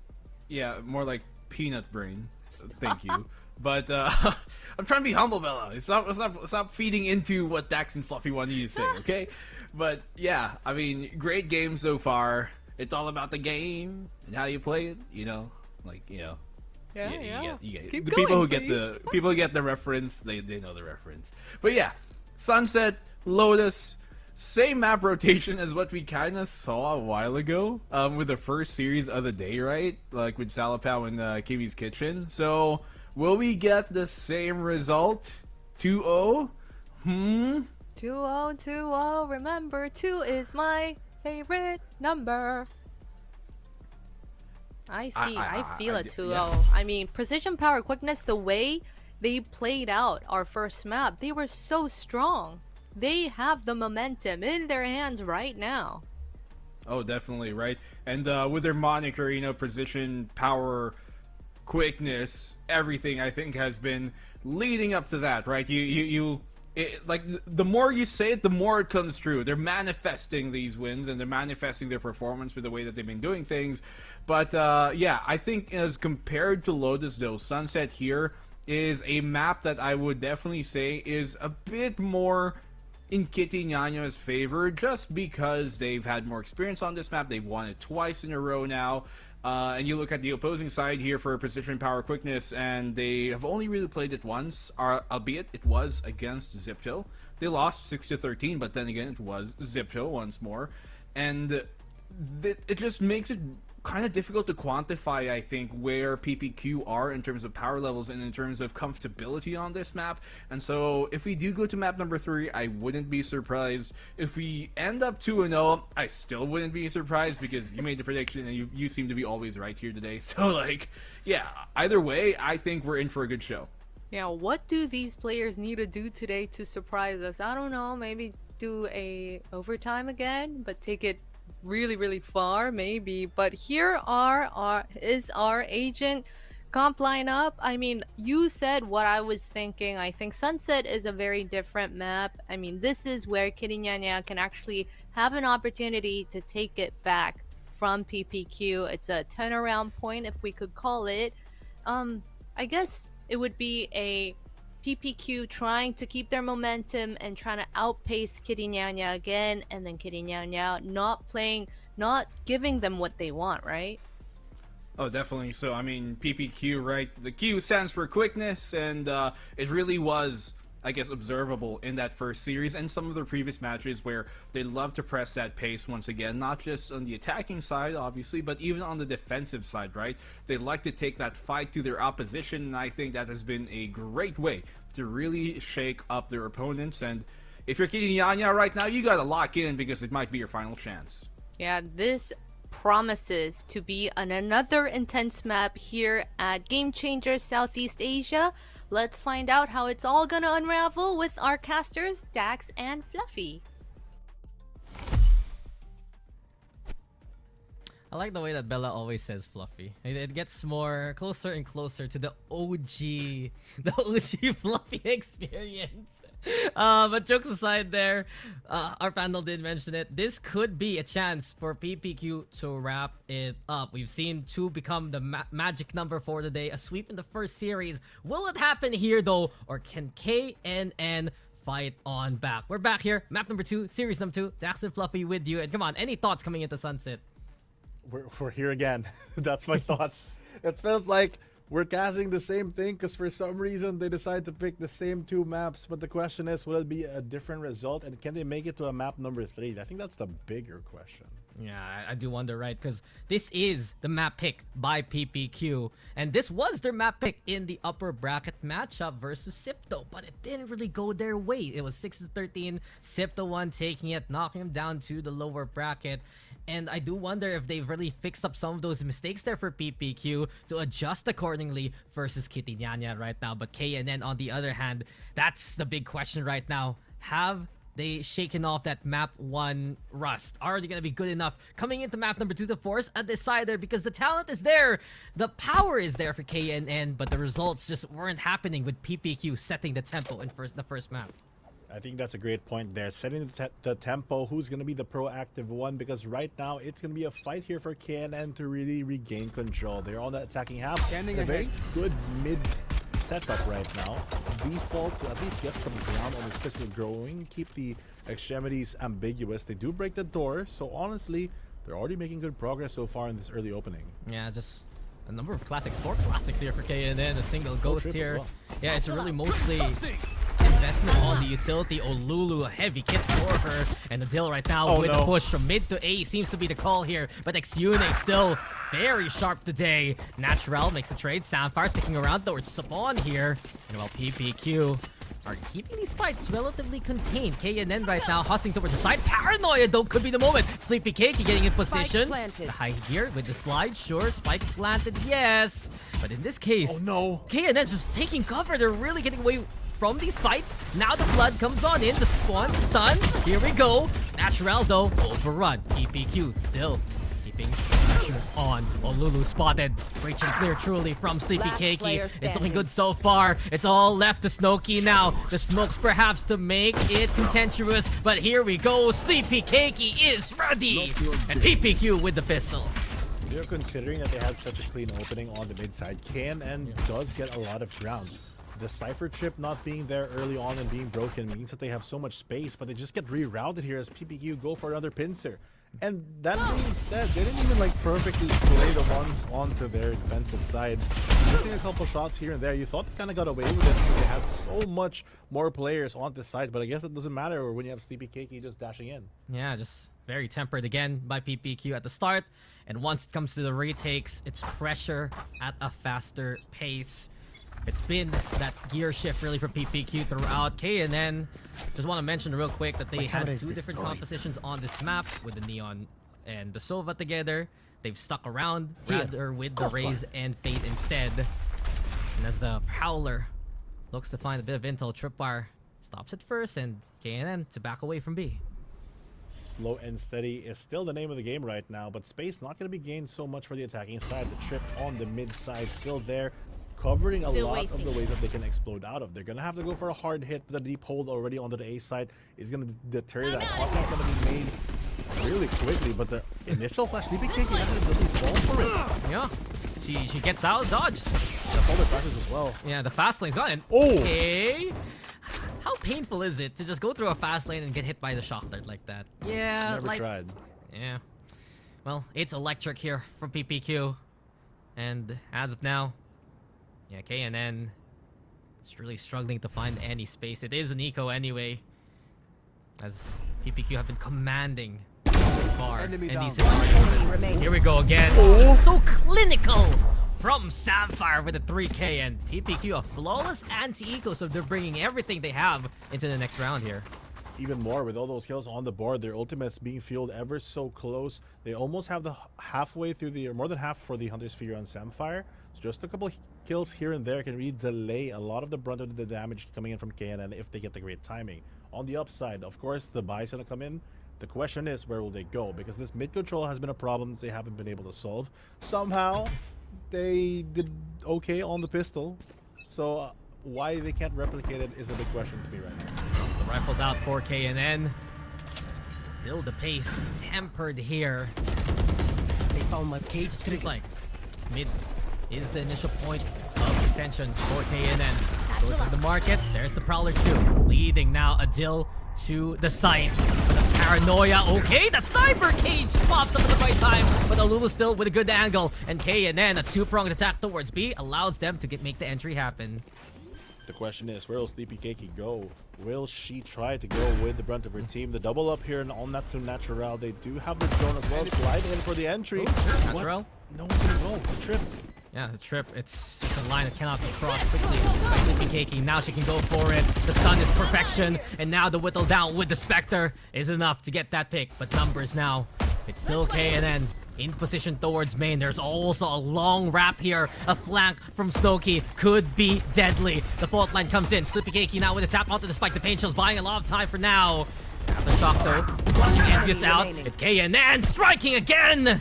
And another two-pronged attack here. It's been clinical. It's been perfect for this round. Just pick an angle, why don't you? Because KNN have it all to get on the board. That was a great way to close things out. Heads up play there to go for the wraparound. Really proving value towards the end. The investment early.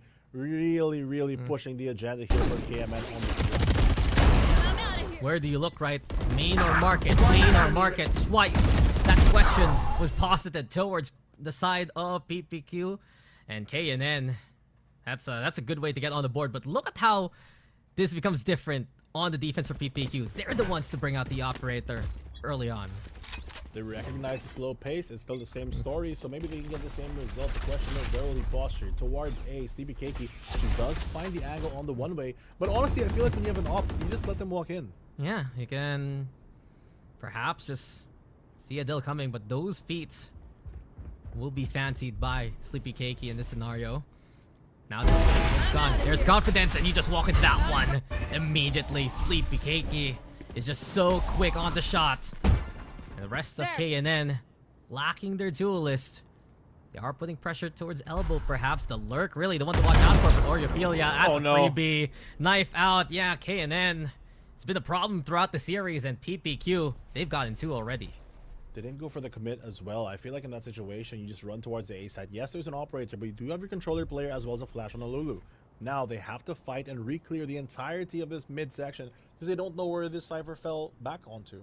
Yeah, there's some right ideas here from PPQ right now. Samfire. Oh. One enemy remaining. Oh no. Oh no. There's no way. It can't be like that. Samfire's 3K. It's been a standard. But that first kill onto Snowkey, I just felt bad for KNN there. I felt bad for Snowkey as well. I don't think I've ever seen an Omen die in that position. Because she lunged the dark cover, like, not like that. I actually kind of forgot that that's how that works. Like, look at that. What? So safe as well behind the box. Great positional play and heads-up awareness not to give that mid-side. Really proving to be the final nail in the coffin that round. PPQ feel like they're in control right now. They have the operator and still low buy coming in for this attack. Yeah, sometimes in those scenarios just feels like a weird posture check. But hey, KNN, they're lacking on the funds. They know the operator's still around the map. This time Sleepy Keiki positioned towards market. In this case, they're gonna default it up. Wait to see if anyone from PPQ will push on out. But that's the thing, PPQ, they've been disciplined throughout the series. No, yeah, they're happy to play the waiting game and wait out the timer. Every second that ticks down is just more pressure onto KNN. PPQ can just kind of relax in this spot.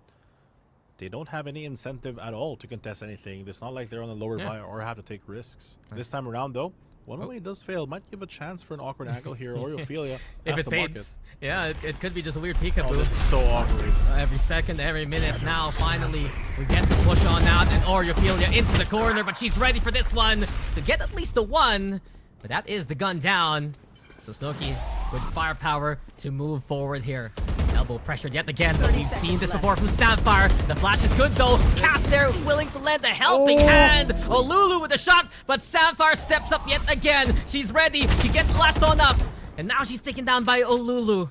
Good shots here from KNN, but time running out. Rolling Thunder.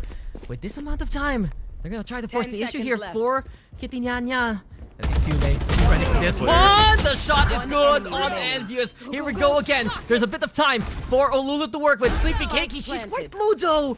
And this is getting so dicey here. Fluffy behind, safe. Here comes the stun. Sleepy Keiki.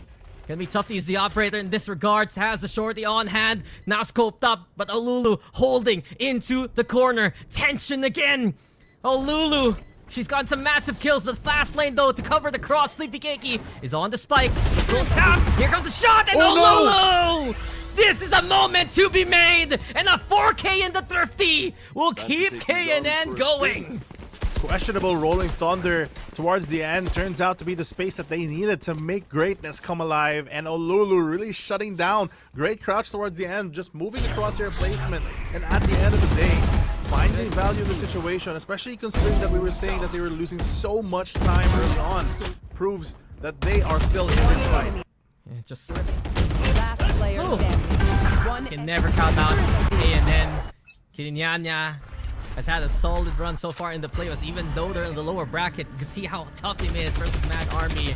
And Olulu was a huge part of that fact. She can come up clutch. Now she's moving in towards B main. The rest of the team, there's mid to be taken. Market here, but that's the judge exposed. So Sleepy Keiki will stop the push into the doorway, yes. But because of it, now KNN play a game of keep away, and they're gonna go focus towards B main. Very scary up close. Like you mentioned, the long rotate, maybe pass something else. Interesting trip here. It's gonna get a Boombot or a Prowler, but they can easily just teleport through. Snowkey might get in a good position if they have the read for it, but they have to check the corner. They do have the util to flush it out.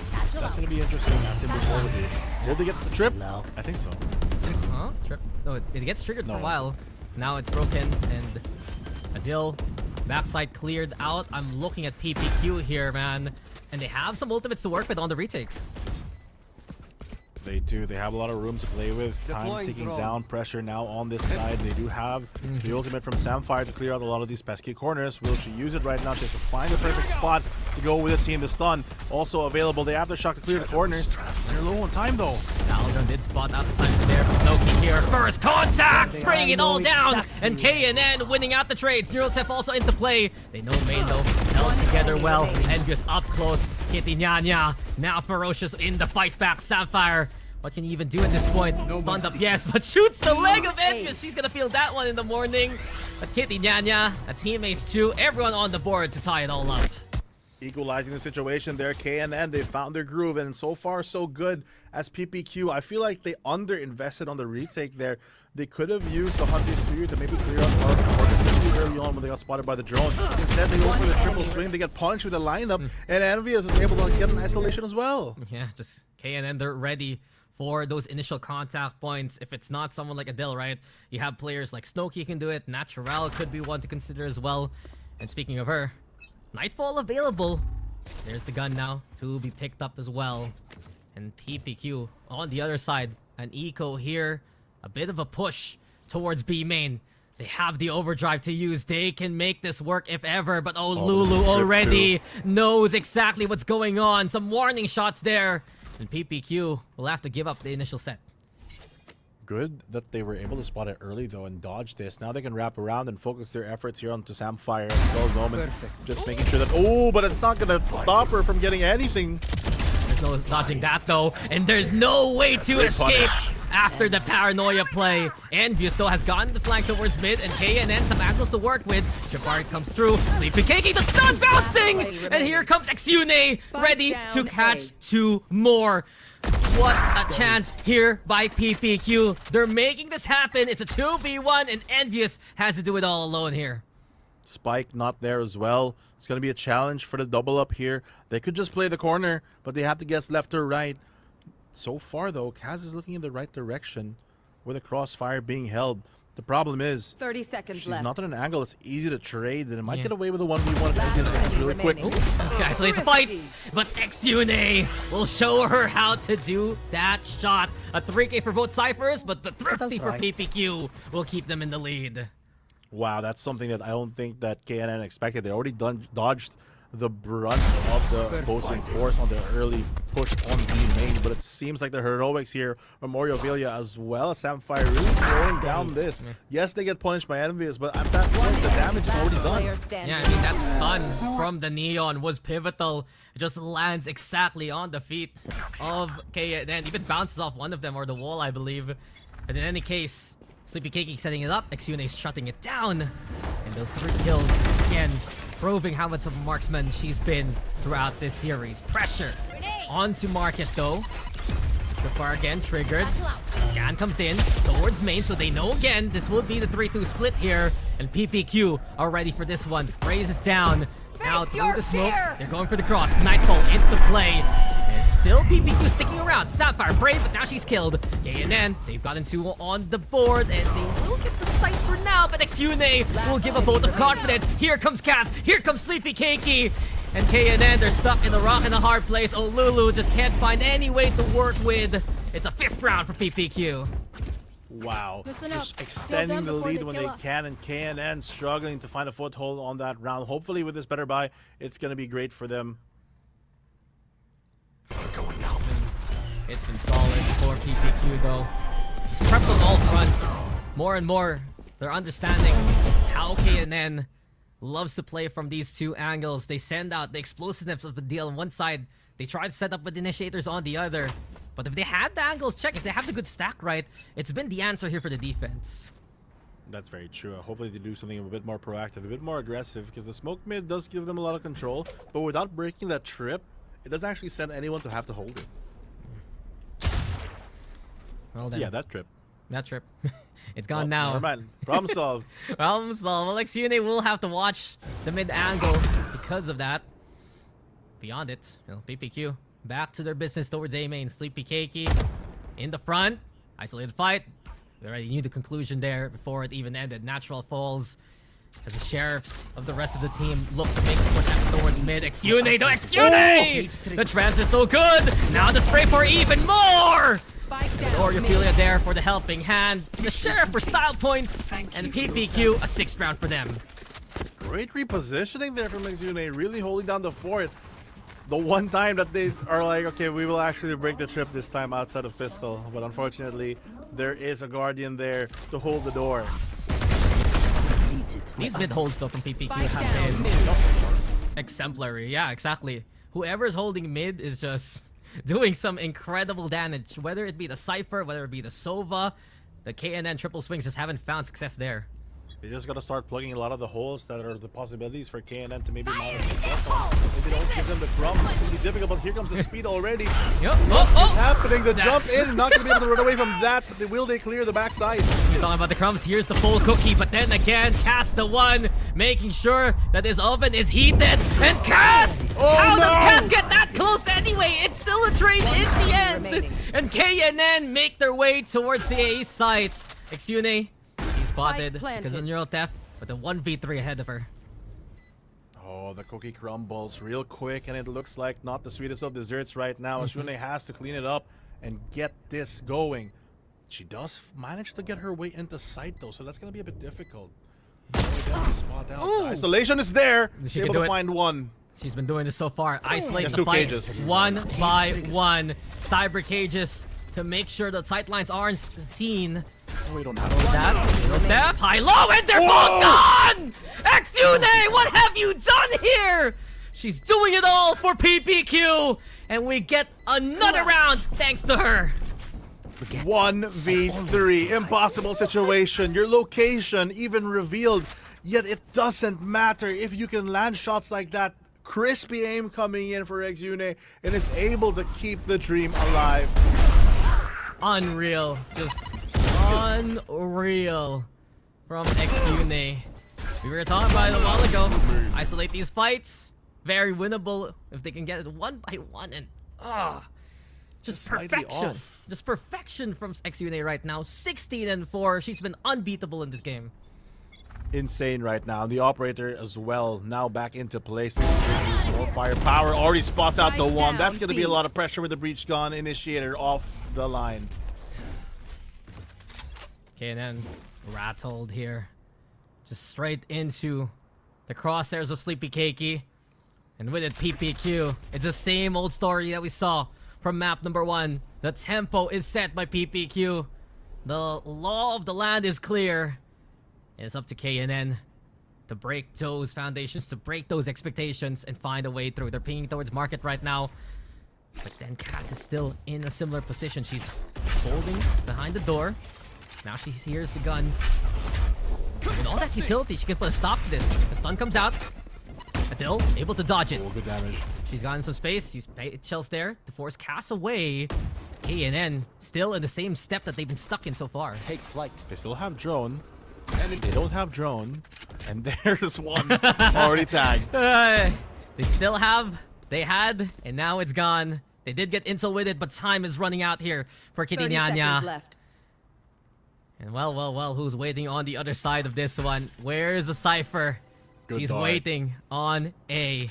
Sapphire as well has been stemming the tide from mid for so long. Envious will have to walk into this one knowing Time is running out. The tripwire is there. The camera says hello, and Adil might be the target. Sune though, doesn't get the kill. There's a chance now for KNN to go for the plant. Natural into cover. The boom bot's there. Hunter's Fury though, but Envious actually taking out the bowman, and now Samphire's gone. KNN with a chance, sure, but it's looking slimmer and slimmer with XUNA still around here by Ali. 4v3 for now. Paranoia into play. Where is Sleepy Cakey? Rolling Thunder, as you mentioned. Envious though stepping up massively. A triple for the Cypher. Now XUNA in position. XUNA again having to do it all. But it's a different setup for KNN. A crossfire now. And then Envious, one away from the ace. She gets it! She's done it! And Kitty Nyanya, there is still a heartbeat for them. Last round before the switch. I don't expect when you shouted Kitty Nyanya, but that is true. It was such a great round there to get that ace, and what great timing as well, being able to remove the Hunter's Fury as well as take out the rest of the team. Just the anti-flank of anti-flanks here for the Cypher, just mowing them down on Envious. Honestly, it could have been another XUNA moment, but Envious, we were talking about her now joining the active rotation, the active roster for KNN. A storied player, long-time veteran, and she can make some incredible plays like that. That kill onto Sapphire had to be the biggest one there, Fluff, but look at PPQ. Sure. They're going for mid here. They're the ones who are going to take the fight this time around. We saw this on actually their first series, but unlike that, this hold seems a bit more stable with the passive nature of KNN. Good use of utility for them to flush out the A players, but look how far PPQ is actually holding the site, giving up all the control of elbow and the wraparound. They're just playing for the retake right now. They have to be a little aware of Envious with alert. Yeah. And Adil just calling the attention of KNN, saying, okay, elbow's looking clear. We can go this way. The Prowler to confirm that. But this is interesting. So mid's taken by PPQ. Look at Envious though. Oh no, knife out. Not getting away with it this time.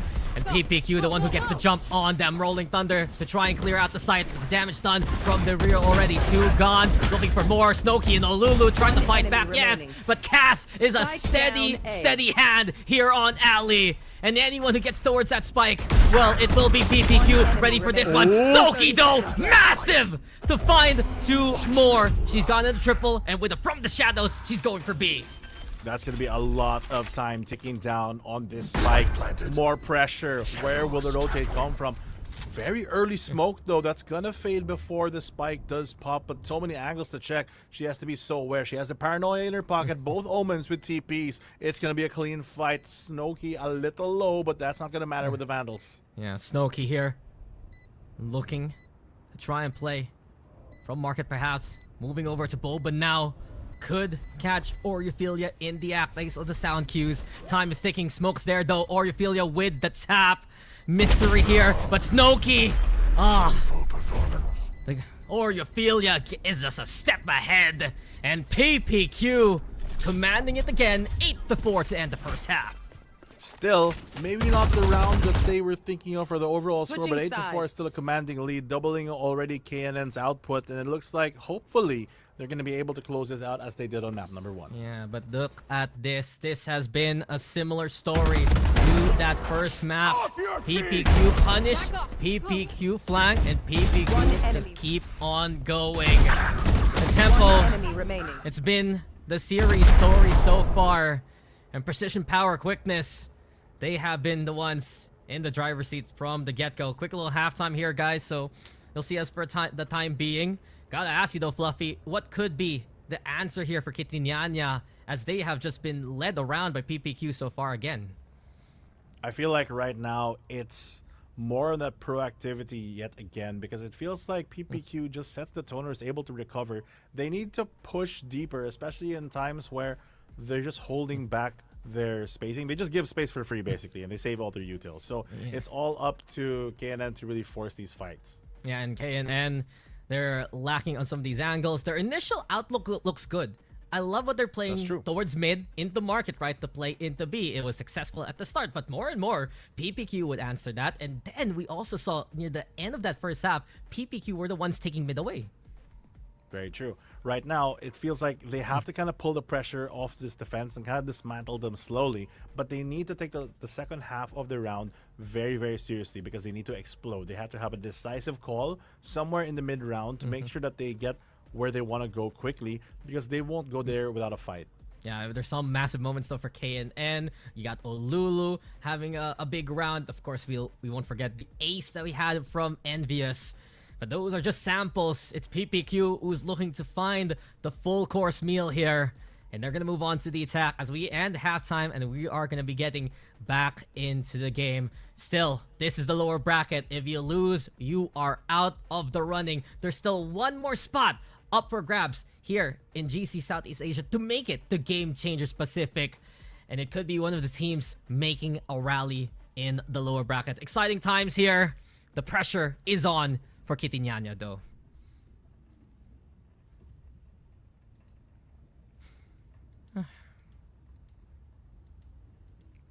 Interesting.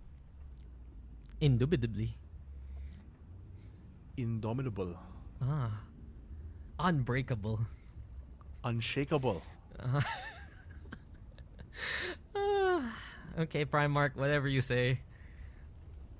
Yes, but like our pod said, it's still undeniable that this half is about to start, and we're gonna see how this story ends. Will it conclude here on Sunset? Because we're already going for an explosive start. Sleepy Keiki able to find one. Snowky controller off the board. They might get the refrag here, but Envious, great stun, the support to take her out. Good trade, but that still is a net positive. She's still confused. How did she get in? Yeah, it was so fast. It even made Fluffy Yap there in the end. Okay, and then still with the numbers, Envious in position, but now flushed out by PPQ. And this could be them very confident on the B plant. Look out though, B main, where KNN's going for. Natural spotted too. That's gonna be the big question here. Cast good angle here, control onto market. They have to make a move before they get flanked. Break the pincer before it gets started. With two players already coming out of main, he gives. No, oh, never mind. My point is gone because they cleared it, so now they can refocus all their efforts here on Tolulu. Yeah, they're hanging out here by market. And PPQ, they're set up for success. A deal here. Tough ask and an even tougher time. Cast there with the trade and a pistol for PPQ. How many has that been for the series? I think that's 3 out of 4 at this point. Very, very true. 4-9 right now.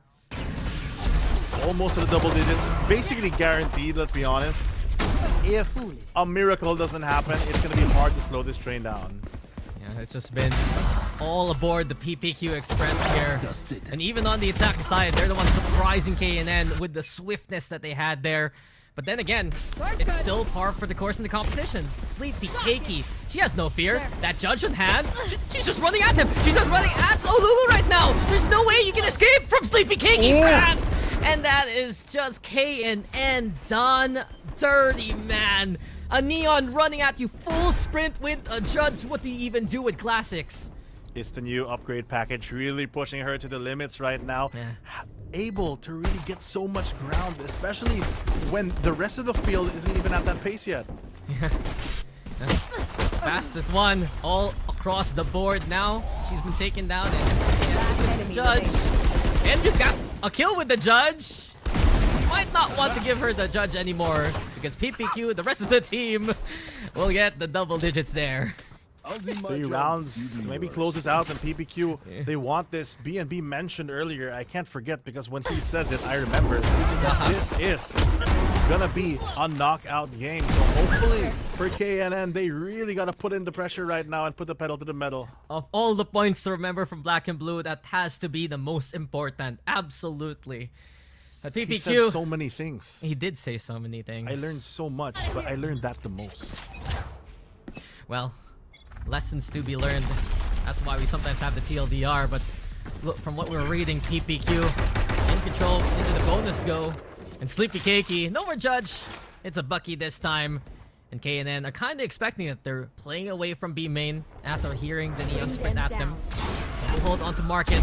The Fade as well getting incel, and Atil wants a piece of that action. Tries to go for the swing. The Cyber Cage is swayed, sir. The rest of PPQ rotating towards A this time.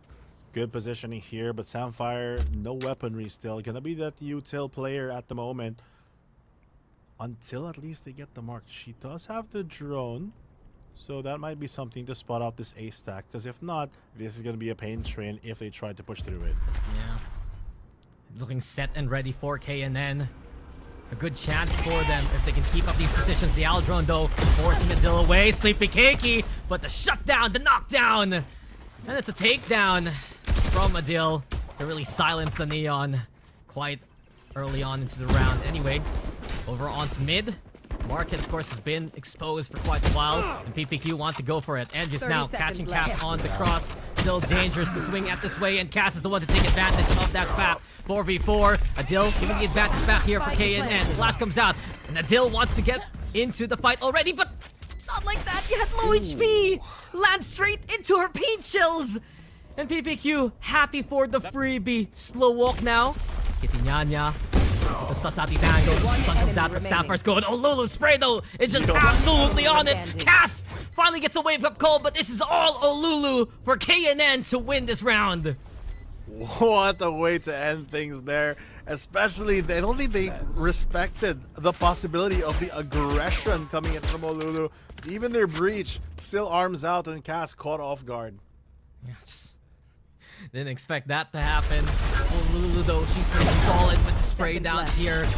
All in all, KNN, it's a round they needed, yes, to fluff, but it's still so costly, right, for the defense. They invested, this was the bonus from PPQ, and now the disparity looking even wider for PPQ to take advantage of.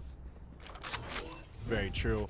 Hopefully, they start getting some momentum their way. The judge still in hands of Snowkey. It's going to be difficult for them to really convert it unless they get really close. What an aggressive TP. You want really close? You want really close, but then Adil is able to keep them away again. Exune, what's new? A double for herself. Adil, low HP, has to back off onto the site. And in that chaos, PPQ, they went for the full send early on. Now they're back to their usual business. Silence their approach as they crawl their way towards A. Slow and steady is the way towards the crawl for A, and looks like there's still one player behind the box, a showstopper in hand, but will that be able to stop the push? The double up here already as Snowkey's there, but still, it's still the judge, and that already God, they spot her out though. Oh, what? Oh, no! No, Here that's comes not the how that what? goes. Here comes the what? That is not what you want to do for KNN. Heartbreaker. The intention made sense, but it's just too late at that point. And envious. I will envy the position she put in. She's done all she can for KNN here. A tough ass though versus Samfire and the rest. Can't even see any contact point. And she makes her way towards the site. Cash should be ready.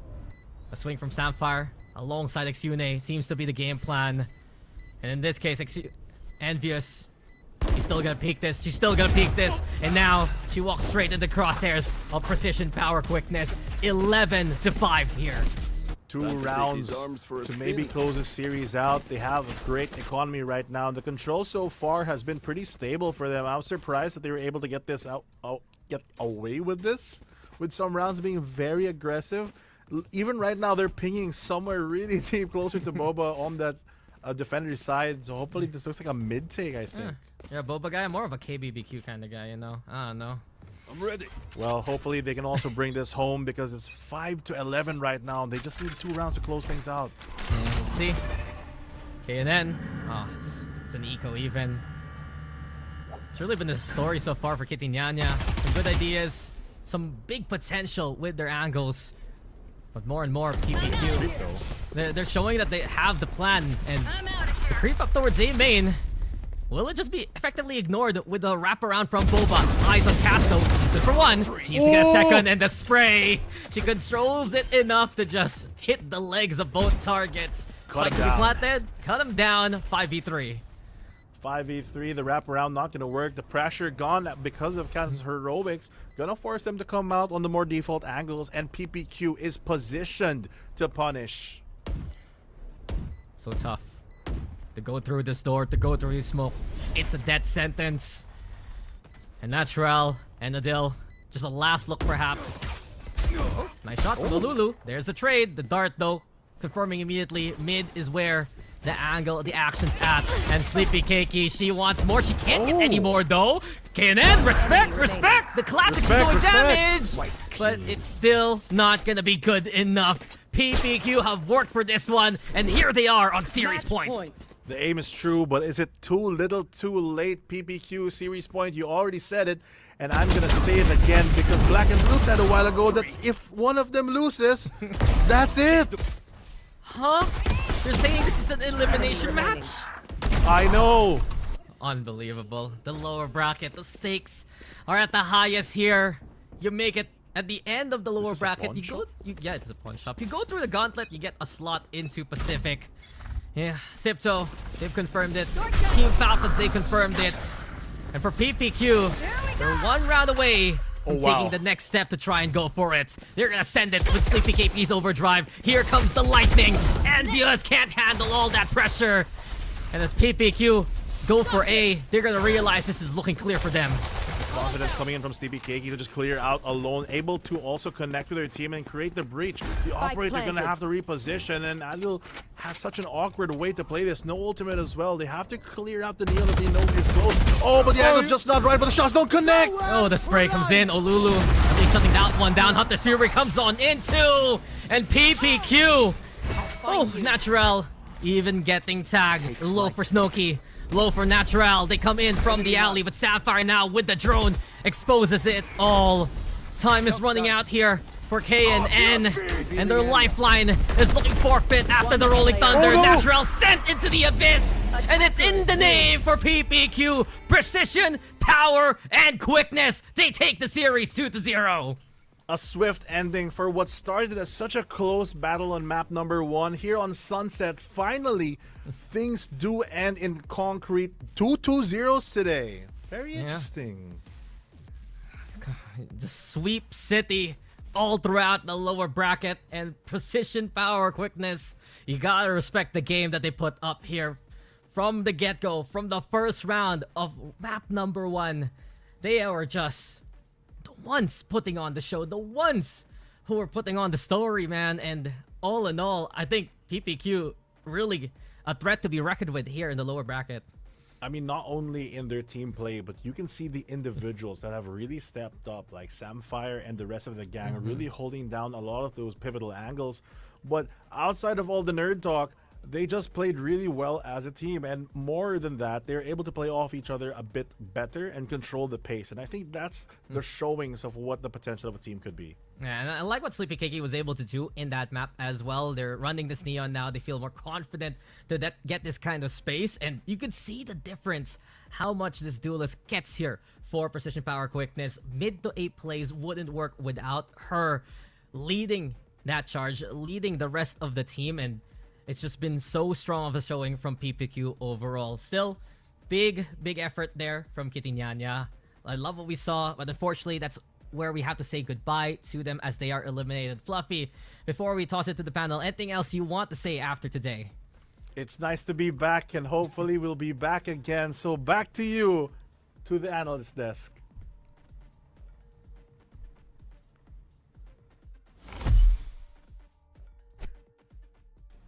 Back to us, indeed. Back to us.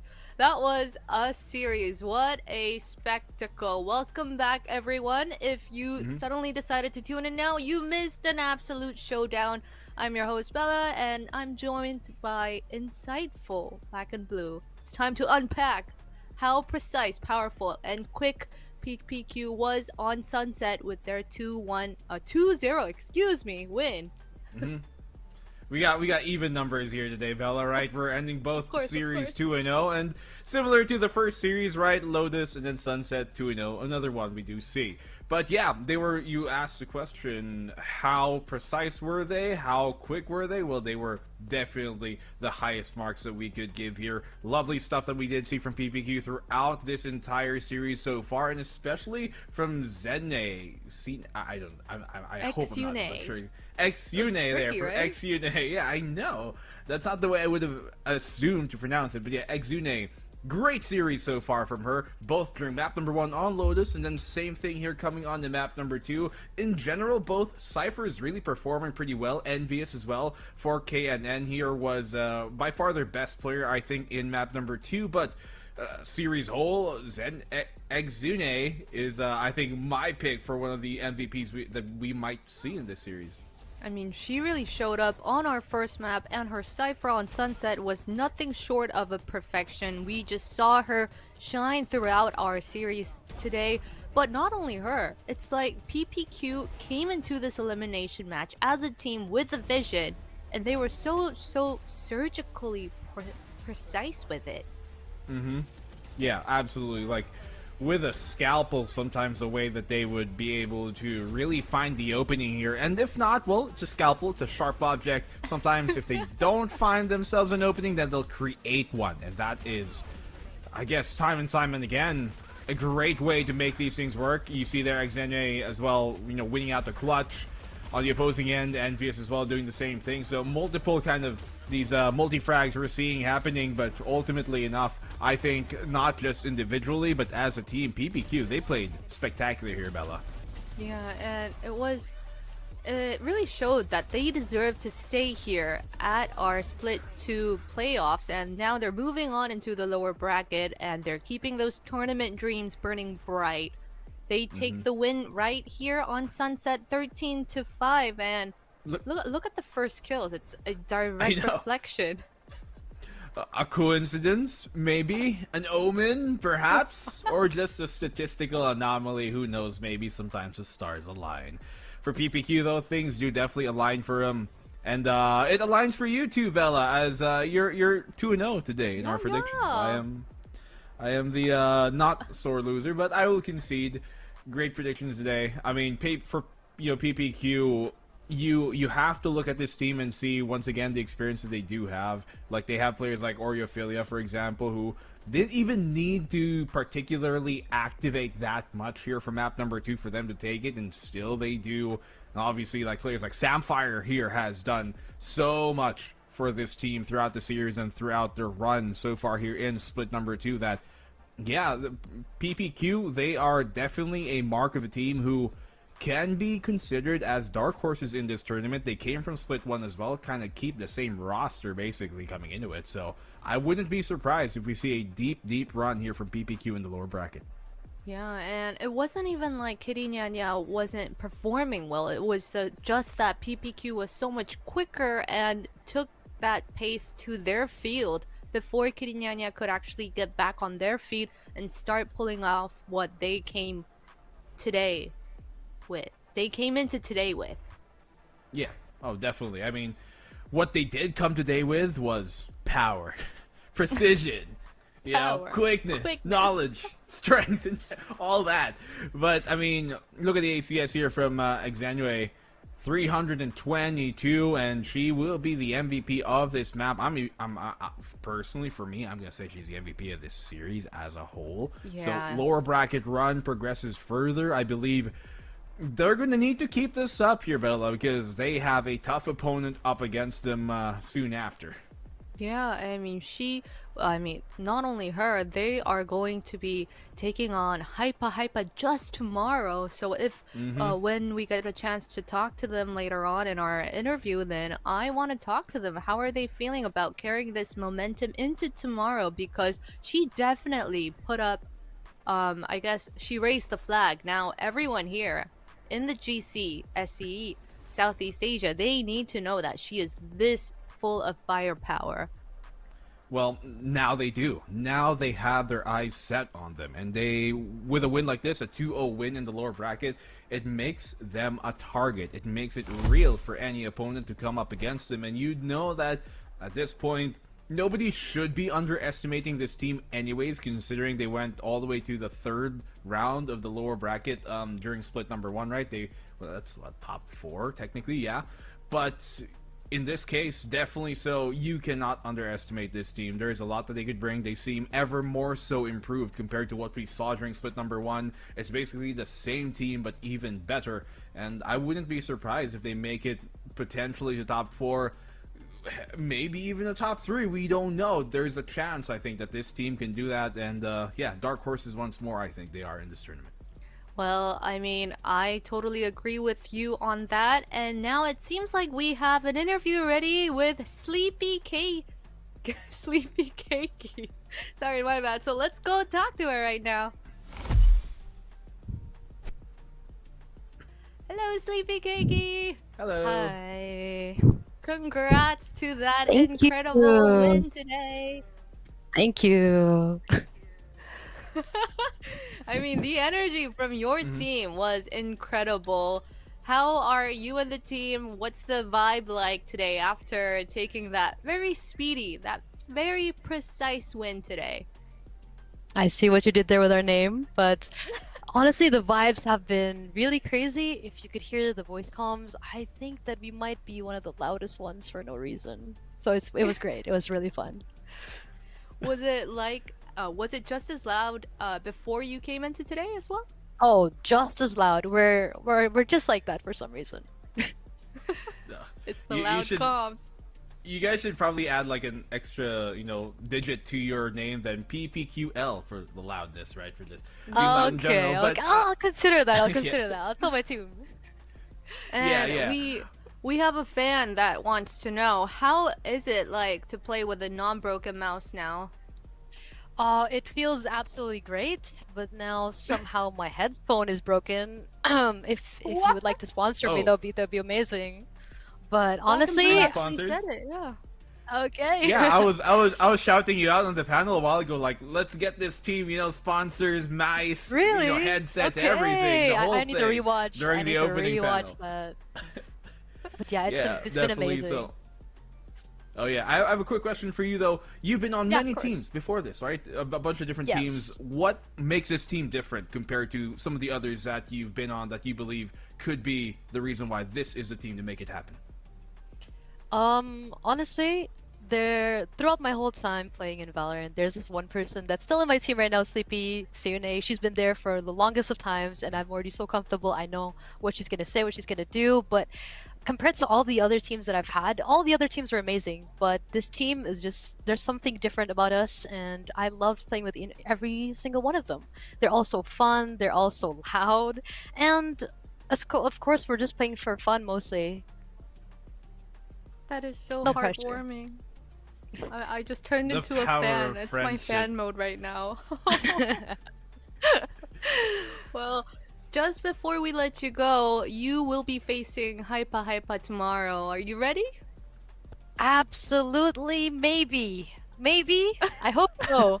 I'm quite nervous because, as you know, Hypa is a very strong team and I look up to them a lot. But just because I look up to them doesn't mean that I don't want to beat them. So, we'll see. Facts. All right. Thank you so much for your time and joining us here. Thank you so Congrats again, much. Sleepy Cakey. We'll Thank let you go now. you. All right. Thank you. Bye. Bye-bye. Congrats again. Thank you. What are your thoughts, Blackenblue? I love the vibe. She Right? mentions that they're just like loud in general. They're having fun, and you can kind of see that with not just her demeanor, obviously after a win, but the way that they play. Right? They are very, very decisive in making these decisions, and that just kind of gives you signals that they aren't really second guessing too much. They aren't really kind of questioning each other's comms or questioning each other's decisions, and I love to see it. So yeah. PPQ, if you weren't a fan before then, you might be now after this series, especially after Yeah, that I interview. mean, the way that she talks about her teammates as well, you gotta have that kind of faith and love for your team to come out with the game so strong as today's, right? Oh, definitely so, and that's kind of what you need, as I mentioned. The power of Yeah. friendship prevails. Yeah, so many life lessons from the wise Blackenblue today. Oh, I love I don't it. know about wise, but okay. Well, You don't know about lessons, wise, maybe, you don't know about maybe- insightful. Yeah, I don't know about all these. We're trying to be on that down to earth stuff here Just today. just My a first humble day back. king here with me. Well, Okay, yeah, I'll take it. all right. Well, there you have it. Living up to that name, Precision, Power, Quickness today, taking that 2-0 win, and they continue their journey here at GC Southeast Asia Split 2. All right. Well, from myself, Bella, and the insightful Blackenblue, thank you everyone for tuning in. Don't forget to come back tomorrow because Wait, I believe we have a because bracket to we look at. have Mad Army versus Salapao. Yeah. And you want to say the second match? Hypa versus Power, Precision, and Quickness. I almost said speed at the end. Yeah. But yeah, we got a bracket. You guys thought we were going to trail off into a closing. No, that was a Oh, I almost caught you guys. misdirection. Yeah. You know, she almost got you guys tricked there. But yeah, here's a bracket tomorrow.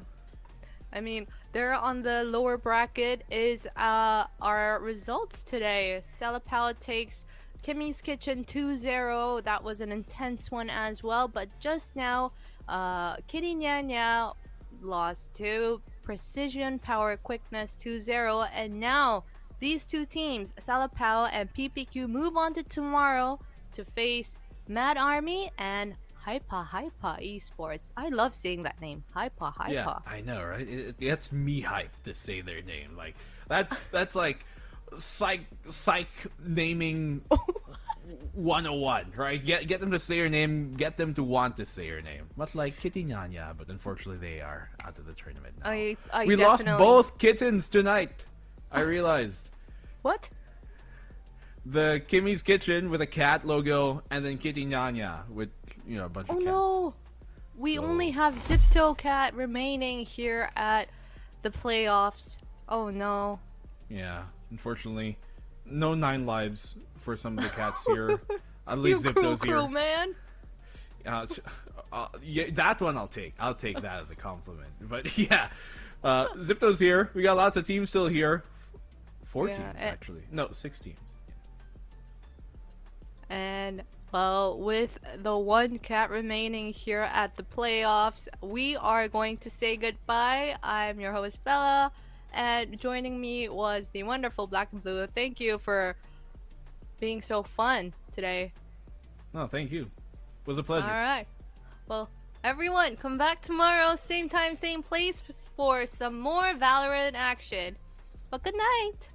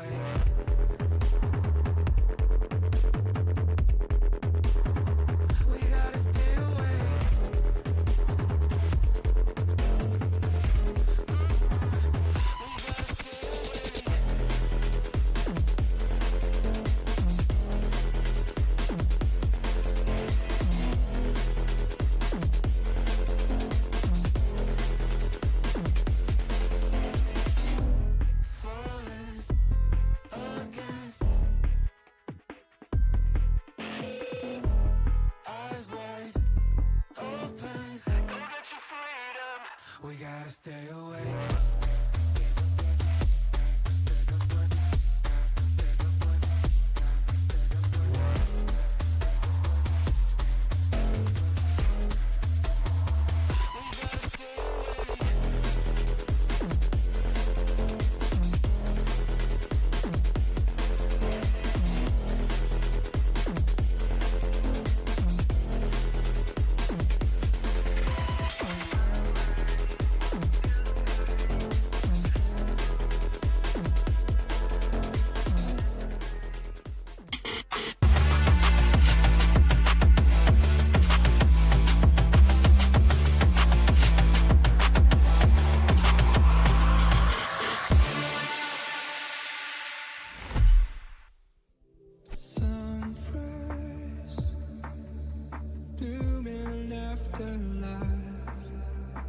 Daylight, dark comes the ground.